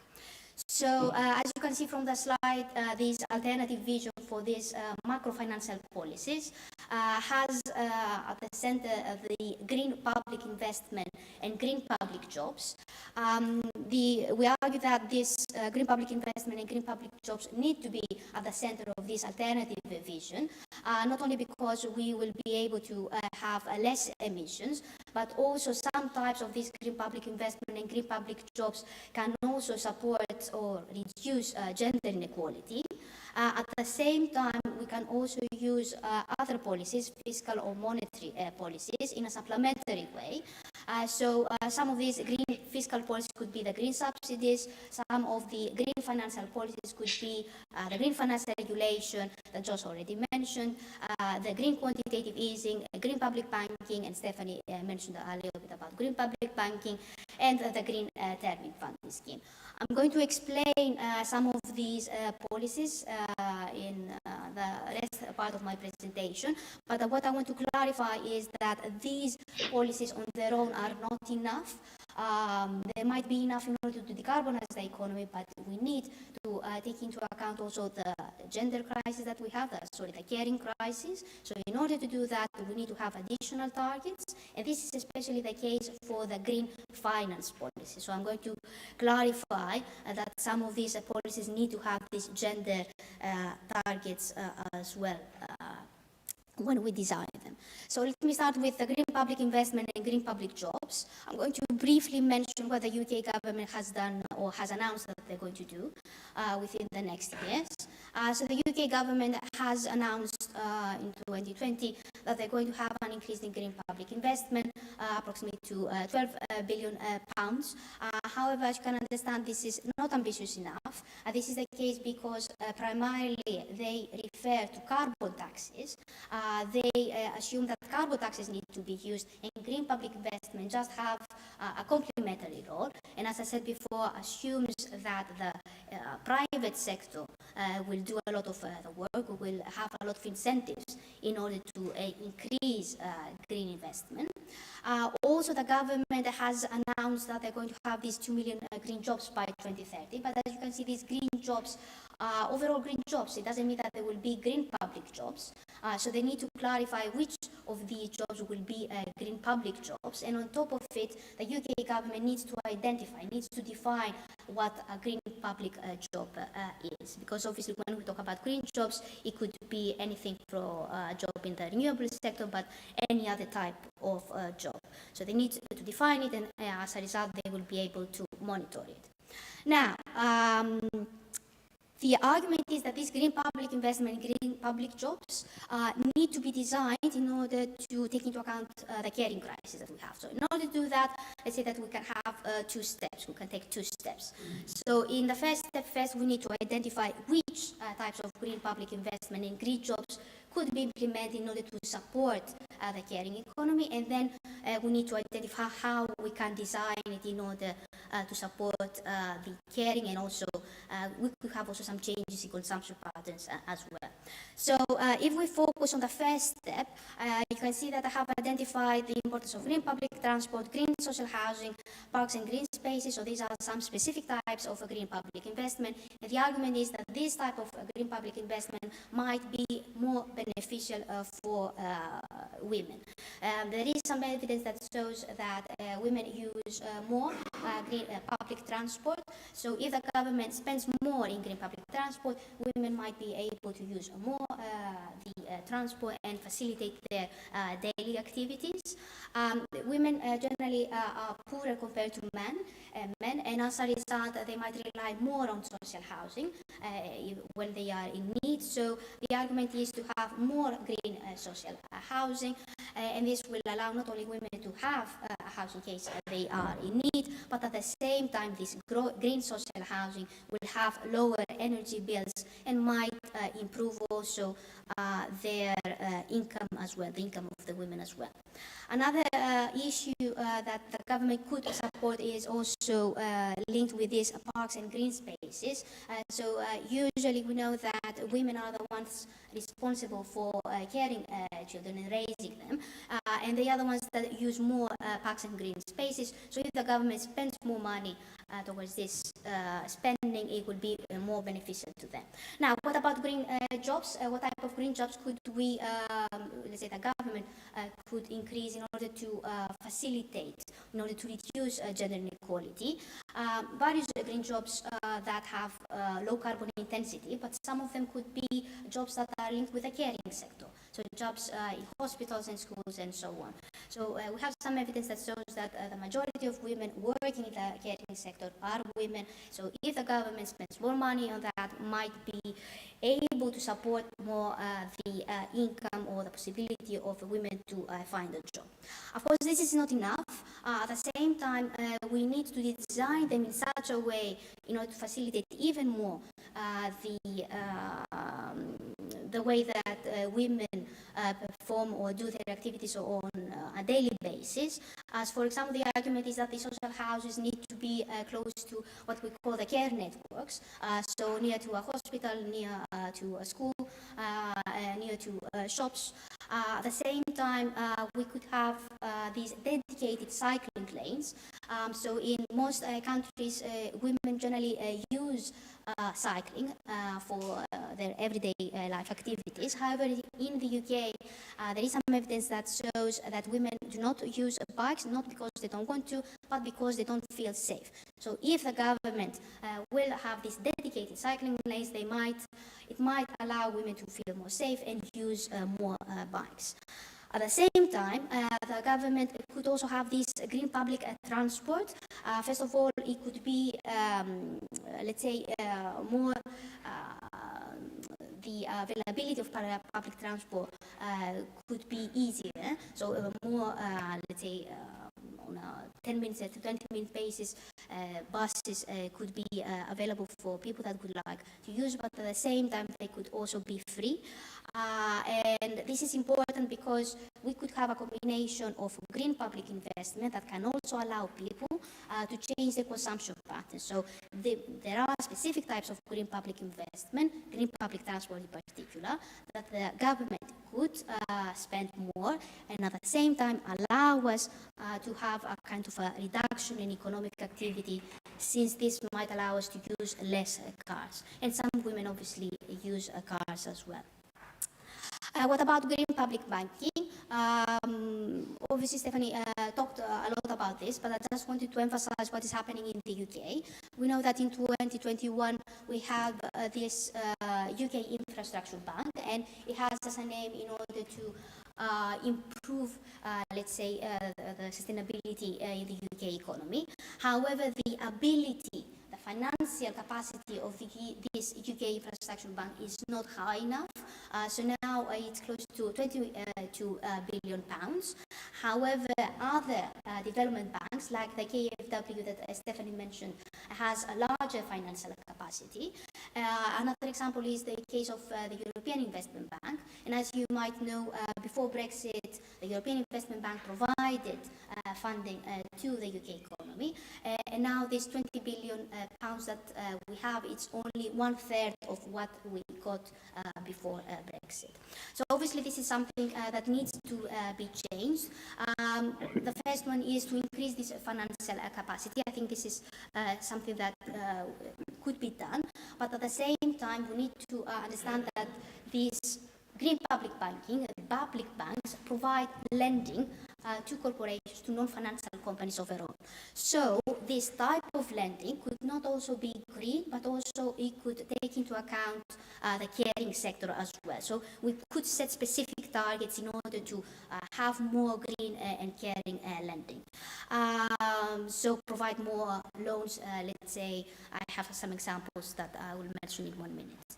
The other thing is not only providing lending more to green and caring sectors, but also have criteria for other companies that are in line with, let's say, gender and diversity criteria, and this could be taken into account when the public bank provides a loan. And on top of it, we could have not only a large public investment bank, but also a network of regional banks, because these regional banks are the ones that know better the needs of the people. I have some examples for these gender diversity criteria. I'm not going to explain all of them, but the basic idea is to provide lending taking into account these gender diversity criteria. So for example, the public investment banks could take into account whether the companies have addressed gender and racial pay gaps, or whether they have these diversity criteria when they recruit people. Obviously, this needs a lot of data in order to be taken into account and then provide the loans. But for example, some of them, let's say the ones that have at the bottom, the representation of women in management roles is usually provided, it is usually disclosed by some of the companies. So my suggestion is to start working towards this direction, even if we don't have enough data, because we need to take into account not only the green sector, but also the caring sector as well. Now, I want to focus on some green monetary and financial policies. Let me start with the green quantitative easing. I suppose all of you are aware with the quantitative easing that was introduced in 2016 by the Bank of England, which means that the Bank of England bought bonds, corporate bonds among others, in order to support economic activity. However, when we look at the data, at the bonds that the central bank, the Bank of England has bought, you can see with the figure that I have there that mostly they support carbon-intensive sectors. So these carbon-intensive sectors could be fossil fuel companies, energy-intensive, non-renewable utilities, or transportation that is carbon-intensive. So this relies on the work that we have done with Yanis Stafemos, Daniela Gabor, and Frank van der Ven. And you can see the proportion of bonds that are bought by the Bank of England with this pink bar.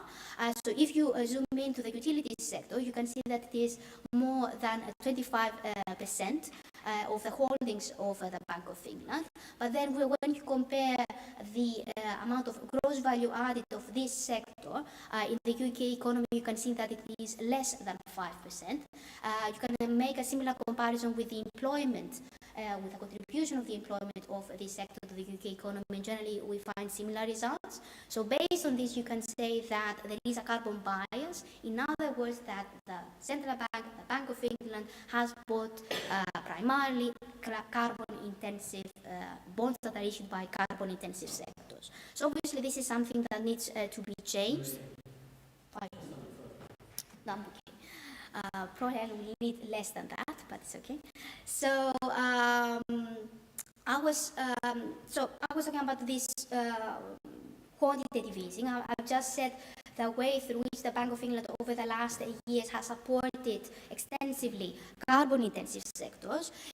This is the case because the Bank of England buys bonds that are in line with what is happening with the market. So if the market share is, let's say, 25% for the carbon-intensive sectors, they need to buy this 25% when they buy bonds. So this is in line with what we call the market neutrality.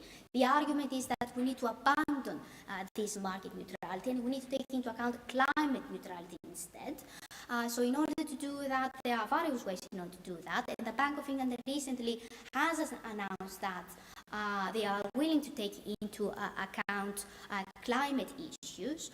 In the work that we have done again with Yanis Stafemos, Daniela Gabor, and Frank van der Ven, we have recently suggested some ways through which you can take into account this climate neutrality. One scenario that we suggest is that the Bank of England should exclude bonds that are issued by carbon-intensive sectors, but at the same time, the Bank of England should buy more of the bonds that are issued by potentially green sectors. So not only promoting the green economy, but at the same time penalizing the carbon-intensive sectors. And I'm happy to discuss this at the Q&A session a bit more about these proposals. However, we shouldn't focus only on climate neutrality.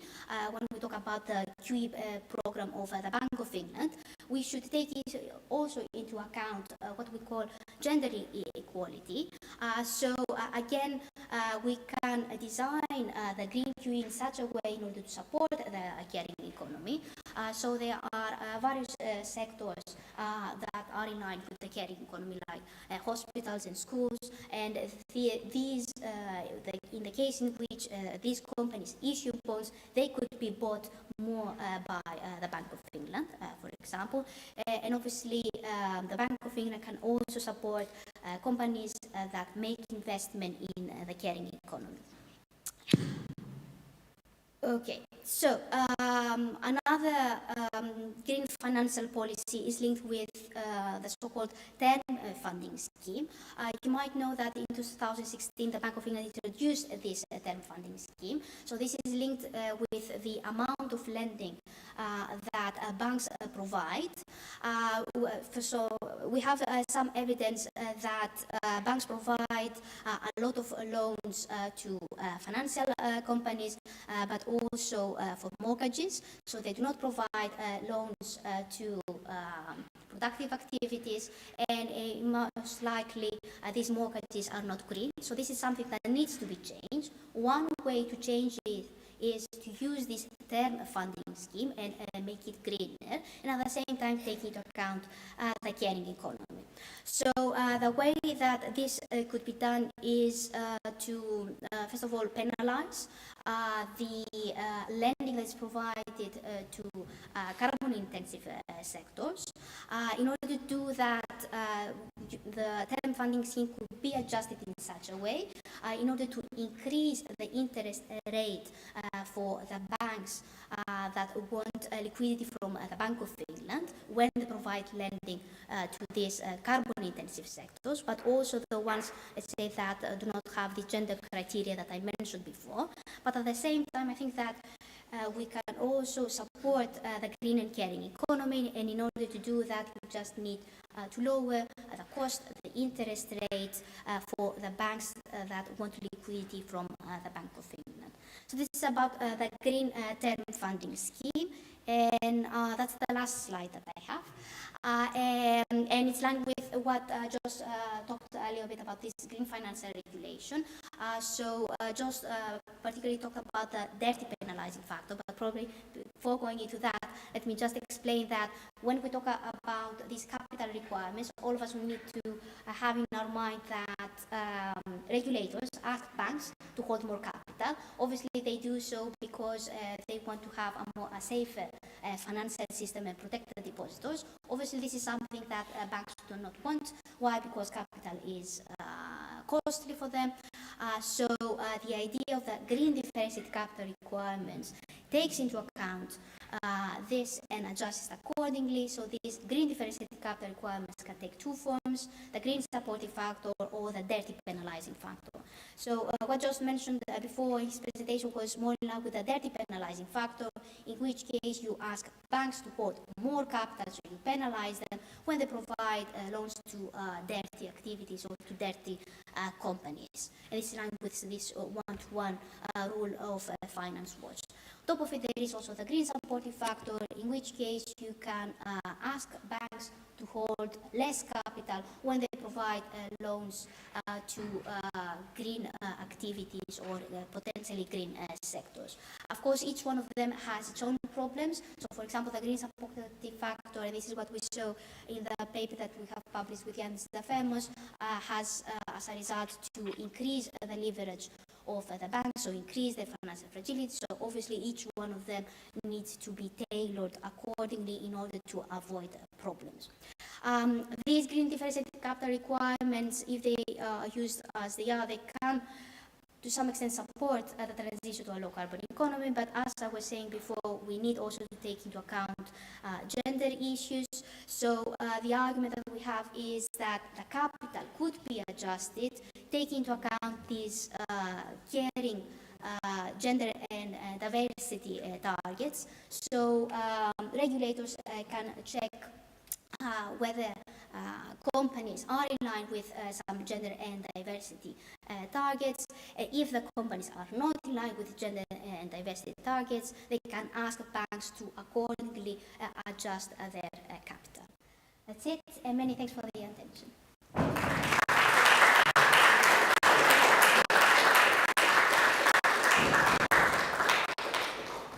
Thank you very much, Maria. That's an incredibly comprehensive and important presentation. I gather Stephanie has to leave us very shortly. So for Q&A,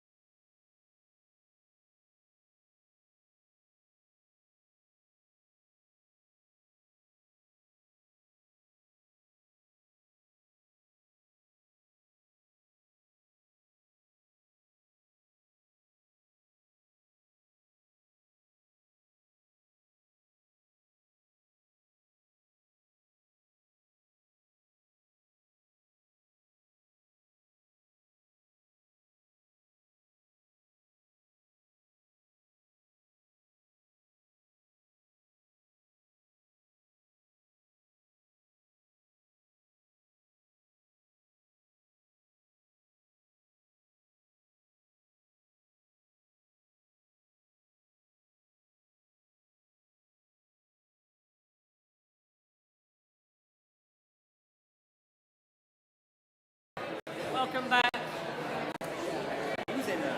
Take your seats, please. We're ready to start. We've got a few latecomers.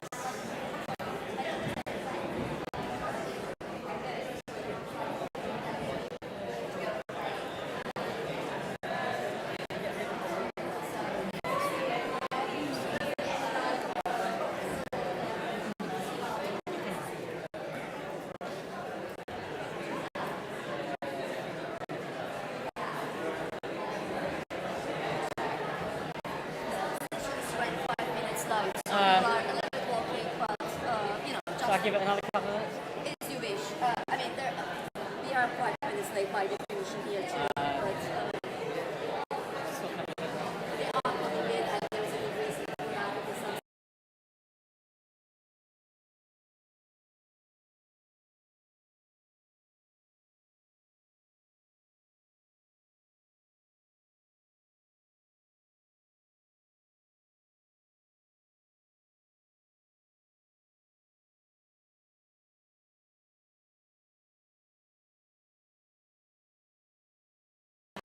We'll definitely make a start now. Thank you. Can you settle down? Hi. Welcome back to the lecture theatre here for our final session. My name is Patrick Allen. I'm the chair of the Progressive Economy Forum. It's hugely impressive, the turnout we've had today. Something like 400 sign-ups and 80 speakers. It's been a massive turnout, and there's been fantastic energy all day. And you've had a full day of economics, and you're still here. But I can reassure you that this session will be quite short. So if that's any saving, and then it's all head to the pub. So I've asked the speakers to talk for about 10 minutes each. And then there will be time briefly for some Q&A. So we're going to start with Grace Blakely. She's very well known to many of you. She's a leading economist and commentator, author of books on economics. She's been a staff writer for Tribune, a panelist on Talk TV. She's been an economics commentator at the New Statesman. So, Grace, you're first. Thank you.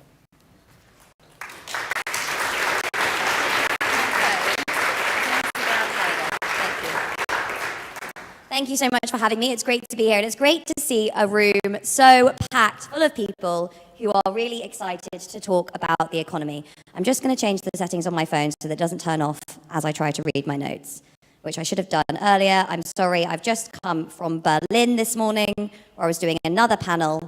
So 2 panels in 2 countries in one day. You have to cut me a little bit of slack. Okay, so done that. Right, I'm going to talk a little bit today about some of the ideas in my new book, a book that I'm working on now that should be coming out next year.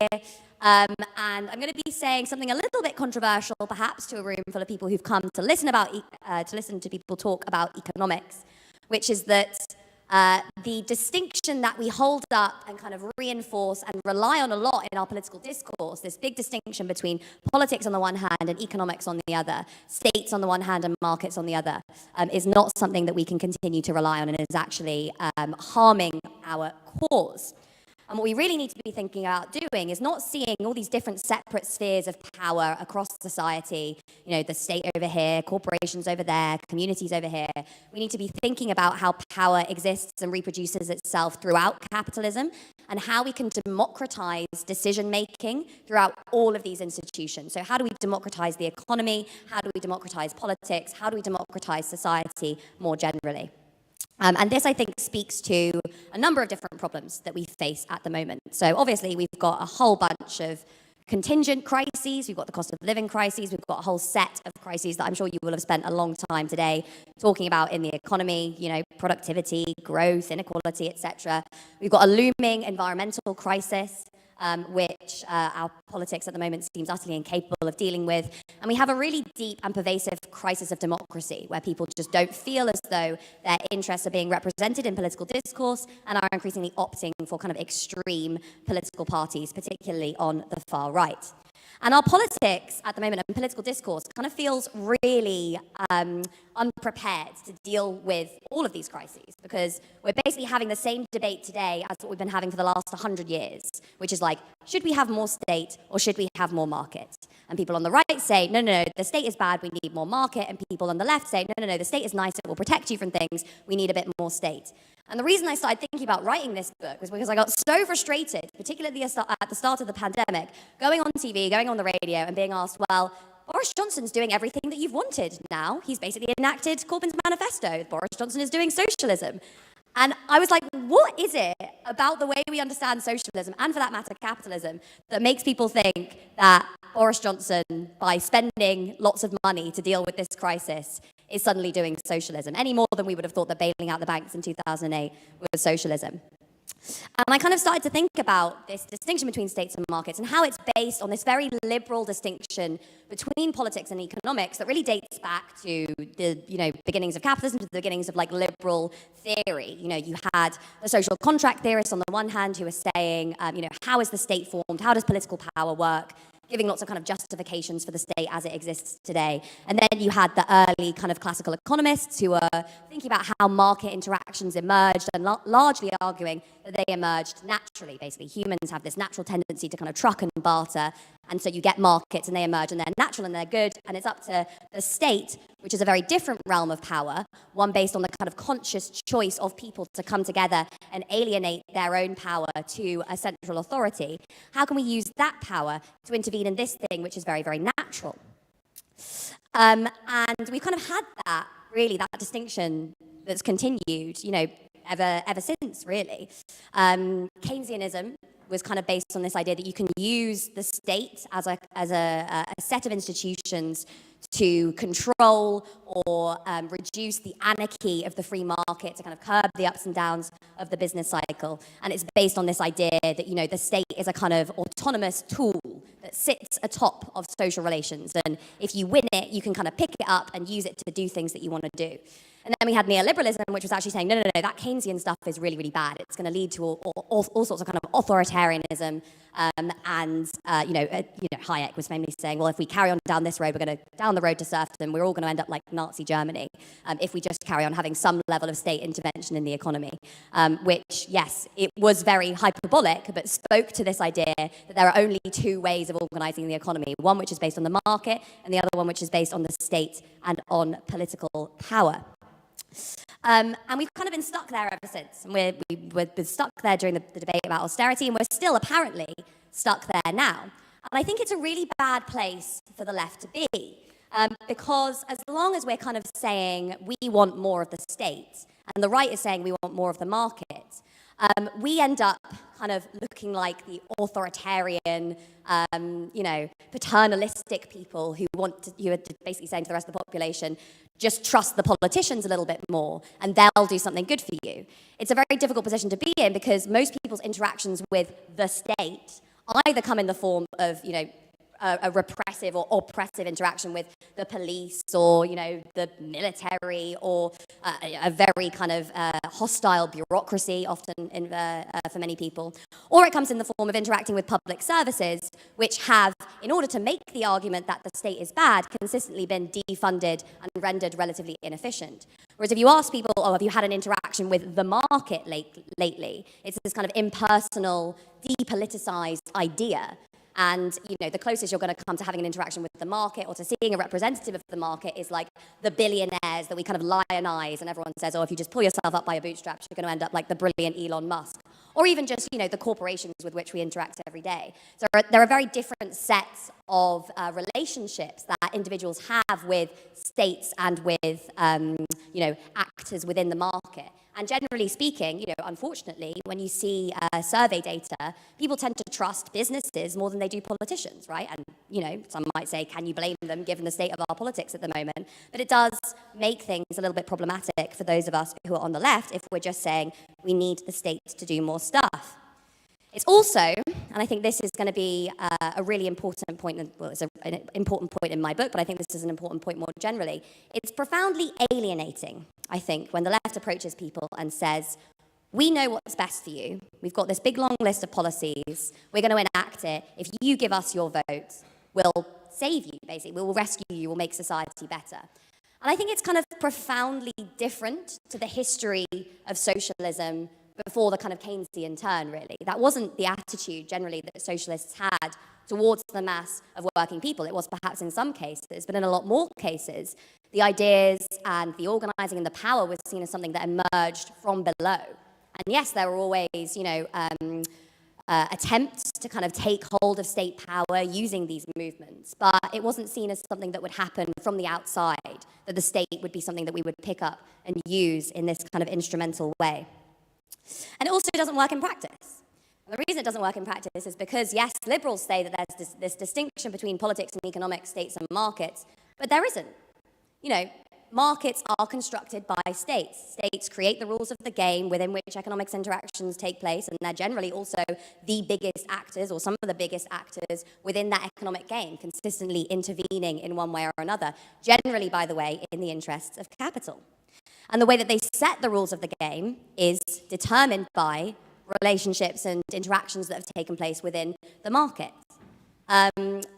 Often when you kind of talk about the need to democratize the state and democratize society and hand power back to people, one of the first responses that you'll get is, oh, we don't have time, we have the climate crisis, we need to act really quickly, so, how are we going to hand power back to people when we just need one or two, basically, kind of all-powerful, generally men at the top of society who can change the way that the economy works, change the way that society works, and make everything better. And this was kind of, if you think about it, the platform that Joe Biden ran on. He said, I'm going to go into the US state and I'm going to do all of this really radical environmental stuff. I've listened to what's been going on in this movement that surrounds me.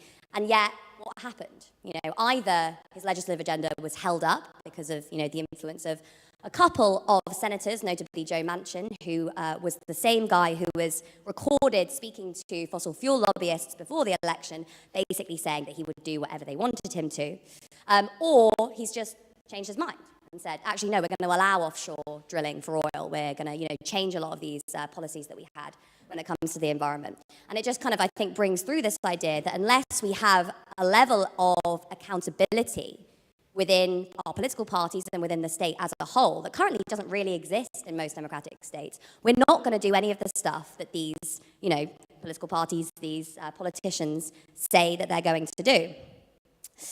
It's all very well as well saying, okay, well, we can leave it up to the capitalists, as we've seen with this agenda of kind of stakeholder capitalism.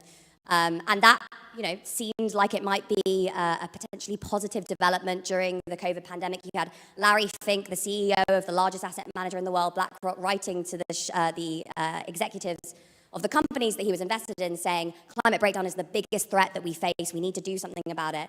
But then as soon as returns started to dry up, as soon as things started to get a little bit more difficult, all of that's gone. And Larry Fink now said, actually, we're not going to vote alongside activist shareholders who are passing motions for climate breakdown. So we can't just rely on politicians to go into the state and do things with it, because what happens within the state is shaped by wider social relations. And we certainly can't just rely on nice, woke capitalists to solve many of these challenges. The only way we're going to get action on any of these issues, whether it's climate, whether it's inequality, whether it's any of the economic questions that we've been discussing today, is to hand power back to working people. It's also a much more compelling offer, I think, to the electorate. Rather than saying, trust the state, trust politicians, we can actually say to people, trust each other. That might sound a little bit kind of wishy-washy and airy-fairy. How would it work in practice? Well, I think it requires a whole range of strategies that require us to take seriously this idea that the state, and actually all institutions with which we're engaging, are social relations or social relationships. We're familiar with this idea that you may be familiar with this idea that capital is a social relationship, which is this, a relationship that's kind of fraught. 1 minute, okay, right. Capital's a social relationship. We can also view the state as a social relationship. So the kind of tense and oppositional dynamics that take place within state institutions reflect the balance of power within society as a whole. So how can we think about intervening in order to shift that fight and shift those outcomes in favor of working people, in favor of the mass of people? We need a set of interventions across the scope of action, all the way from, policies, yes, top-down policies, which could be pushed through political parties in order to democratize the state, democratize our economy. So not just saying, give us power, we'll fix things for you, but actually saying, give us power and we'll hand it back down to you. We'll undertake what Tony Benn called a fundamental redistribution of wealth and power within society. But also thinking about what we can do right now. Because those things that we're telling politicians to do aren't going to happen unless we're able to build an external base of power and start democratizing society today. And that can mean anything from, undertaking direct action to building social movements, building protest movements.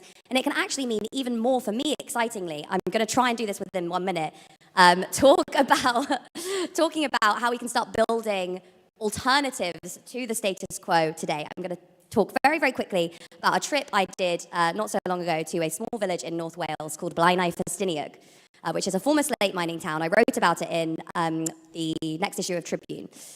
And it is the town in Wales with the most social enterprises per capita. It is also one of the poorest towns in Wales. It's got the highest level of fuel poverty in Wales. And it also has this amazing array of people and, in their community who've come together and said, we want to do things differently. It's the kind of archetypal, left behind place, somewhere that, could be clamoring for all sorts of support from politicians, but instead these people came together and said, what can we do to make our place different? And when you look at what they've done on the ground, you can see that all of these distinctions that we hold up between politics, economics, climate, gender, and all of these struggles that are allegedly taking place on all these different fronts are actually, when it comes down to the level of the individual and the community, highly interrelated. This place, yes, has the highest level of fuel poverty in Wales. It's also got a massive hydroelectric dam built by the French energy company Engie, which had recently had a kind of £100 million investment into it. And I was speaking to the people there who were saying, we've got this massive hydroelectric plant up in the mountains just there, and our schools can't afford to pay their fuel bills. So what did they do? They set up a community renewable energy company. And in doing so, they provided cheap, renewable energy for all of their citizens. I know I've gone over time. I'll wrap this up now. Provided cheap renewable energy for all of their citizens, as well as giving the impetus for people in this community to set up a bunch of other social enterprises. They took control of buildings in the high street and made those the homes for new cooperative enterprises. They're thinking about setting up a new community bank. And yes, this stuff is all good, and it's all great because it shows what we can do when we work together. It shows that there are different potential ways of organizing the economy. But the most important thing that it does is it politicizes people, and it cuts through the individualism that is in many ways the biggest scourge that neoliberalism has brought us. It is this idea, whenever I do a talk like this, someone always puts their hand up and says, well, what can I do? What can I do about the climate crisis? That's what the fossil fuel companies want you to ask. They want you to think about your carbon footprint, not how you can come together in a mass movement to start to actually resist this stuff on the ground now. So I will stop because I'm getting glares from you. And thank you.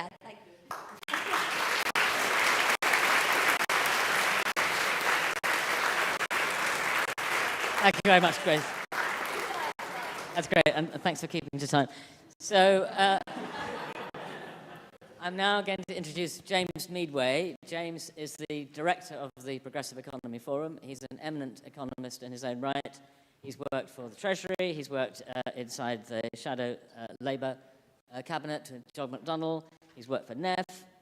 He's written many papers. He's a columnist for the New Statesman, and he is, in fact, it was his brainwave to hold this conference, and it was his address book that's got all these speakers here today. So, James.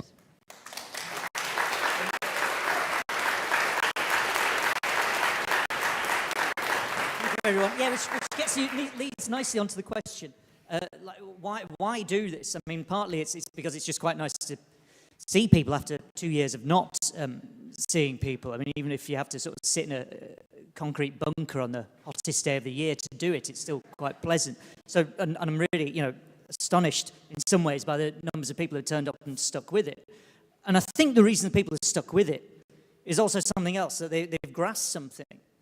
we've all grasped something that was made clear inadvertently by Andrew Bailey, who is Governor of the Bank of England, in a speech that he gave last September called The Hard Yards. And you can go and dig it out on the Bank of England website. And it's a kind of, one of these sort of overviews. I can't remember who he was speaking to, some sort of business dinner thing. One of these overviews of what's going on in the economy, and he has a whole section talking about inflation and what the Bank of England might do about inflation at the time. And there's just a single paragraph in it, which, due to my phone running out, I tried to plug it in, which makes reading it rather difficult. But let's chance the technology. Just in a single paragraph, he manages to say this: September last year, Governor of the Bank of England, describing the situation we're in terms of inflation, in terms of what the bank might or might not do about it. The shocks that we are seeing, he says, are restricting supply in the economy relative to the recovery of demand. This is important because monetary policy, in other words, putting the interest rates up, will not increase the supply of semiconductor chips, it will not increase the amount of wind, nor will it produce more HGV drivers. Moreover, tightening monetary policy, putting interest rates up, could make things worse in this situation by putting more downward pressure on a weakening recovery of the economy. Now, what's the Bank of England gone and done since September last year? Despite the governor himself having a very clear idea of what happens if you put interest rates up, which is, as he says, it weakens demand, it undermines the economy, and that even more than this, having a very clear idea that the kind of monetary shocks, in other words, price rises that we're seeing, are coming from things that have absolutely nothing to do with interest rates. They also have nothing to do with the other thing he goes on to talk about, taken up more recently by our dearly beloved Prime Minister, of wages and the amount we're paying people here. Boris Johnson talking sort of vaguely, as he does, about the wage price spiral, the idea that wages here are too high, so that leads to prices going up, that leads to people going out and demanding higher wages, leads to prices going up and so on, as he was saying last week. Now, this is on the most elementary level, plainly not true. Like, there is no way that cutting wages in this country, if you go out and say, right, nurses have to be paid less, which is basically what the government is saying, that's what the Treasury said last year in real terms, or teachers, or if you work in Tesco's or Sainsbury's or wherever it might be, like, there's no way that cutting or holding down the wages of those people changes the price you have to pay for gas you're buying from Qatar. That doesn't happen.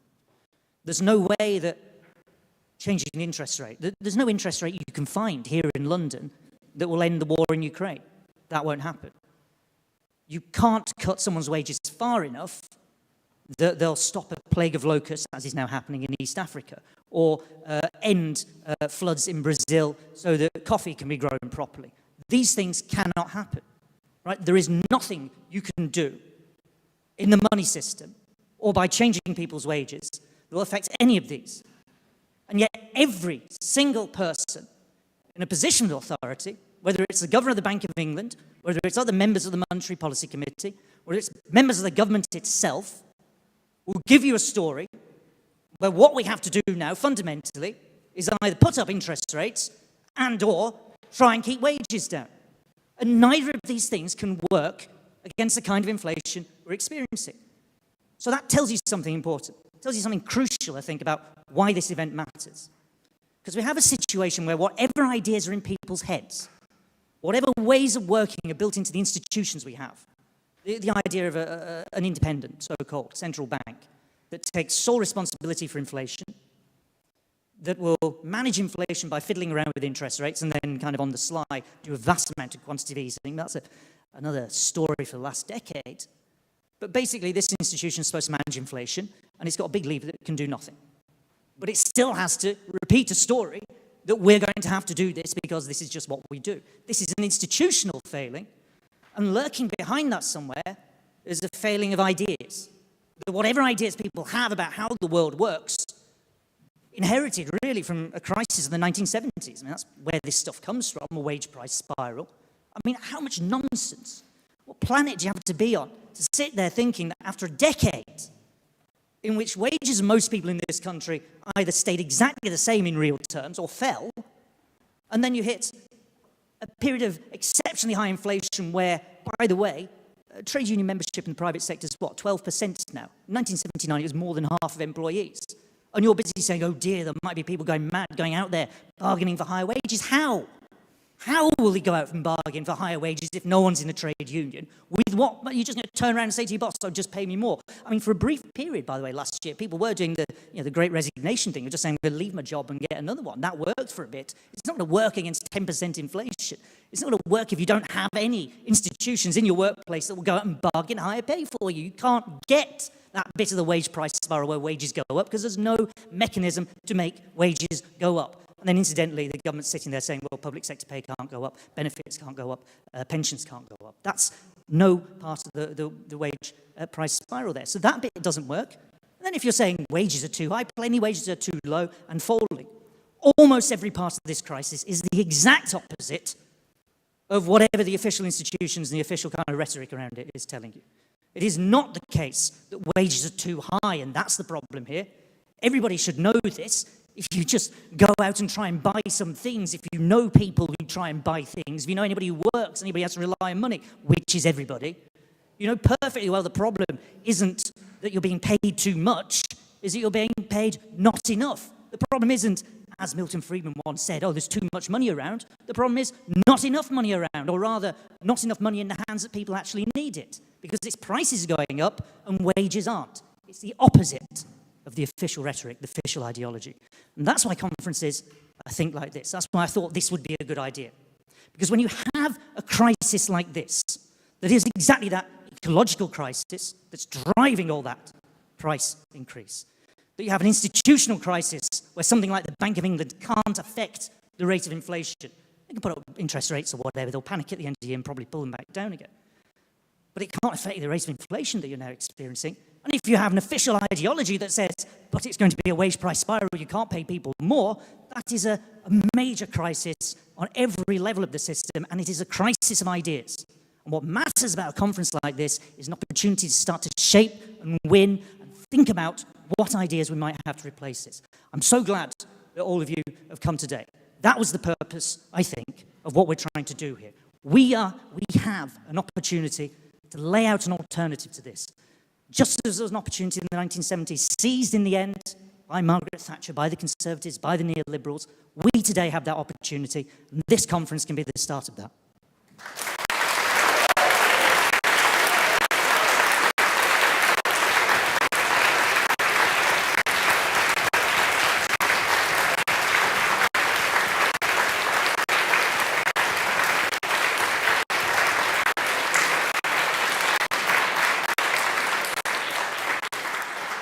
Thank you, James. That was a very powerful statement of why we're here today.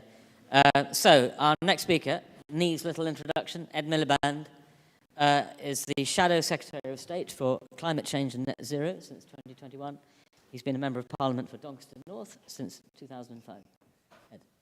Great, thank you very much, Patrick. And can I say how great it is to be here? And I want to start, Patrick, by congratulating you, actually, on setting up the Progressive Economy Forum.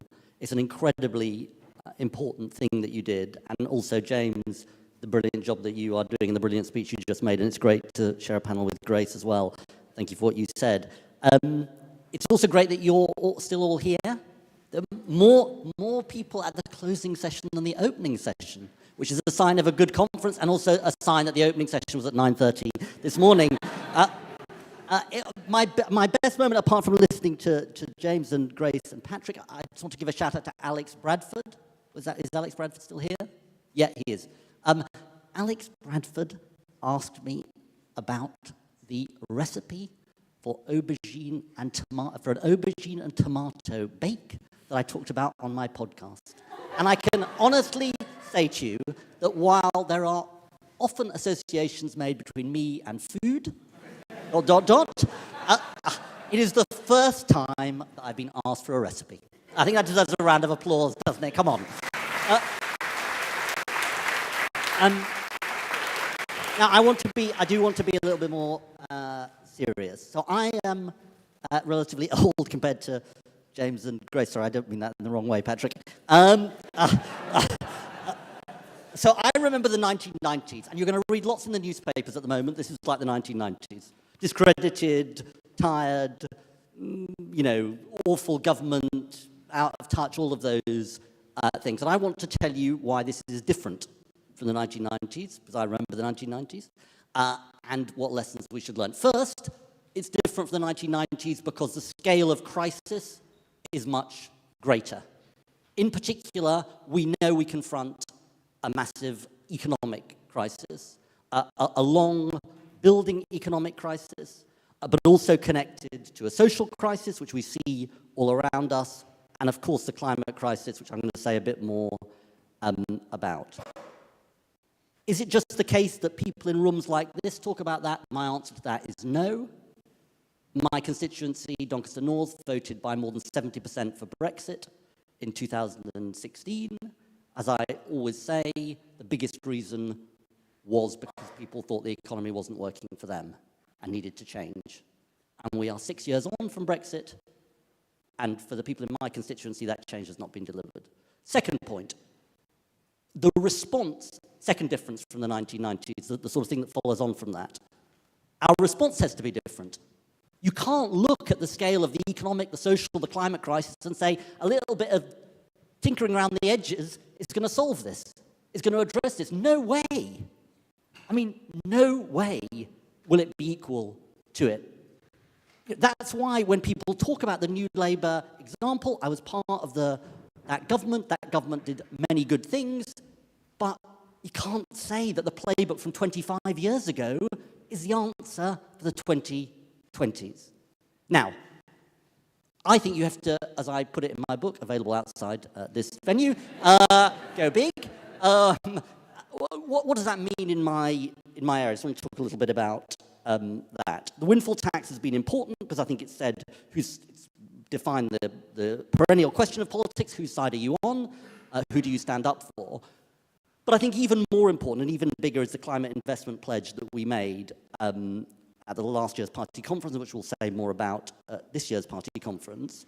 The £28 billion each and every year over the decade that we're going to invest in tackling the climate emergency. I just want to say some brief things about that. Is that big? Well, it's bigger than, as James has pointed out, it's bigger than I think the 2019 pledge on climate. I'm not saying the scale of the spending is the only way you judge this, but I think it's really important to say this is a substantial amount of resources.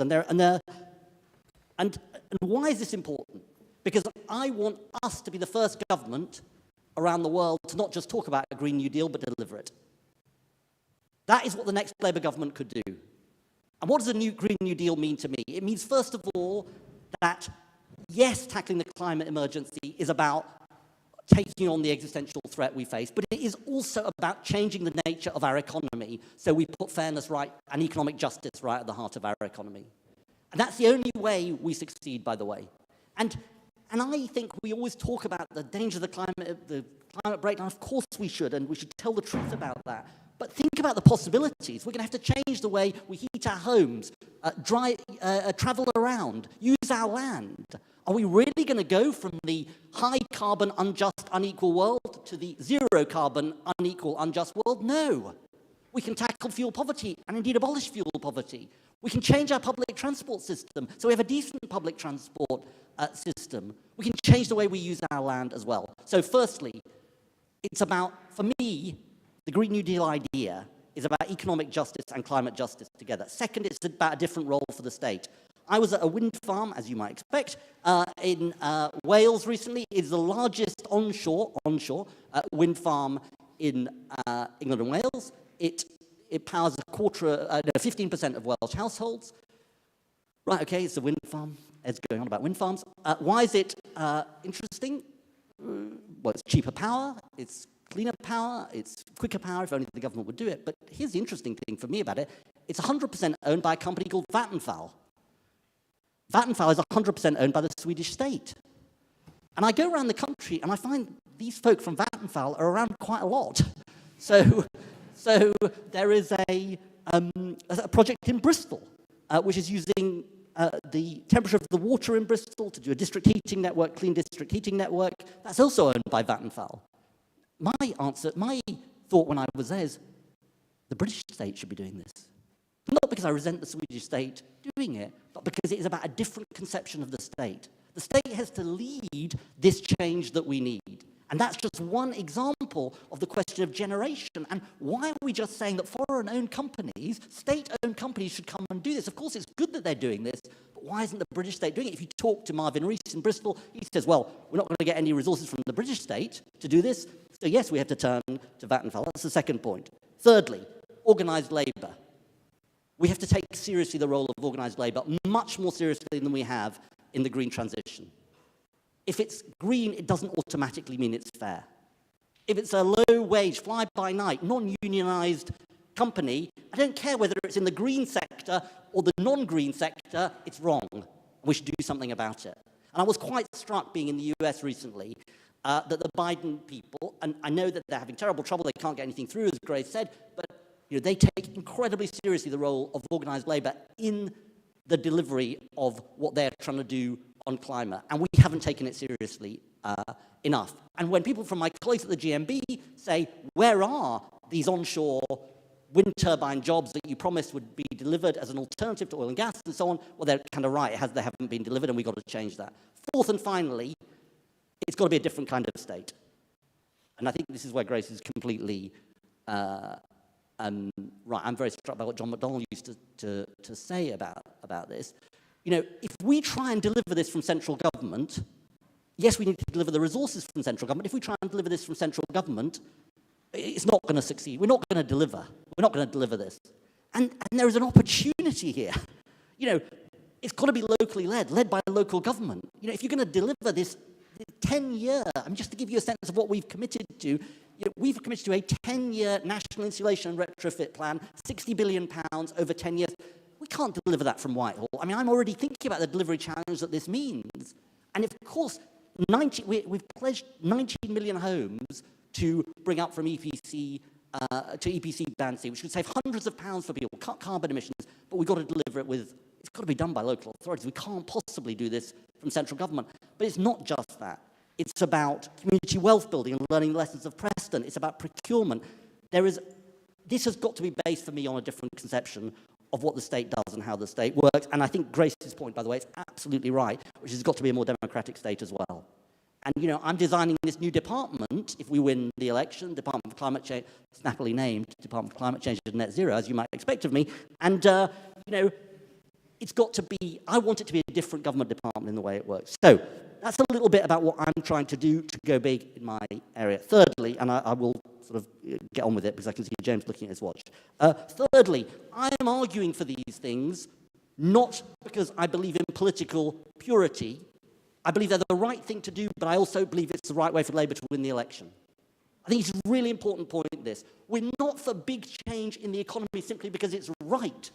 It is also the way to build the coalition for change that we need in the country. It's not like there's one strategy which says, well, let's just say we'll do lots of small things and hopefully we'll just get in that way.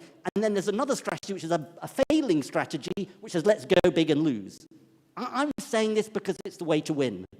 It's the way to bring people with us and inspire people. And I genuinely believe that. I see that in my constituency. It's what the Labour Together report of 2019 tried to say and tried to argue with.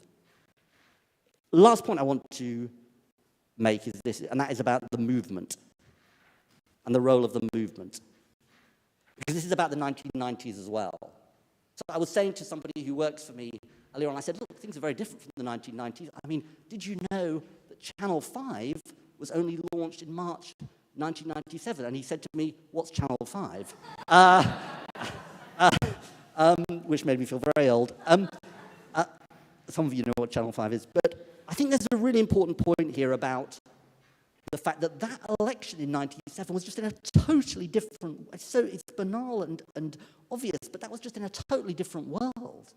It was just a totally different world. The power of networks, the power to inspire people, the power of conversation, it's just a totally different, much more open and problematic in some ways, but advantageous in others world. But then I want to just end on this point, which is about all of you in this room. And Patrick and James and Grace and all of you. And I want to say something kind of, which is personal and important to me. Progressive politics is bloody hard. It's bloody lonely. And you can often lose. And you often don't succeed in the first attempt. You may have heard I lost an election in 2015. But it doesn't, sorry, says somebody, thank you. But it doesn't mean you give up. And I know sometimes you turn on the radio and you think, why is Labour doing that? I used to think that when I was leader.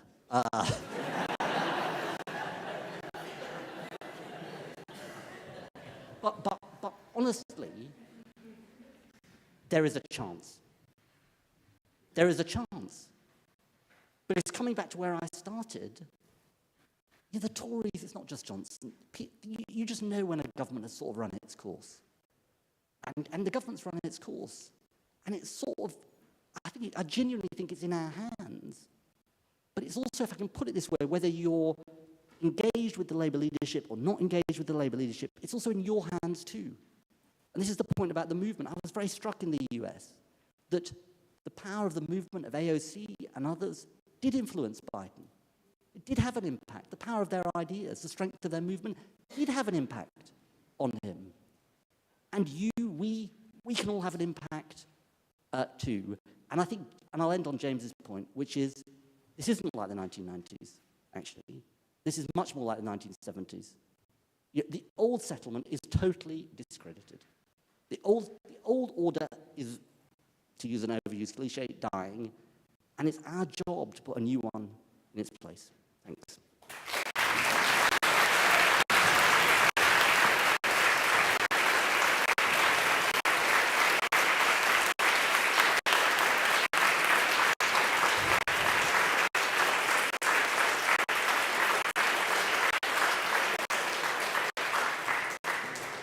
Very much, that's really great. So we've got literally time for 2-3 questions. Can we see some hands?